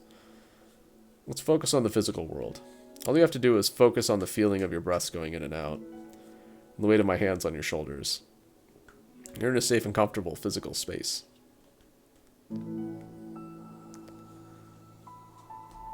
Minutes pass in silence. By now, the worst of it is past, but Yuri is determined not to move away until Natsuki prompts her to. Meanwhile, Natsuki has lifted her head off her knees and his breathing is mostly steadied. Then she takes a final deep breath and slowly pulls herself to her feet, causing Yuri to let go. She stretches her arms.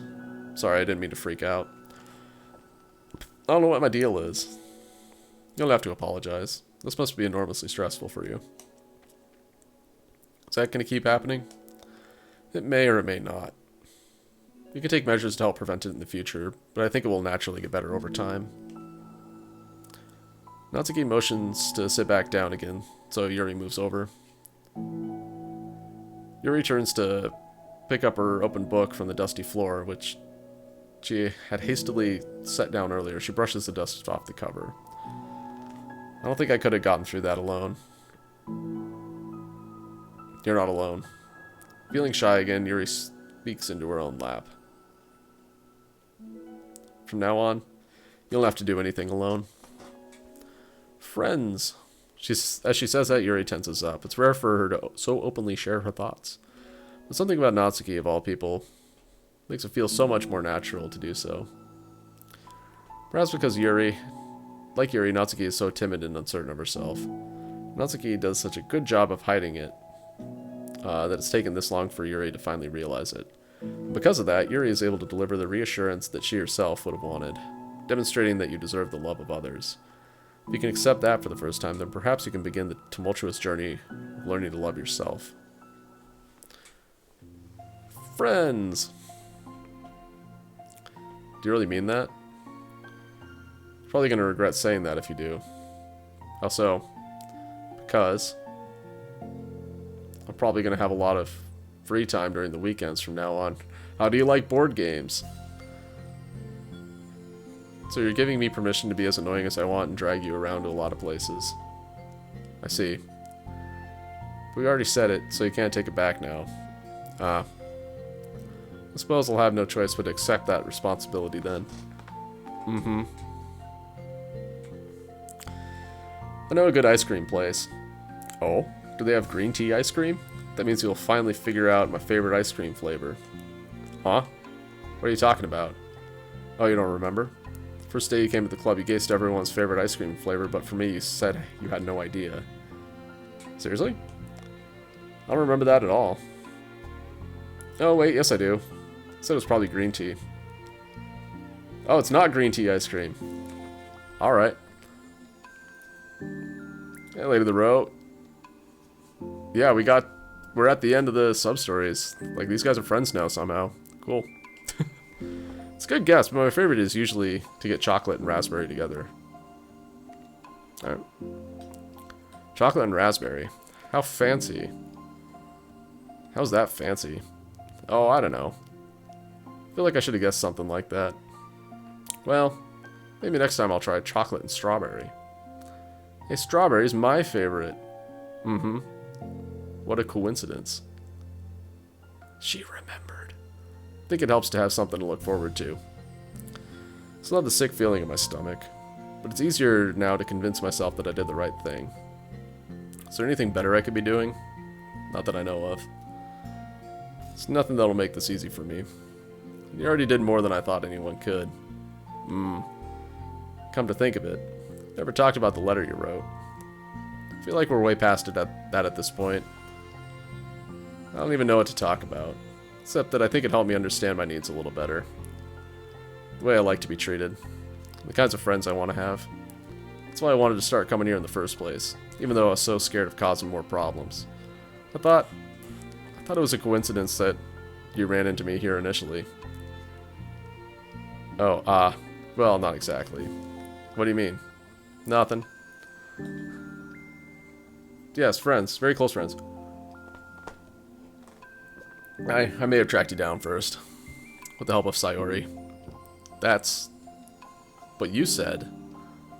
I was shy, okay? Wasn't ready to, like, whatever, you know what I'm saying. Well, I guess I'm glad that you worked up the courage. Even if it was in your own way. I can tell that you've been making a lot of difficult decisions. It's brave, and it will make things better in the long run. I think anyone would be proud of you for it. Anyone? You mean like you? Yes. Like me. Like me, but not me, actually. Ha ha ha. You know, I could get used to this. As long as you don't tease me too much. Fine. Just a little then. That's fine. I know how uncertain everything feels to you right now. But I really do think that good things are in store. Those are my honest feelings. Thanks. Feels nice to be reassured. The two girls continue their conversation through the remainder of lunch. But a new feeling hangs in the air, a feeling of greater certainty in their path forward. Just a few hours there will be another literature club meeting where the 4 members will happily spend time together. Each of them, with all their special qualities, have something unique that they can deliver to one another. Through friendship and literature, the club members will continue to grow and find new happiness together until the 5th member joins and everything goes to shit. The end of each chapter is the start of the next, Yuri thinks to herself. Since she's about to finish her long-running series, it would be best to have a new book lined up. Perhaps this weekend would be a good time to visit the bookstore. Together. Wait. Hold on. Time out for a minute. Okay, so we just got this.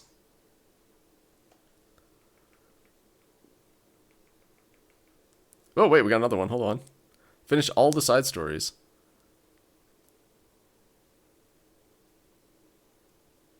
Alright.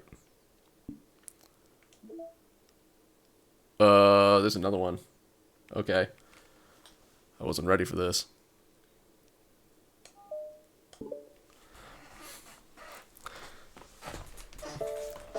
I was advertised 6 sub-stories, not 7. Okay, everyone. We're going to be taking a break from the usual activities today. I was thinking since people are starting to talk about the festival, it's a good time for us to go over the general direction of the club and all that. It'll help us figure out what to do for the festival, you know? Oh, Sayori and I already came up with a really good plan. Really? For the festival? Yeah, so the plan is this, okay? You and Yuri collect information ahead of time on which clubs and classes are doing food booths. Then we make a map and plan the most efficient route so we can get the most of them before the lines get too long. Hey, that has nothing to do with the club. Well, you have to let me finish. Alright, fine, go ahead. Alright, so basically we get all the food we can, then we come back here and we all eat together. That's all. Wow, I got tricked twice by the same joke. Boo! Don't be a hater. It's not like you can come up with anything better. Look, even Yuri was thinking about it. No, I wasn't. I'd really prefer to do something literature related. We can eat together anytime. The festival is a unique opportunity. Besides, it's been quite a while since we've seen any new interest in the club. Yeah, I was thinking the same thing. We really get a shot at showing people what the literature club is all about. I'll tell you what, we can do both, right? We can make time for your food mission and still put together a public event. Oh my gosh, yes. It's just joking, but that's a really good idea. Ah ha ha. Well, I'm glad that's settled. I think the question is how to come up with an event that demonstrates everything you can get out of the literature club. Well, that's kind of tough because everyone gets something different out of the club. Okay, how about this? Let's go around and have each of us talk about what we've gotten out of the club so far. That could really help us figure out what kind of reputation we want to build. Yeah, that's too embarrassing. But you'd have so much to talk about. That's exactly why. I'm sure Natsuki feels the same way.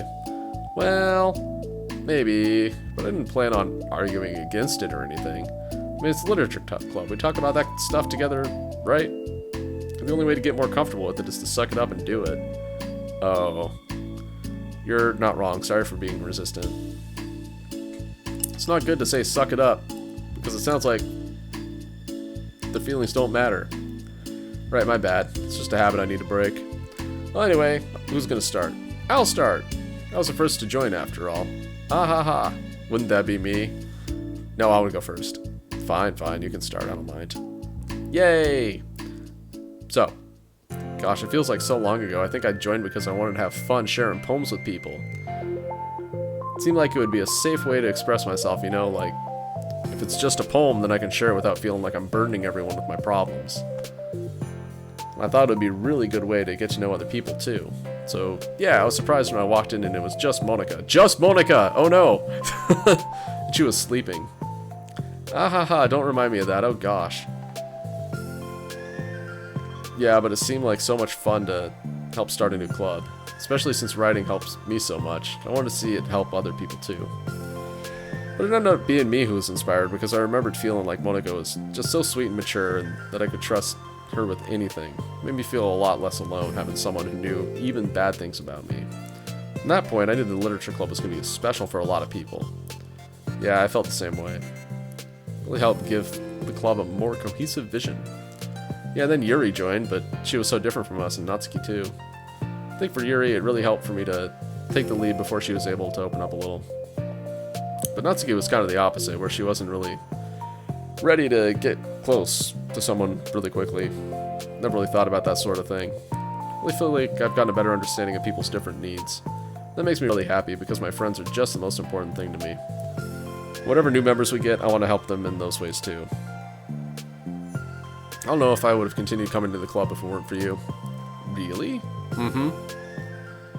I know it wasn't too long ago, but it hurts to think about my behavior back then. I was really short-sighted. The only reason I came was to find others who were into fantasy. I suppose that was my idea of making friends with people. I remember feeling uncomfortable because you and I have such different energy. I had such a specific idea of the kind of person I could be friends with, so when Sayori tried so hard to get to know me, I felt like I was just wasting her time. I think I was naive to assume that similar interests were the key component of friendship. Sayori and I were able to become friends because she always thinks about the needs of other people. It's something I never knew how to do, or even thought to do. But I stayed in the club thanks to that, and I started trying as hard as I could to understand people better. I really went above and beyond when it came to that. It was just super impressed. Well, I always hated that I didn't know how to behave like a person who is easily liked by others, like the two of you can. And because of that, I spent so much time thinking about my own behavior and all the wrong things I said. But the whole time, I should have been thinking about other people instead, not myself. Once I started doing that, I was able to make friends with everyone else. Oh, also I discovered that sometimes I'm a better communicator when I take the time to write rather than speak. It's so strange the way things turned out. It's so far different from anything I ever would have expected. But I'm happy. I suppose we don't always know what we need. Oh my gosh! You're so cute that I'm gonna throw up. Okay, please don't do that, Sayori. Yeah, I feel like Natsuki has the monopoly on throwing up in this game. Besides, I'm not cute. Hey, isn't that my line? Oh. Well, for me, it's actually true, so... What are you saying? Nothing. I finished my part, so someone else take their turn. My heart! Sayori takes some deep breaths. Okay, fine, I'll go. Yuri, I can't believe that you were complaining about doing this stuff and still went before me. What a show-off. It's just following up on Sayori. It's the easiest way to get it over with. Fair. Besides, you left out the most important thing you got out of this club. A cute girlfriend. Yeah, regular supply of your favorite cupcakes, I mean that. Oh no, I forgot that too. I'm a traitor to the Cupcake Queen. Neither of you are forgiven. Looks like only Monica, just Monica, will be getting cupcakes next time. No! I can't eat that many cupcakes. Yeah, true, only Yuri can. Hey. Ahaha. Well, I'm just putting off talking.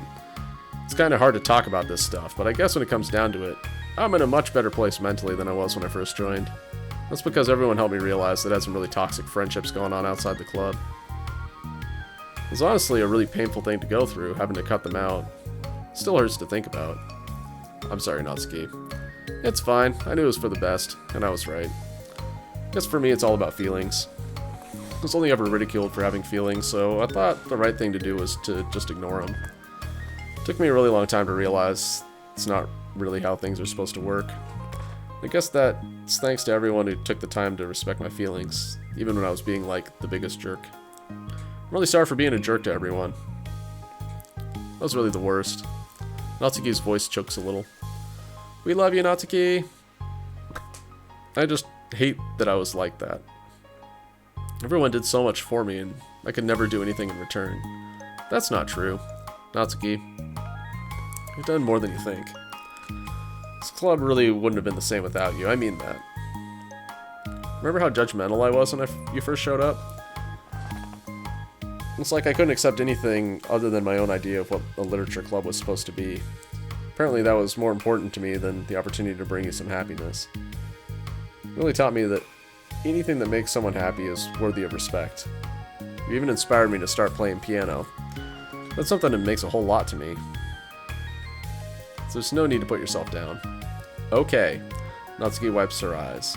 You helped me a lot too. It's so much fun to have you around. You helped me become a better person. Having a problem doesn't make you needy or inconvenient. It means that there's something that needs to be better for you, and you always deserve that. I agree. Seeing us have some of the same struggles made me a better person as well. Wouldn't want to change anything about our time here. I don't think any of us would. I'm sorry I got all dramatic again. That's all I wanted to say. So Monica can go now. There's no need to apologize. It was something I wanted to talk about anyway, but because it made a big difference for me. I was always such a strict perfectionist who never took enough time to believe in the best of other people. But everyone kept proving me wrong. I made the mistake multiple times of thinking that my way was the best for everyone. Or thinking that I was needed to solve other people's problems. But I think being a leader means you have to acknowledge that you're not perfect. Okay. Her fingernails like wig me out. Her index finger on her left hand like looks like a claw. Anyway, I don't know why I'm just now noticing that. I have to acknowledge that you're not perfect and that the best thing you can do is to help guide people rather than to do everything for them. We're all good people. We're all equals. I think that's the most important thing I've gotten out of the club, realizing what that really means. Sayori, what are you doing? Just thought that we should be writing some of these things down.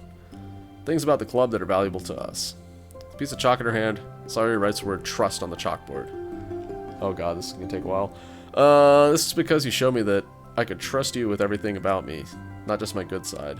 Suddenly Yuri takes a piece of chalk as well. Never mind. Understanding! Yay, it's going faster than I thought. I owe a lot of gratitude to everyone who took the time to understand me, even though it was so difficult for me to express myself. In that case, Monica takes a piece of chalk as well and writes the word respect. I always thought I was a respectful person, but it took the club for me to realize that there was more to it than I thought. I'm a better person because of it. I have another one! Sayori writes balance. Sometimes people want different things out of a friendship, or they just need time before they're ready to become close. It's important to keep things balanced between you and the other person. That reminds me, Yuri writes reflection. I've always been a reflective person, but most of it has been nothing more than hating myself for all the things I thought I did wrong. Once I started reflecting on other people and not just myself, a lot of things changed for me. So I think that's the most important one for me. That's great. We have a whole list of things now. Suddenly everyone turns to look at Natsuki. Everyone took all the chalk. Don't look at me like that. Jeez. Could have just asked. Monica hands her a piece of chalk to Natsuki. Natsuki sighs and writes self-love. I don't know how far I would have gotten with it yet, but it feels like things are at least on the right track. So there, that's my contribution. Together, everyone stares at the words on the board. I don't remember what this chapter's called, but I'm sure it'll get written on the board too. Wasn't this club supposed to be about literature? No, it's our self-help club. Duh. It is. We still do a lot of literature. Friendship and literature. Yeah, you're right. Friendship and literature. Natsuki and Yuri gently nod as well. Hey, let's take a picture together. We don't have one yet, right? Hey, you're right. Make sure you send it to me after. Wait, can I brush my hair first or something? Oh, you're fine. You already have the best hair out of all of us. Everyone get together. I can't fit you all in. Okay. Okay, everyone ready? And click.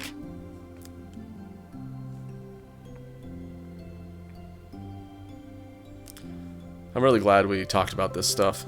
It's easy to forget how far we've come with only 4 members. Yeah! I have so many happy thoughts now. Getting some really good inspiration for a poem. You know, I feel the same way. Kinda want to get some writing done. Me too. I think I would like that as well. Everybody's looking at me again. I'll do it too, but I might not feel like sharing it. That's okay. The 4 members of the literature club disperse and return to their desks, each equipping themselves with a pen. Natsuki and Yuri each give each other a quick glance, then start writing immediately. Sayori stretches, then does the same, but Monica is left tapping her pen against the paper, unsure of where to start.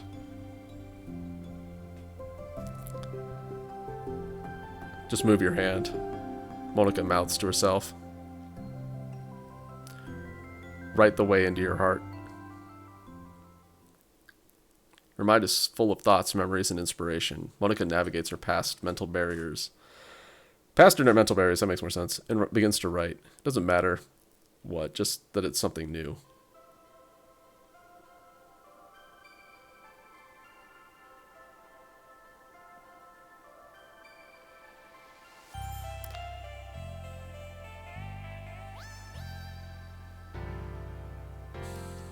Oh, is this the true demon ending? Yes, okay.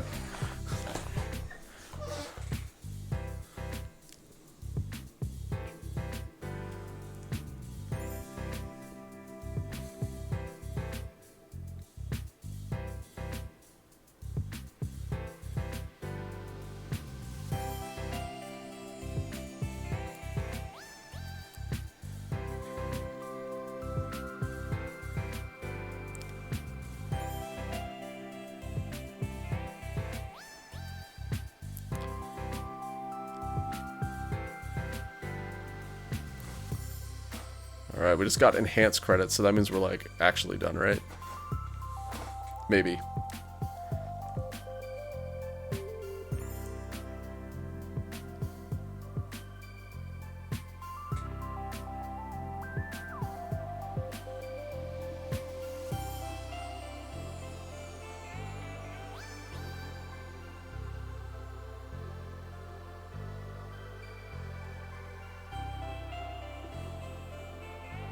Unity.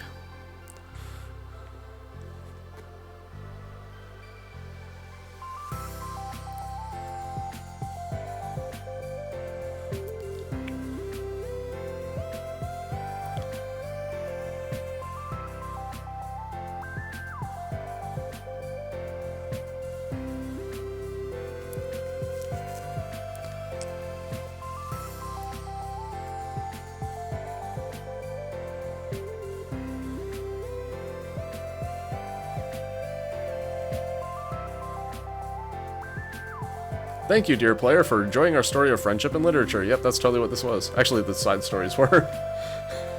100%.